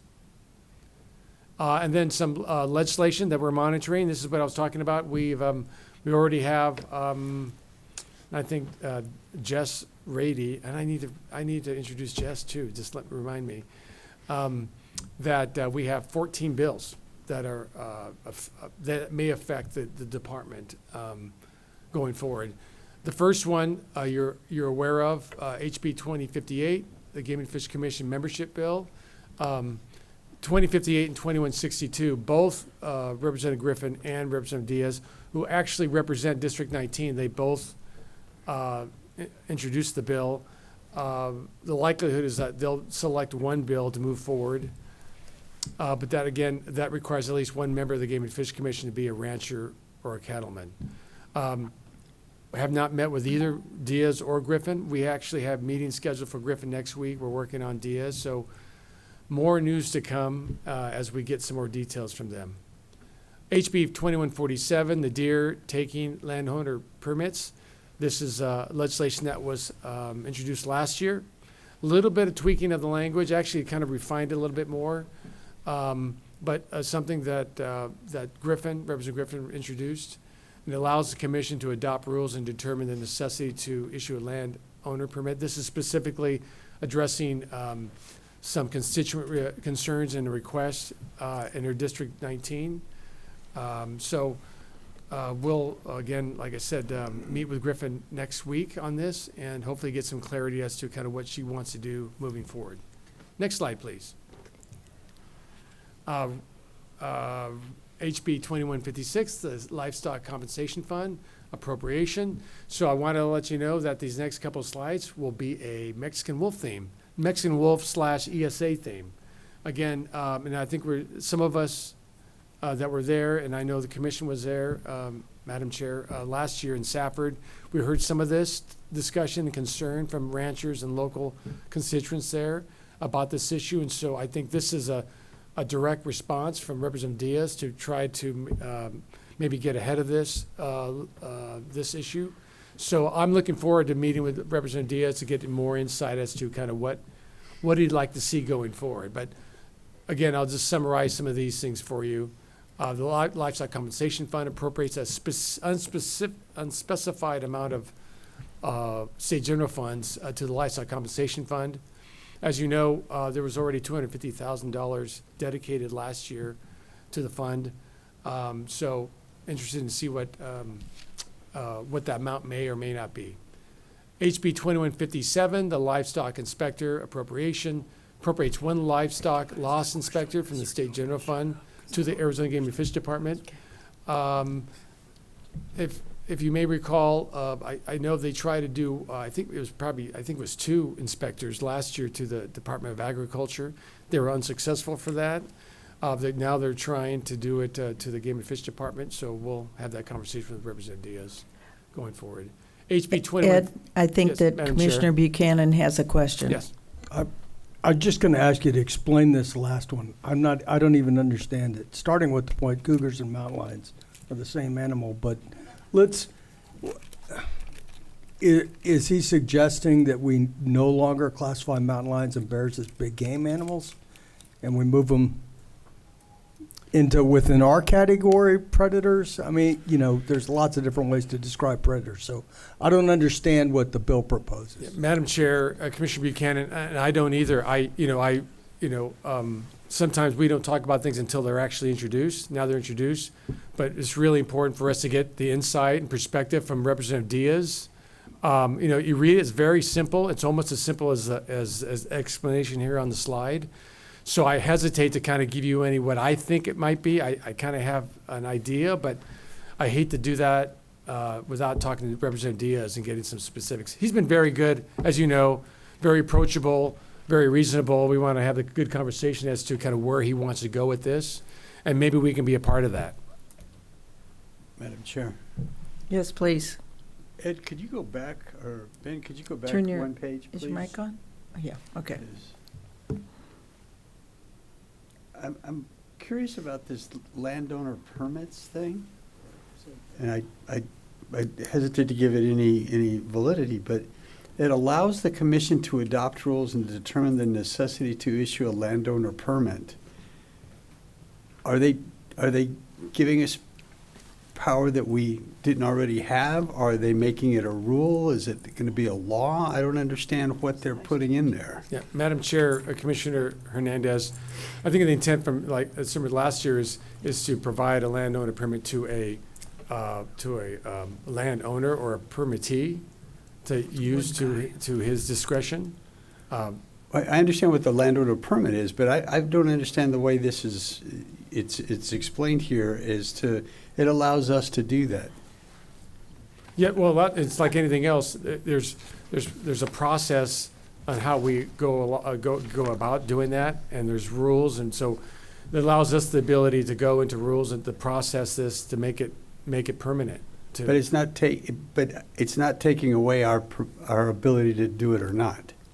Is that the way I understand that, or is it taking away our ability to make that decision? Madam Chair, Commissioner Hernandez, that's how I see it. But again, this is something that the language has been tweaked slightly, but the intent is still there, the same. So, like I said, we do have a meeting with Griffin next week, so I look forward to. I'll look forward to hearing. And about that. The intent and how serious she is about this issue is just the parameters of everything about this legislation. Thank you. Commissioner Buchanan. Thanks, Madam Chair. So when you have that meeting, I know you'll get clarification. I don't understand what the second half of that really means. No more than 10% will be issued through that species through a general lottery draw. I don't know what that means. Does that mean that they're going to take away 90% of our tags and give them to landowners? And again, you said something that confused me when you said somebody who's a landowner or permittee. Does this mean we would give people who are permittees on public land, Forest Service land, landowner tags? Wow. I'd just like to know what's the real detail. Yeah, Madam Chair, Commissioner Buchanan, that's why I hesitate to, because I don't, I hate throwing things out without really knowing from the sponsor itself what her intent is on this. But, I think when you talk about property in Arizona, there's limited private land. So what does that exactly mean? Does it mean just the private property in those areas? It could just mean that itself, but again, she may have a different idea about that for the most part. And I was talking to Jared about this, about the no more than 10% of permits will be issued. That's a 10%, no more than 10% of the population. Is that correct, Jared? The bill reads it's no more than 10% of the current applications for our draw process. So if we issued 10,000, we wouldn't be able to give any more than 10% of that. Okay. Interesting session coming up. So we'll have a lot to talk about going forward, definitely. Are you excited? Oh, I'm overwhelmed. You're always excited. Please continue, Ed. Next slide, please. We did the compensation fund, lifetime expector, predator animals definition. Next slide, please. And then go on, continue with Mexican wolf theme. 2159, the Mexican wolves landowner permits rules.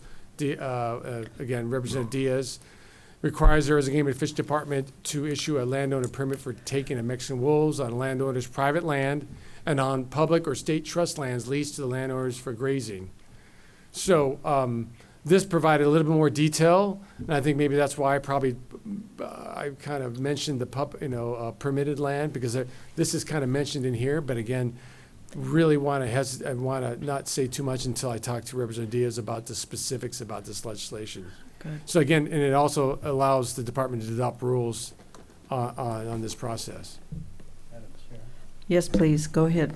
Ed, I realize that you have to go talk to these people, but it allows us to issue permits that are controlled by Fish and Wildlife that we don't even have authority for.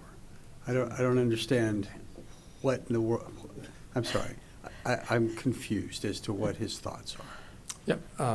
Madam Chair, Commissioner Hernandez, you're absolutely correct. I mean, there's a tight tightrope we're walking right now between federal and state authority, and I think that's where this is coming from. And a possibility would be that I think there's efforts on the federal side to make changes. I know, is there things that need to go proactively to prepare that going forward? I don't know. Again, that's a great conversation to have with Representative Diaz. But yeah, there's a fine line there, and we want to be very careful on kind of where we take our steps going forward. Great. Go ahead, please, Ed. Next slide, please.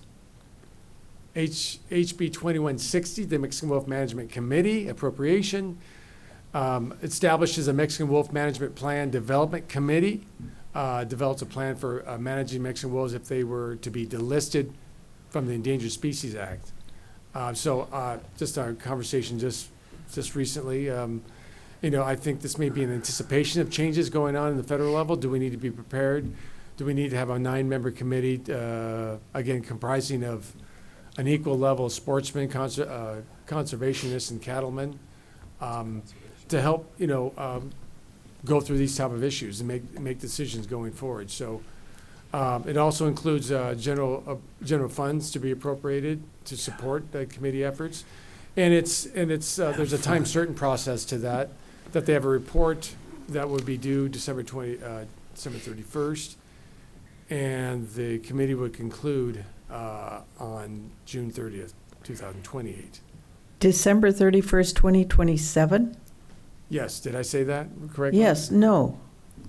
Okay, all right, I get it. Yeah. Slow but fun. Can't help it. Next slide, please. And then HB 2161, Sovereign Authority, Endangered Species Act. Representative Diaz again. Prohibits any state agency or political subdivisions in Arizona from enforcing the Endangered Species Act and the Federal Incidental Take Permit Program. Again, I don't even want to approach that until we get definitely some more clarity. Plus, internally too, we're as staff, we're talking about what this means. How can we be prepared to provide the right information and data to Representative Diaz to make sure that we're all on the same page and understand kind of how we problem solve this type of issue for him and the state. HB 2197, unlawful camping, stock, wildlife, access. This is from Representative Bliss. You may be familiar with this one. She introduced this last year. It prohibits a person from camping within 1/4 mile of a natural water hole or catchment. And of course, the big issue on this, it's the identical language as last year. So last year's language triggered diversion, the diversion clause. So, and we haven't, again, met with Representative Bliss yet. We have a scheduled meeting with her next Thursday. So we're very hopeful this is more or less a vehicle for discussion to talk with the stakeholders to maybe come up with some agreeable language going forward. But the language right now, as it is, will trigger diversion if it did pass. Commissioner Buchanan. Thanks, Madam Chair. So my recommendation, as you get clarity on this one, I don't think we did it last year, but I recommend you contact Brittany Hudson at State Parks. I'm not sure that they ever got involved, but all of their parks that have camping areas within 1/4 mile of water would not be allowed to be used. I don't think they understand that. So, and you can think of just about any state park that has a camping area is within 1/4 mile of water. Okay. Mr. Sanchez. Yep. Madam Chair, Commissioner Buchanan, I wrote it down. I'm going to make sure I follow up with Brittany. Next slide, please. SB 1155, Game and Fish Complimentary Licenses, Veterans, Senator Rogers. It changes Statute 17333, provides a complimentary license to a veteran of the armed forces who receives compensation from the U.S. government, expands it from permanent disability to a service-connected disability. So actually, the second bullet you see here maybe should have been the first one, because it completely deletes that 25% reduction for a service-connected disability. And so it basically expands the eligibility for all veterans to get a complimentary license if they are a service-connected disability. Again, desperately needing a conversation with Senator Rogers moving forward to schedule about what we need to do with this issue. Obviously, we're researching this internally to get our data so we can share that with the senator going forward. So very much more news to come. This could be a big hit financially for the department if we're not careful about this. So, And I'm sure we're doing research on the revenue impact on that. Madam Chair, yes, absolutely. Oh, good. Okay, thank you. Next slide, please. More. Here we go with more. HB 2763 shooting range closure conditions. Representative Nguyen, this is a new bill for this year.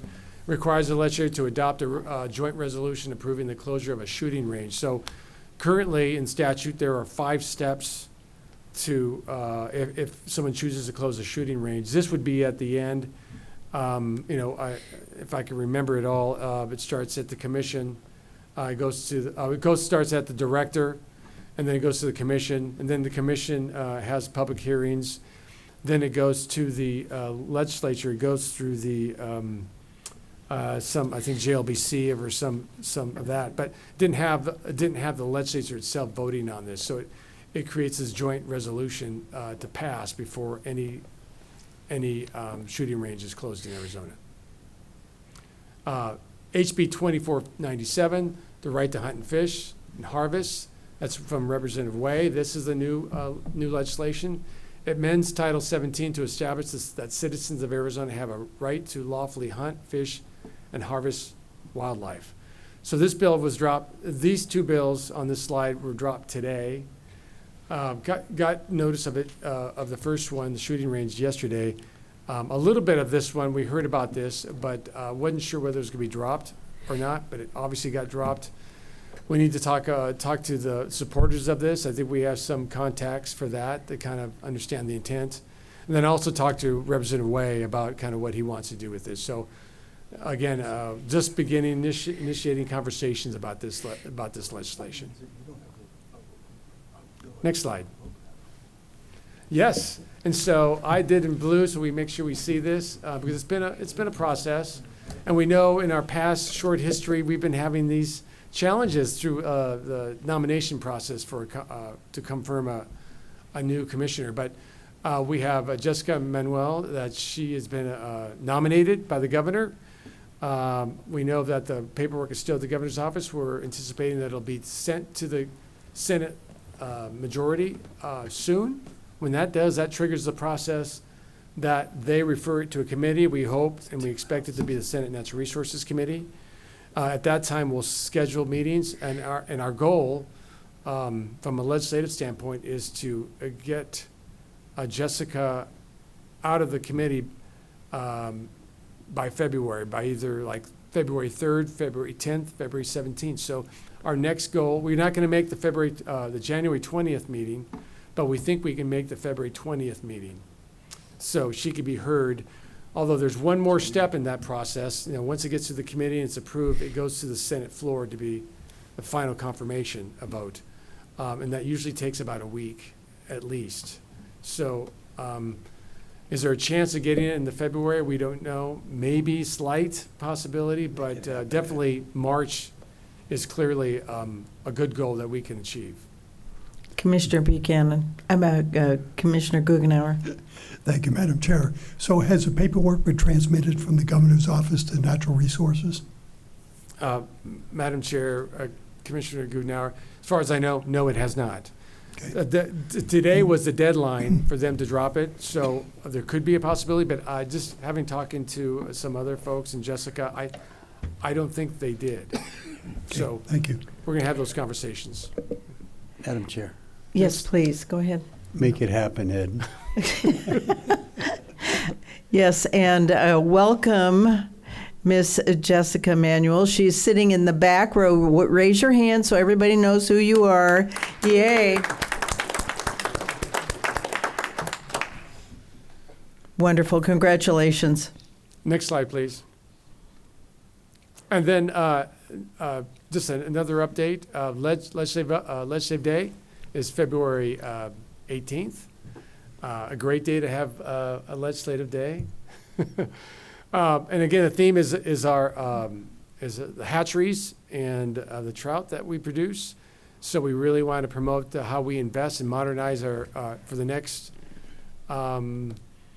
few cycles in our history here in the department. We'll be investing in modernizing our hatcheries for a while, and we're hopeful that we'll be able to start it again this year in our appropriation. So please, everyone, come and enjoy food that's been sponsored by Arizona Wildlife. Not Arizona Wildlife Areas. Wildlife for Tomorrow. So thank you so much for that. You have two board members here, just FYI. I know, I was looking right at him when I was saying it. But yes, we're very appreciative of that token of support. But we expect a good time. We also expect the hatchery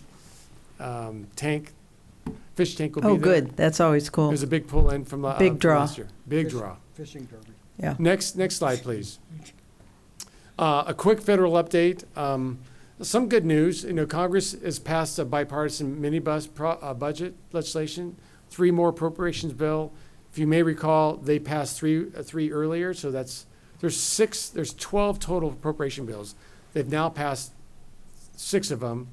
And what the Senate is saying, they have till January 30th to pass the other 12 to approve the entire budget. So they're optimistic they can get the other 6 done.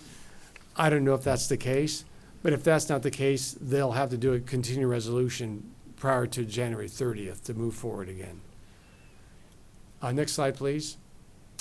The questions, I'd rather have an announcement, so I just want to make sure we officially announce Jess Rady as the legislative policy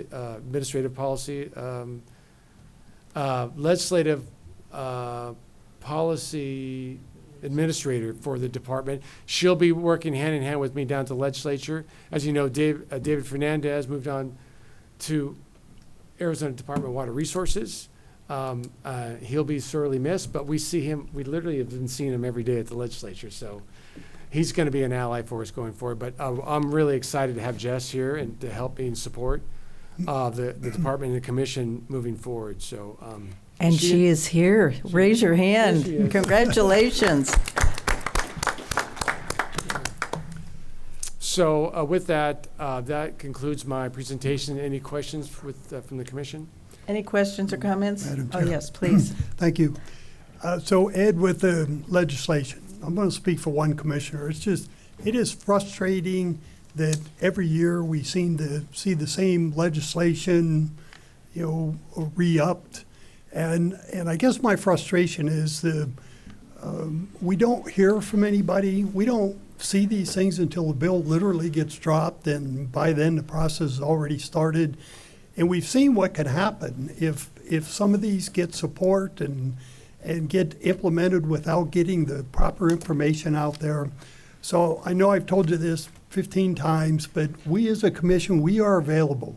If we can add any value to these conversations with the legislators to help them understand where we are, what our authority is as a commission, and explain that to the legislators and make an impact there, I mean, I'll speak for all of us. We're just one phone call away. We'll be there. Yes, absolutely. Madam Chair, Thank you. Commissioner Goodenow, thank you so much, and please repeat it over and over again, because we have Jess and I were building up, and we have a toolbox of resources to help push forward our strategy of our legislative agenda, and those tactics include the commissioners, definitely. I mean, I think we've had some short conversations about some of these bills, about how maybe we can engage some of you commissioners.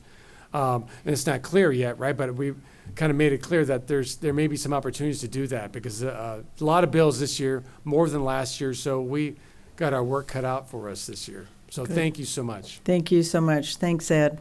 Appreciate it. And we have a blue slip. Mr. Johnny Fugate, come on down.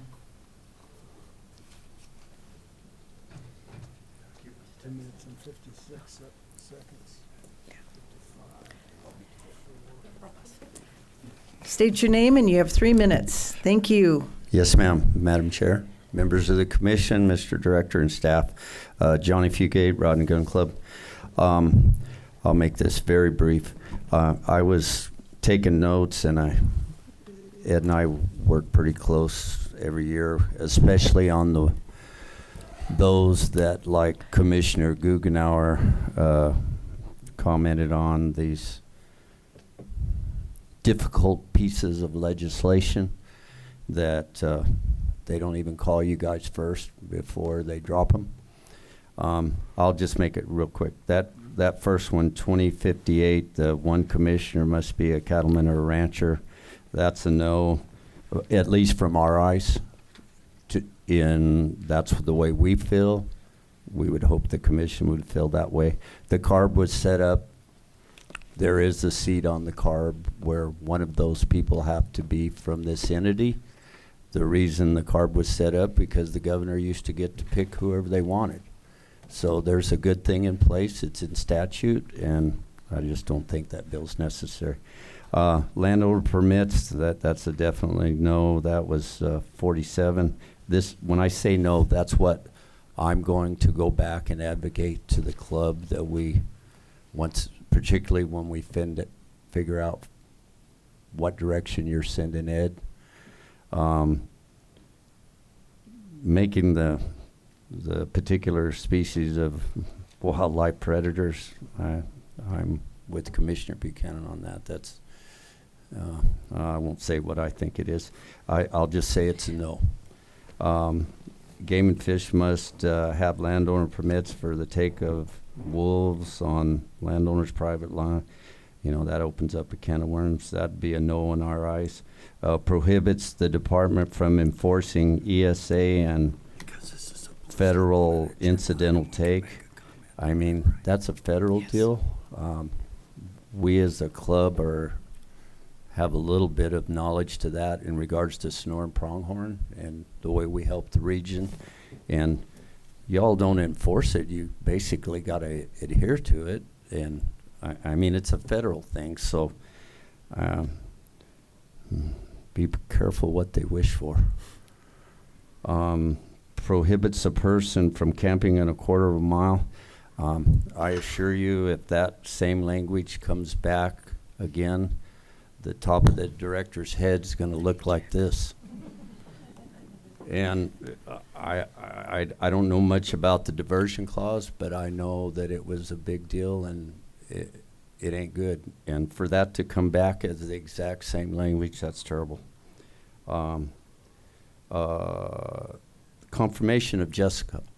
I'm proud to say that the Rod and Gun Club had a meeting with Senator Dunn, and we expressed our, not concerns, but expressed our willingness to advocate to him that if he could get that expedited, it would be a late Christmas present for Commissioner Hernandez. And we're working hard to make sure that happens. We're a little more optimistic than Ed is, but Ed's the expert, so hopefully soon. Thank you, John. Yes, thank you. Thank you very much. I have a question. Can the commissioner make a statement on a blue slip that's for a particular agenda item? Yes. Okay. Commissioner Buchanan. Thanks, Madam Chair. Johnny, and this is for you and your club, but also for others. I know you have definite opinions about all these things, but I would encourage your organizations, if you represent sportsmen and you see that landowner tags would take a lot of tags away from sportsmen and hunting opportunities, you should engage your representative and your senator. I guarantee you, if they vote the wrong way, they won't get reelected. Well, I encourage you to make sure that they understand that, and because I promise we can have some effect, but yeah, understood. They're sitting in the office doesn't depend on our votes usually. I totally understand, and I appreciate that. I can tell you, A.D. Giles can tell you, in the old days when our folks didn't approve your budget, or was telling Tony that they wouldn't approve your budget, JLBC stuff that just came up. It's a simple phone call, and if other organizations were as politically as we are to this regard, it would be a lot better. I agree. Great. Thank you so much. You're welcome. Thank you. Director. Madam Chair, item 11 is State and Federal Lands Planning Update. Presenter is Ginger Ritter, Project Evaluation Program Manager. Hi, Ginger. Hi there. You're so tiny, you need a step stool. So I'm trying to adjust. I don't want to see it though. Okay. I'll get used to it.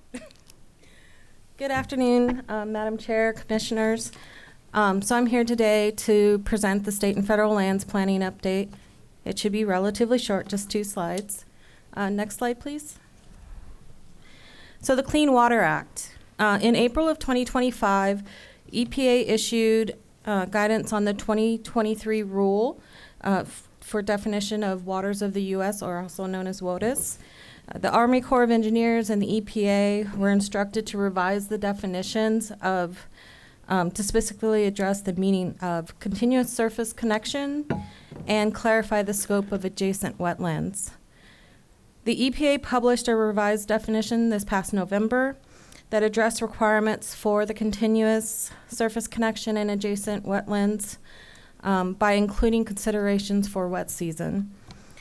The department reviewed the proposed definition, and due to the unique climatic conditions of found throughout Arizona and the potential for broad interpretation of the term wet seasons, we expressed concern that the proposed definitions for relatively permanent waters and continuous surface connection may inadvertently result in reduced protections for wildlife systems, for water systems in Arizona, which would that support our state wildlife and fish resources. So we also requested clarification on how they plan to include extended periods of drought in their considerations and how that'll be addressed by the rule. And ultimately, we do appreciate the inclusion of the wet seasons in the definition. And in order to reduce the likelihood of broad interpretation, we suggested that the agencies develop a regional minimum flow duration standard that accounts for regional variation in wet seasons, so kind of get at how things are variable in the Southwest. Next slide, please. So, Endangered Species Act. The Fish and Wildlife and National Oceanic and Atmospheric Administration have proposed multiple revisions to regulations issued under the Endangered Species Act. The impetus for this change, or these changes, are based on directives from Executive Order Unleashing American Energy, which requires a review of all regulations. So the recommended changes are intended to eliminate or reduce unnecessary regulations. They're also to reflect existing case law and to provide greater transparency and certainty for stakeholders. So there was a 30-day public comment period that closed on December 22nd, and we anticipate the final publication to come out in fall of 2026. In short, the changes proposed largely return the version of these regulations to the 2019 rule, which was revised in 2024. So the department is generally supportive of the changes, except the proposed revisions do not require that any prior classifications, delisting, or critical habitat designations be reevaluated. The Fish and Wildlife also expressed their intent to create species-specific 4D rules for any threatened species that are currently being covered under the blanket rule protections. This further restores the regulatory distinction between threatened and endangered species. Next slide. And that's the end of my presentation. Do you guys have any questions for me? Any questions? Comments? Just a comment, Madam Chair. Yes, please. So thank you, Ginger, for the phone call. Great explanations on those questions that we had. I appreciate those steps. As you know, this is something that the department needs to follow closely. There's a lot going on with some of these changes, and there could be severe impacts on either side of the ledger, depending on how some of these votes go. So appreciate the updates and the great work being done there. Thank you, Madam Chair, Commissioner Guggenauer. Thank you so much. I enjoyed our conversation. I appreciate you very much. Thank you. Great. Thank you. All right, thank you. Have a great afternoon. And you. Thank you, Thank you. Director? Madam Chair, item 12 is Commission Priorities Update. Presenter is Luke Thompson, Special Assistant to the Director.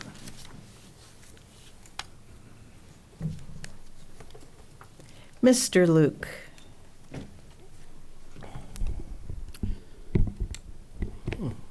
Madam Chair, members of the Commission, good afternoon. Good afternoon. My pleasure to present on this month's Commission Priority Report. Probably the most, we'll forward one slide. One of the most newsworthy items this month is we have added the new Commission Priority number 10, enhancing and improving wildlife connectivity. The description of the categories for milestones as well as the visualization of the metric are included in your report. And I do believe that Mr. Knutson is here this afternoon if you had any questions related to that specific metric. But with that, we will open it up to the Commission for questions on the report. Commissioner Guggenauer. Thank you, Madam Chair. So I do have a couple of comments. Ben, can you go to slide 8, please?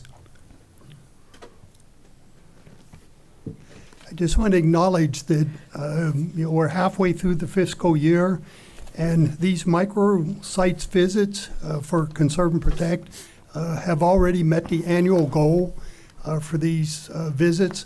We've been hearing really good reports each month, and we see in the metrics how the social media is expanding and how we're doing a great job of getting the word out there. But I think that demonstrates it, the hard work that the department has put in, and especially the marketing area, to expand those social media platforms.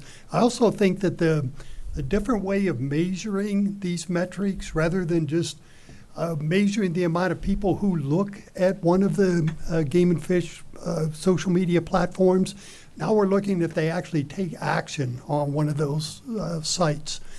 So I think that that's an improvement, along with the ability now to determine how long somebody spends on the site. Are they just flipping through it, or are they actually stopping and reading it? And we can convince ourselves that they're actually stopping and reading that. So I'm excited about this metric. Great job to that whole team that put this together.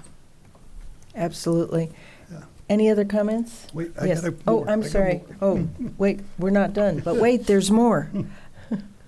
Slide 21, Ben.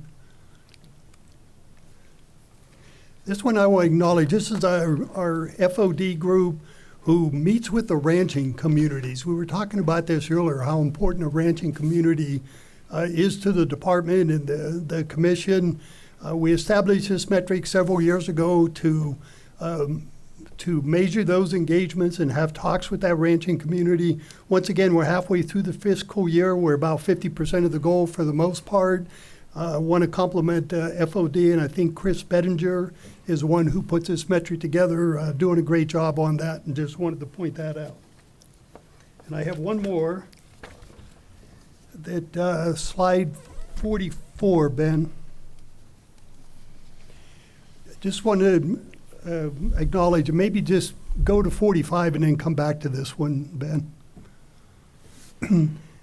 So we established this metric, and then back to 44, maybe a question for either Luke or Keith. As we go through these different steps or milestones that we have here, will we create more metrics associated with each of those, or will we get just a verbal update, or how is that going to be done? Madam Chair, Chairman, or Commissioner Guggenauer. So these are our milestones or actions that are a culmination of all of our activity. So what we're trying to do is all the regional staff, terrestrial staff, our staff are in contracts working on connectivity. These are capturing the end result of all the actions that we take on a daily or weekly basis. So anything that's substantial will capture that fall within these milestones. So this will be the list For instance, we transferred our last payment of $300,000 from the department to the ADOT for the wildlife overpass. That would be captured as one of these milestones. Okay, and how will we know that, Keith? How does the commission get that information? Sir, we have a spreadsheet that we track it on, and we could provide that to you as an update as we update that tracking spreadsheet for you. Okay, yeah, we can maybe work through some of these things. So this is great work, sir. You and your team have done phenomenal here. We've talked about that, but I hope you learned an important lesson. Don't ever miss a commission meeting because you get assigned things, right? Sir, yes, sir. So thanks again. Great job here. Really good job. Thank you so much, and I really enjoyed. Don't go yet. You're not done. I really enjoyed our conversation, and I think every time I talk to you or basically anybody else, there's always a piece of information that is critical that I had no clue was going on. So I appreciate your being patient with me and teaching me and educating me about the importance of this. I also want to say I was when we added that number 10, I thought, how are we going to track this? What's it going to look? Where's the verbiage? Did a beautiful job with this. Very understandable. It's simple, but it has a lot of depth to it. So thanks for that so much. Yes. Thanks, Madam Commissioner Chair. Buchanan. Thanks. And this is actually for Luke. Thanks. Echo all those comments on number 10. Can you go back, Ben, to slide 22? So I want to make some comments here. I've attended the last number of WAFWA meetings, to include the last two in particular, one in June in Utah and one in December in Nevada. When we meet with commissioners from other states, there's tremendous interest in fair chase. They're trying to learn from us. We go into a lot of detail. We try to teach them. We talk about evolving technologies and everything else. So that's the good news. The bad news is I think it's been about a year since the committee has brought anything to us. And I know we had some issues with personnel changing, but I want to say it used to be every month we would get some kind of some sort of evaluation of technology and then laying out the specifics on whether or not the committee thought this was a fair chase issue or not. One of the benefits of that is it kept us up to speed on new technologies. We heard a comment today on somebody about quality of archery sites and what's legal and not, and you can make a discussion about whether that's a fair chase issue, but we haven't evaluated it. So I encourage this new membership to let's breathe some life into this and bring this back to us, because we haven't been acting like it's a commission priority through our behavior. Madam Chairman, Commissioner Buchanan, if I may. Yes, please. So the way the fair chase policy is written, the commission's fair chase policy, those things are excluded. Sighting systems for archery equipment, they're excluded. And they're part of weapons choice that the commission already has the ability to change through article or through rule. What it's designed to do, the direction that the policy gives the department, is to monitor developments in technology and even practice. We used the Fair Chase Committee because that was the way the department went. But we chose early on that we were going to monitor by attending things like the SHOT Show, the Hunting Expo, et cetera. And for the first couple of years in attendance, we found less than a handful of things. They were big things like smart rifles, et cetera, that we had to address. Drones were part of that. Drones were already unlawful, but we sharpened the language and rule to address drones. We're still doing that. That's still the way we're monitoring that. But we are not finding things. Now, remember, we're not also looking at the aesthetics part of hunting. We're not looking about whether we should suddenly outlaw the shooting of a quail on the ground or a duck on the water or anything else like that, because by the policy intentionally written that way, we avoided those things that weren't part of the 3 criteria that are in the policy. And so we're not doing that, and we're attending those things that we agreed in the committee that we would use to monitor fair chase. We're also having people bring things to us that if they think it's a fair chase issue, but if it didn't go through there, if it was part of the aesthetics piece or just part of the things that the commission can already manage through current process, they're not coming to you.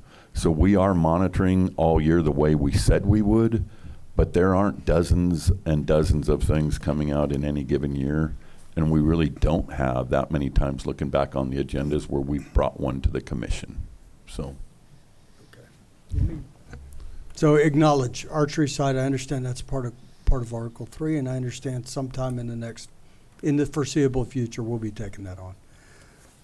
But maybe I'm getting it wrong. I thought we got briefed regularly on evaluations, even if they were determined not to be a fair chase issue, many times. And let me continue here. Yes, and actually what that did is that kept us educated, and so that we could better respond when somebody would bring something up, whether this is a fair chase issue or not.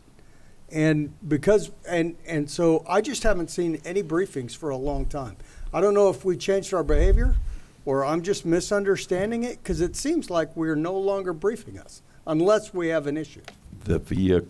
Madam Chairman, Commissioner Buchanan, the vehicle that we agreed on early on with the commission that was made up of members not all present now was that we would bring that in the priorities update once a year unless something came up that we found that was a bigger deal. And we're not evaluating those other things that we're finding if they don't buy the policy, obviously don't buy the policy, hit that mark.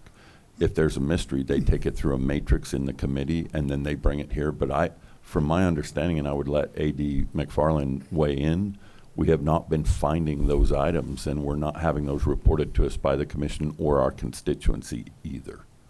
Is that accurate, Jared? Madam Chair, Commissioner Buchanan, that's correct. The last Fair Chase Committee member meeting that we had, I think, 3 pieces of equipment that we analyzed. One in particular was one that we had already analyzed before, and we just took another look at that. But there's very few during those that we're analyzing. We're sending folks to the SHOT Show, Western Hunting Expo, and then also ICAST. Okay, maybe I think I'm either not communicating properly or my memory is just completely bankrupt here.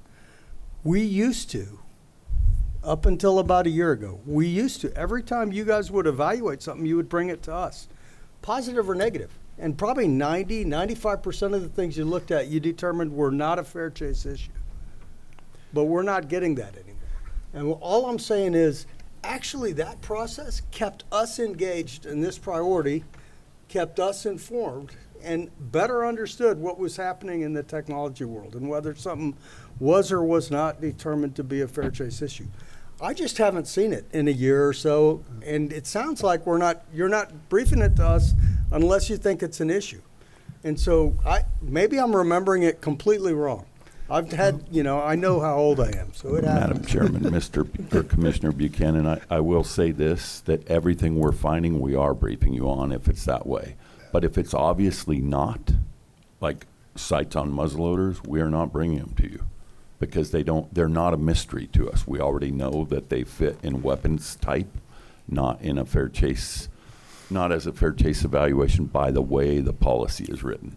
And then sitting in the committee, the commissioners committee at WAFA over the last several years, not in the last few, but I will say that a lot of the things the other states are bringing up are things we handled 20 years ago. Right. So we're not visiting those things.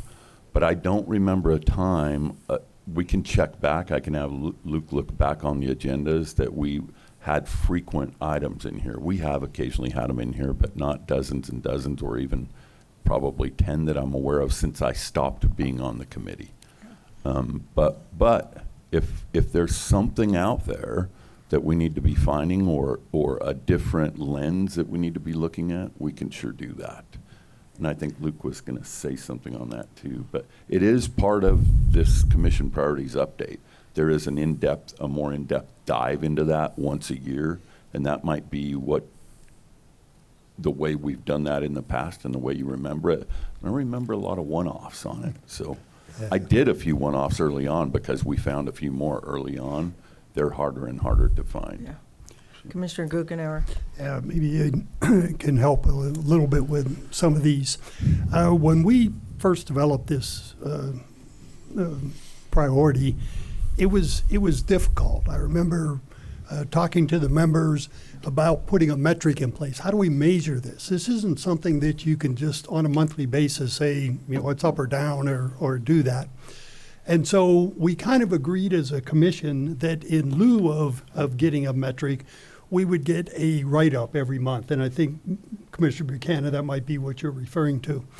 And so when they were having the Fair Chase meetings, one of the things that's unique about it is there are members from the public, both on the hunting, the sporting clay, and the fishing side. There are representatives on that committee that aren't associated with the department or the commission. So we're bringing the public into the Fair Chase meetings to try to keep us up to date on everything that's brought in there.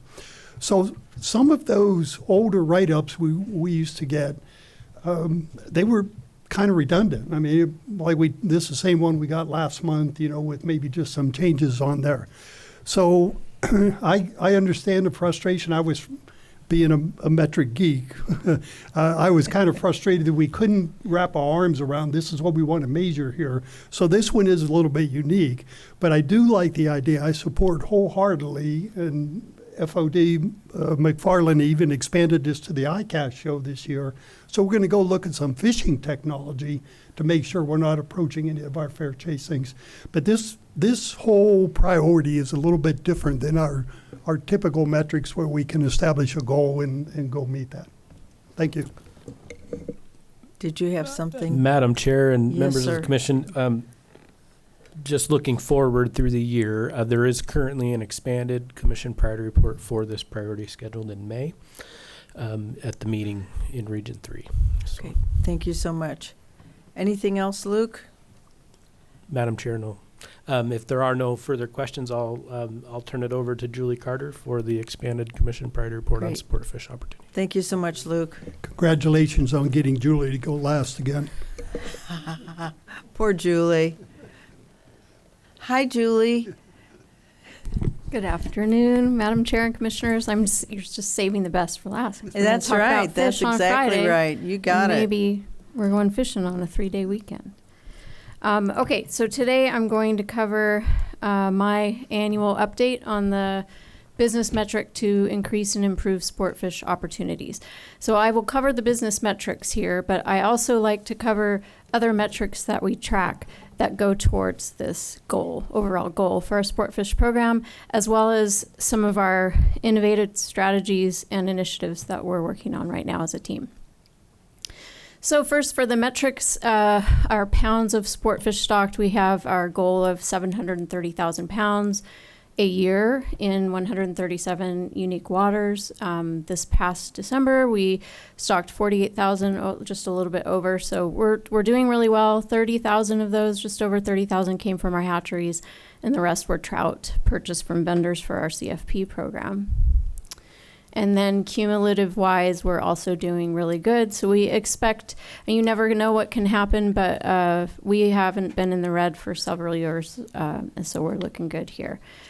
Something else that we've been tracking the last several years is when we don't have a stocking occur. So every month when there are the stocking numbers reported, we also report any waters that we did not stock and why. And we're tracking that just to see if there are any patterns. Most of all, the patterns are water quality issues. So we had a number of golden algae kills in December, and we're not going to stock fish when the fish are dying. So that is primarily what we're seeing here. The other category that you'll see is a lot of times it's access or just something wonky happens. And then I'll talk a little bit about hatchery projects. This is something we're also tracking.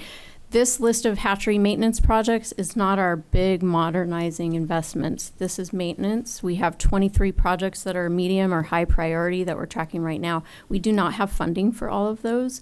So we, 23 projects total. We don't anticipate completing all of those this fiscal year. So far, we have completed 5, and I will go through some of the bigger ones that we completed as well.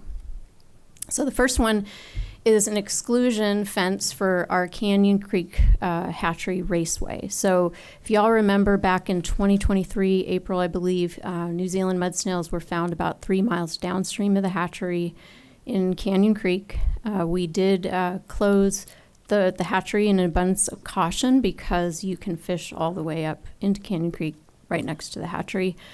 And we have found, and other states have found, that we suspect that the New Zealand mud snails are, one of the ways they're moving around is from anglers. They're tiny, anglers don't even see them. And so in an abundance of caution, we did close this to the public as well at that time. And we've been working with the Forest Service on the NEPA to do an exclusion fence because we operate this hatchery under special use permit. We finally got approval and the funding and everything to do that in we completed it in the fall, and we opened the hatchery back up to the public in December. So it's a little bit different, just like Tonto Creek Hatchery. We have the same kind of exclusion fence, but it is really important for biosecurity. These raceways are very different than Page Springs. When Page Springs gets a New Zealand mud snail, we can treat it with a copper-based treatment because they're concrete raceways. These ones have stainless steel infrastructure. They have aluminum infrastructure, and a copper-based treatment would be detrimental. So we have to be really careful with these 2 hatcheries, and one of the reasons we're going to modernize them is to build in biosecurity. Another one is replacing 6 of 7 valves at the Canyon Creek hatchery as well. So water goes through these as well as sediment. And when these fail, sediment gets into the raceways, and that's not good for fish. So we had funding. These were also completed in the fall. This is a series we've been working on valve replacement for a number of years, a couple of years right now for Canyon Creek.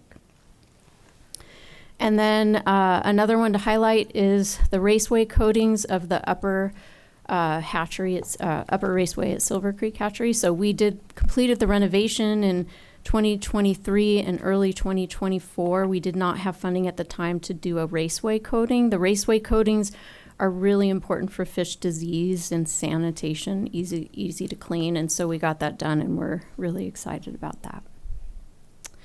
And then this is something I just thought I would highlight. It is not a hatchery maintenance project, but there was a very large fuel reduction effort to protect our hatcheries done in partnership with DFFM. A number of key folks helped on this internally, Wayne Jones, Dan Sterla, Kyle Tulisiak, and others, and this was a really big partnership. In the last year, the Cold Springs fuel reduction project was done. I have the number of acres treated up there in the timeline. DFFM completed the treatments, so the department saved over $200,000, and then this is a before and after for Cold Springs, just to show you how much wider it is. And as you all know, fuel reduction projects are really important for preventing catastrophic wildfires, and we want to protect our investments. So we're really excited about this project. Okay, now I will move to other highlights, other metrics that we track. And I'll get into the native trout recovery stockings. So for Gila trout, we did the 6th stocking of Gila trout at KP Creek in September. This was a big one. 3,000 fish came from the Mora National Fish Hatchery in New Mexico from Fish and Wildlife Service. And that was a lot of fish. We didn't have enough people, so a lot of these folks hiked in, out, and back in and out. With 5-gallon bucket and fish on their back. So I'm impressed, and I'm kind of glad I don't do that anymore too. I don't know if I would survive. But really exciting. We didn't have as many volunteers on this project because it's pretty heavy, and so we don't get as many volunteer interest when you have to hike all day. All right, the next one is another Gila trout stocking into Chase Creek, also Iron Creek lineage from Mora National Fish Hatchery. We had smaller hikes, so we had a lot more volunteers on this one, and I believe this is the 4th augmentation for this population as well. And then I wanted to highlight all of the recreational stockings. So these are the non-recovery stream stockings. We have a number for Apache trout, all the usual suspects, and then for Gila trout in Bonita Creek, it was the 2nd year that we stocked Bonita Creek. Those fish also came from Mora National Fish Hatchery, and all of the other locations are stocked from Canyon Creek Hatchery as well. We get a lot of volunteers for Bonita Creek and all these, so 25 volunteers. So pretty exciting. A lot of people like hiking those fish in. And then moving on to reservoir fish habitat projects, I believe there have been seven or eight completed. And so here, I won't go through all of these, but we did a project at Lynx Lake when it was drawn down in Region 3 in Prescott, Pina Blanca, Frontier Family Park Lake, which is CFP water, Chaparral Lake, which is CFP water. That picture on the bottom is a live scope picture of one of our structures at Apache Lake. So Kurt Gill and Nathan Bailey in that program and the regions have been out testing live scope to see if we can monitor fish on our structures, and it's been, so they've been experimenting with that because we do have a live scope. And then Dead Horse Ranch State Park, Saguaro Lake, and Pina Blanca Lake. What I am not including here is that the crew plus Region 6 and a ton of volunteers put over 1,500 Christmas trees into Apache Lake just last week. In the middle of rain and everything like that. So that was a really cool project that is too new to make this presentation. And then I wanted to talk about our fish health lab. So you don't normally hear about our fish health lab. And I don't know if y'all remember, but in November of 2024, our fish health pathologist, Joe Marcino, passed away suddenly. He was the only one operating the lab, and it was a huge shock. And so as we had to leave the lab just sitting there because none of us know how to do anything with fish health. So we learned some lessons about that as well. So it took me a while to recruit for the position, but we have 2 people now. Jason Woodland's our fish health program manager there on the left, and on the far right is Harrison Bell. He's our specialist as well.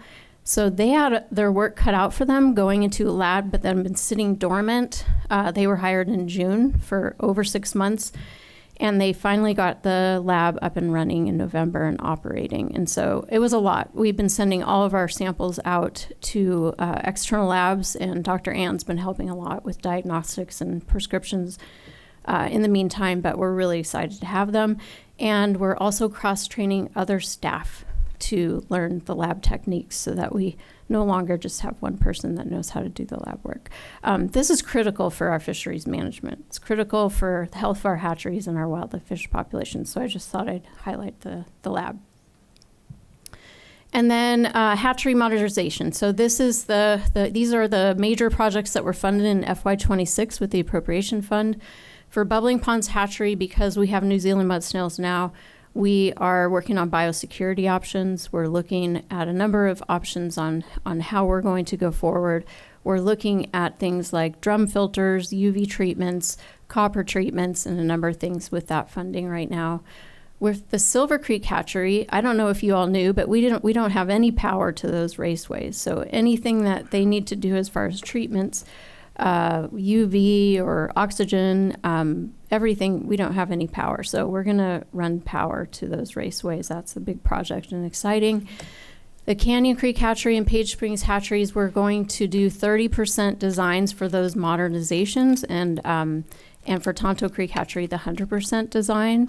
And those are out for solicitation right now. So we're really excited about this because it's just a huge step, and so we're just so excited.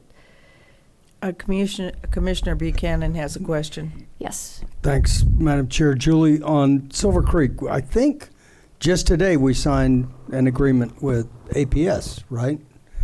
Does that do anything for us in our ability to get power? Or I know it gives them rights for transmission, but is there an obstacle still to not making this happen? No, Madam Chair, Commissioner Buchanan, no, this is all part, we're working with APS on this, so it's all part of an agreement to do this. So we've been working them on the type of power and everything and things that I don't even understand, but everything's good. Okay. No issues. We don't foresee any issues. Thank you. Mm-hmm. Okay. Next, I'm moving into, this is part of our hatchery modernization. When you think about what our hatchery modernization means, it means that we're going to renovate a facility that needs to last 25, 30 years. Well, our fish production needs are going to be different over time, especially right now. They're different right now. So it's really important for us as fisheries managers to understand what is our future here. We have a growing population. Everything on this graph is what we're working right now. We have growing population, changing fish needs, hatchery improvements. How are we going to do it all? And what is a design going to look like to get us there? So any design for all of these modernization hatcheries must match our fish production needs. And so I have been leading a team down the road to do this. And this is definitely an adaptive challenge. I just want to highlight all the people that have been helping on this. We started talking about this and working on it in June. And so we're working on right now establishing a baseline of all of our current stocking practices and any short-term changes we can make, and then the future demand. I'm asking, what is your future demand? What are your future production needs? And these are all the regional managers doing this for over the 10 to 20 years. We have to look at what are the environmental and facility constraints at each of these hatcheries and then align those things. And so we've been meeting and doing this for several months now and trying our best because it's uncertain, but it's also been really fun, and I think it's fun. But I thought I'd highlight a couple of the graphs. And let me explain two of these. Amberly Jones put these together.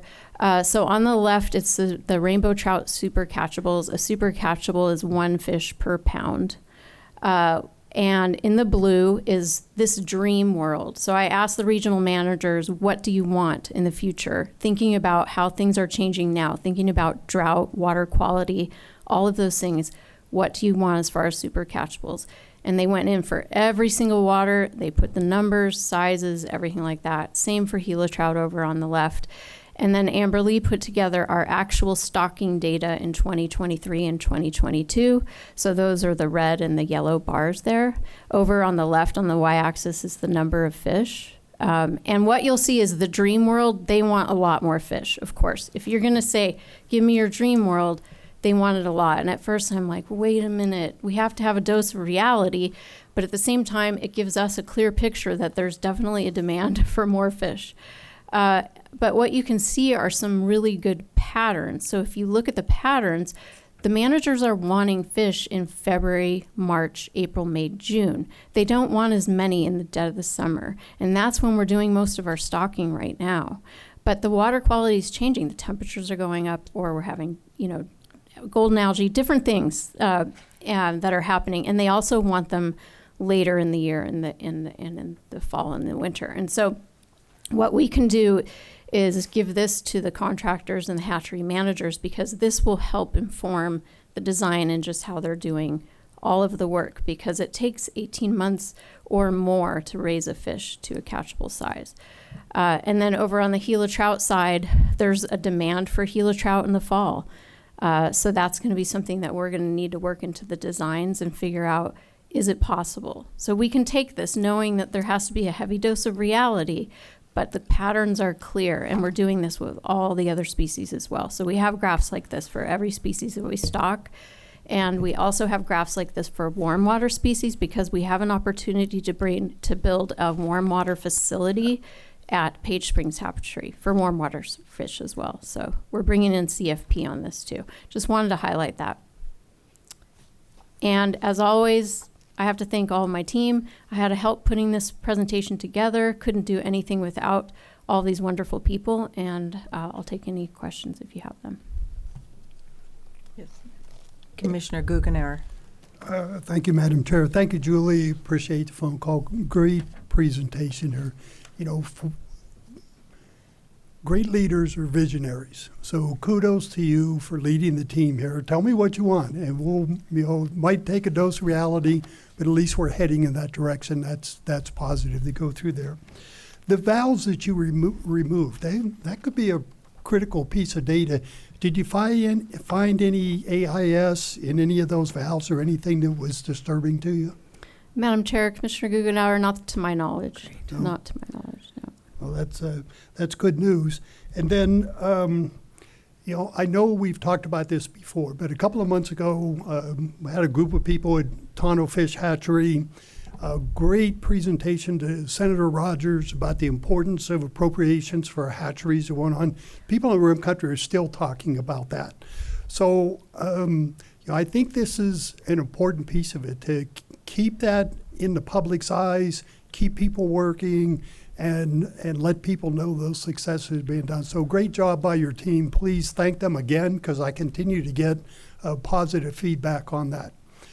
Another comment, and it's a little bit outside of your presentation here, but people in Rim Country were calling me saying, hey, there's something going down at Knoll Lake up there. There's a bunch of vehicles up there. There's everybody engaged there.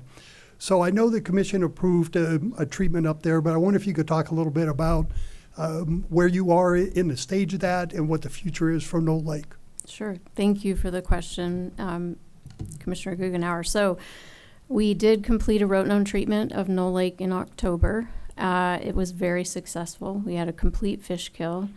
And it was a different type of treatment for us. We're used to doing small impoundments or flowing water, and this was a larger lake for us, but it was really successful.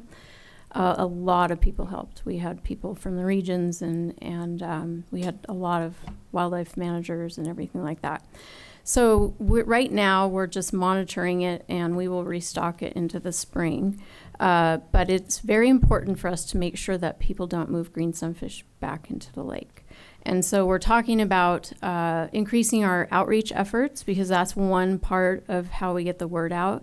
But there are probably some other ways that we need to think about it. And one of the ways that we've been talking about is potentially diversifying some of our fishing opportunities at some of our trout-only lakes that are compatible with any threatened or endangered species issues.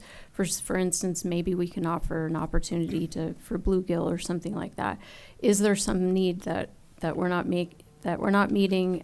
But we also really need for people to be stewards of their waters and to know that if an illegal introduction is occurring, we might have to remove all of the fish, and that is an impact to their, beloved waters and waters that they recreate at. So I know you and I talked about maybe having, me go on the show or something like that, or just to answer questions, because it sounded like there were a lot of interest and people were not pleased that people were moving fish around. Absolutely. I mean, this was a huge success. We've actually talked about it in Rim Country, and so look forward to having you up there. Get ready for a bunch of phone calls. Thanks again, Julie. Tremendous. Thank you. Commissioner Buchanan. Thanks, Madam Chair. Julie, I appreciate all of this. I want to talk for a second about metrics and then this presentation. So the metrics we look at every month, I know this is department business, but we're looking at stocking, pounds and everything, which is great. But when you read the priority, it's actually about sport fish opportunities. So what I really appreciate is how once a year you go well beyond the metrics and you talk about habitat. You talk about what's going on with hatchery maintenance. You talk about, fuels reduction. All of those things really have a big impact on sport fishing opportunities. And so I think that's a criticality. And so kind of a broad comment, number one, for Luke. And I know that some of the leads for these priorities do exactly this, and they go much deeper so that we can really understand what's happening. But if they don't, you might want to do some additional coaching there. To Julie's for next year when you do this, I want to offer something to think about. This is obviously not directive. But as we were preparing for the last workshop we had, and we did some deep dives on priorities, we did some deep dives on strategic initiatives, concerns, all kinds of things. But one of them that really came to life for me was the power of not just fishing, but what we do with sport fishing, and in particular stockage, and how that ties into revenue for the department. And so I don't know whether this is appropriate, but I think it's worth thinking about. This is nothing, I'm looking at maybe next year you kind of tie this together. Here's what this really means. This isn't just about us spending money on sport fishing, but talking about how the money we spend generates an incredible amount of revenue for us to do good for all aquatic wildlife, above and beyond just sport fish. Anyway, that's something to think about. And the other thing, Ben, could you go back to slide 19? So just a comment here. This is great, but if you really want people to empathize with fish, you need to start putting eyelashes on the cartoons. That's it. Thank you, Commissioner Buchanan. Any other questions or comments? And I just want to follow up that I received a similar comment from Commissioner Guggenauer about, maybe even highlighting fishing license sales. So I will make sure I incorporate something like that into next year. So here I thought Commissioner Guggenauer was going to ask about eyelashes. No, I want to cost. How much does it cost to get the GPS location of those Christmas trees in Apache? That's free if you know the right people. That's great. Thank you so much, Julie. Appreciate it. Thank you. Thanks, Julie. Nice work. Madam Chairman, that brings us to item 13, which is Chairman, Commissioners, and Director comments. Thank you. Can we start with Commissioner Hernandez? The only thing I'd have to say is I look forward to everybody being at the banquet tomorrow, the awards banquet. We've got some great awardees. Some of them have even spoken today, but I think it's going to be something very important for everybody to attend. Great program. Commissioner Guggenauer. Oh, thank you, Madam Chair. Just a couple of comments as well. And I wanted to talk about the metrics a little bit more. And this is kind of close to me because I remember when I started as a commissioner in 2019, there was talk about metrics, but we really, the commission didn't define very well to the department what we were actually looking for and how they can be a benefit to the department, how we can actually make business decisions based on metrics. And I've watched this thing grow over the last 7 years, and where we are today is just absolutely phenomenal. I think that the metrics are clear. I love the idea that each one has the objective there so that we all understand what we're trying to do. They tell us how we're doing it and tell us how we're measuring it. So kudos to the team. I know a lot of you here are engaged in the metrics one way or the other, either from your huddle boards all the way up to presenting here before the commission. But a lot of work has gone into that, a lot of hard work to get to where we are today. And I think I can speak for all the commissioners. We appreciate the hard work there. And just in case things happen faster at the legislature than we think so, I know tomorrow we're going to get to talk about this. But if we don't, Commissioner Hernandez, I want to thank you for 5 years of service. It's been an absolute honor to serve with you as a commissioner for the Game and Fish Department. It's been my pleasure. Thank you, Jim.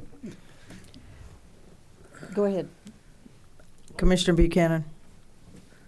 I'll go last. Do you mean me or him this time? I mean you. Okay. We got a blue card comment today on shed hunting, and I've got to admit I don't know a lot about it, but I do share some concerns about impacts on habitat, about how potentially I say potentially because I really have no idea, but our lack of regulations might be creating a problem from other states. I just don't know, and I'm not sure the best way to go about finding about. So I'd request that you all think about somehow coming back to us in the future, and here's what this really means to us. Is this a They're already little doing problem or a dive on it, and I know Luke is getting me some information on it, so I can share Okay, that. great. So yes, when that came up yesterday, I feel like you, I know nothing. I mean, I know it's an issue, but I don't know what the issue is and all of that. So we're doing some data gathering on that, and we'll get back to all the commissioners. Okay, Okay. great, Yeah. thanks. And I just, I echo Commissioner Guggenauer's comments about somebody you called Chairman Hernandez today. It's been awesome to have him on the commission. I mean, we're gonna talk about him publicly, but I think especially understanding, I mean, with his trained legal mind to dive deep into an issue and look at things from different sides in a measured way helps keep us all straight. I know that, I mean, you're gonna leave a gap in our swing when you leave. And we really appreciate what you've done for us all. Thank you. Commissioner Kerr?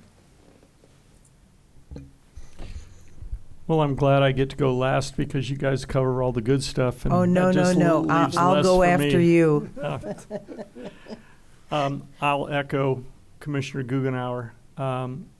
Commissioner Hernandez, you've been a great resource, and in the short time I've been here, I really appreciate your input and your guidance.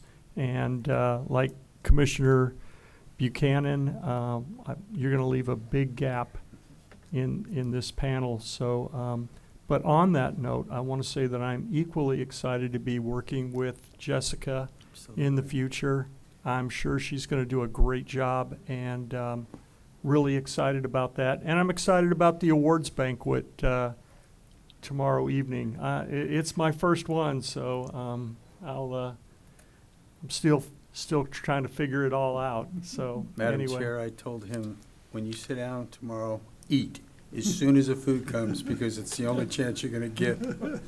That was Bill Brake's big issue. He says, I pay for dinner, I don't get to eat it. Yeah, and Right? Kurt, if you didn't know, it's a costume party, so come dressed up. Oh, no, we talked about that. It's We like talked about that. I expressed earlier to the director that Marcia is my paramour in all things etiquette and fashion, so I contacted her well ahead of time to know how I should be dressed. So Correct, yeah. Thank you. Absolutely, absolutely. Well, I echo what everybody said. I'm really excited for the banquet tomorrow. I think that's going to be great. And I want to thank everybody, Luke and Steph especially, for the planning and the time that you've put into this. I can't even imagine. And then having a commission meeting on Friday, and then tomorrow, Saturday, we have the banquet. And I think we're almost up to 300 people that will be in attendance. So it's going to be a wonderful event. And if you haven't signed up, I'm going to guess that we could squeeze you in. So please give Stephanie or Luke a call. No. The other thing I wanted to mention, again, Expo is the end of March, the 29th and 30th, and it'll be here at Ben Avery, 9 o'clock to 3 o'clock. Last year, I think we had about 30,000 people, something along that. Give or take 10.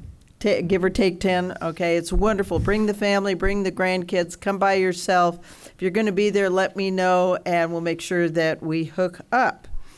And I want to thank the public for commenting on many things, because you can find us all on the website, and we have our contact information there. You can email us. It comes directly to us, and please feel free to comment. We like it all when we take it in, because that's how we make decisions, because remember that everything does belong to you. And again, I want to say with Chairman Hernandez. No. Commissioner Hernandez, what a joy. What a joy. And yes, you will be missed. And I personally will miss you, because I always wait to see what you have to say about many, many things that are law and attorney focused, because I have no clue. But you're terrific. We're going to miss you and Barbara at our events, but we're going to see you tomorrow, and I think we just might have a couple surprises for you. Oh, boy. Here we go. Here we go, right?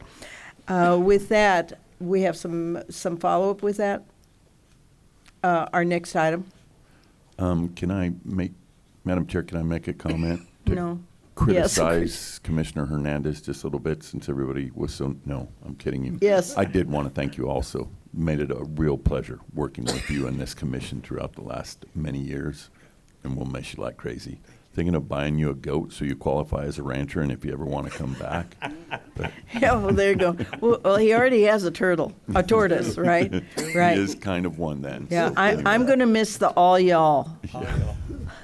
All y'all. I'm going all to miss y'all. calling him and finding out he's in a prison somewhere as well. But, Right, right. But thank you so much for everything you've done. Really going to miss you. So, and welcome, Commissioner Manuel. So thank you very much. Appreciate it. Great. I have a Director? little bit of an update. I'll do by onesies on Fair Chase. So I think we're in a better place right now. I did some learning since we last talked about that. So. Okay, good. Thank you. Thank you. And I think you want to move on. I do. Item 14 is future agenda items and action items. All right, Madam Chair, members of the commission, Director Finley, we did capture the action item from earlier today. In many ways, this was a restating or an addition to the action item from the September commission meeting regarding off-highway vehicles. But it was for the department to return to the commission during either a future workshop or a regularly scheduled meeting regarding multiple aspects of off-highway vehicle utilization in Arizona, and the department's role in off-highway vehicle enforcement would include department's role and engagement on the OHV study group, opportunities for key messaging, et cetera, and some of those pieces that were discussed today regarding resources, funding, et cetera, on a statewide level. Thank you, Luke. Madam Chair, that brings us to item 15, the litigation report. And nothing further to report. Nice work. And that concludes the agenda for today. Thank you. All right, I need to motion to adjourn, please. So moved. Second. All in favor, say aye. Aye. And any opposed? And the meeting is adjourned. So let it be written, so let it be done. Good job. Thank you.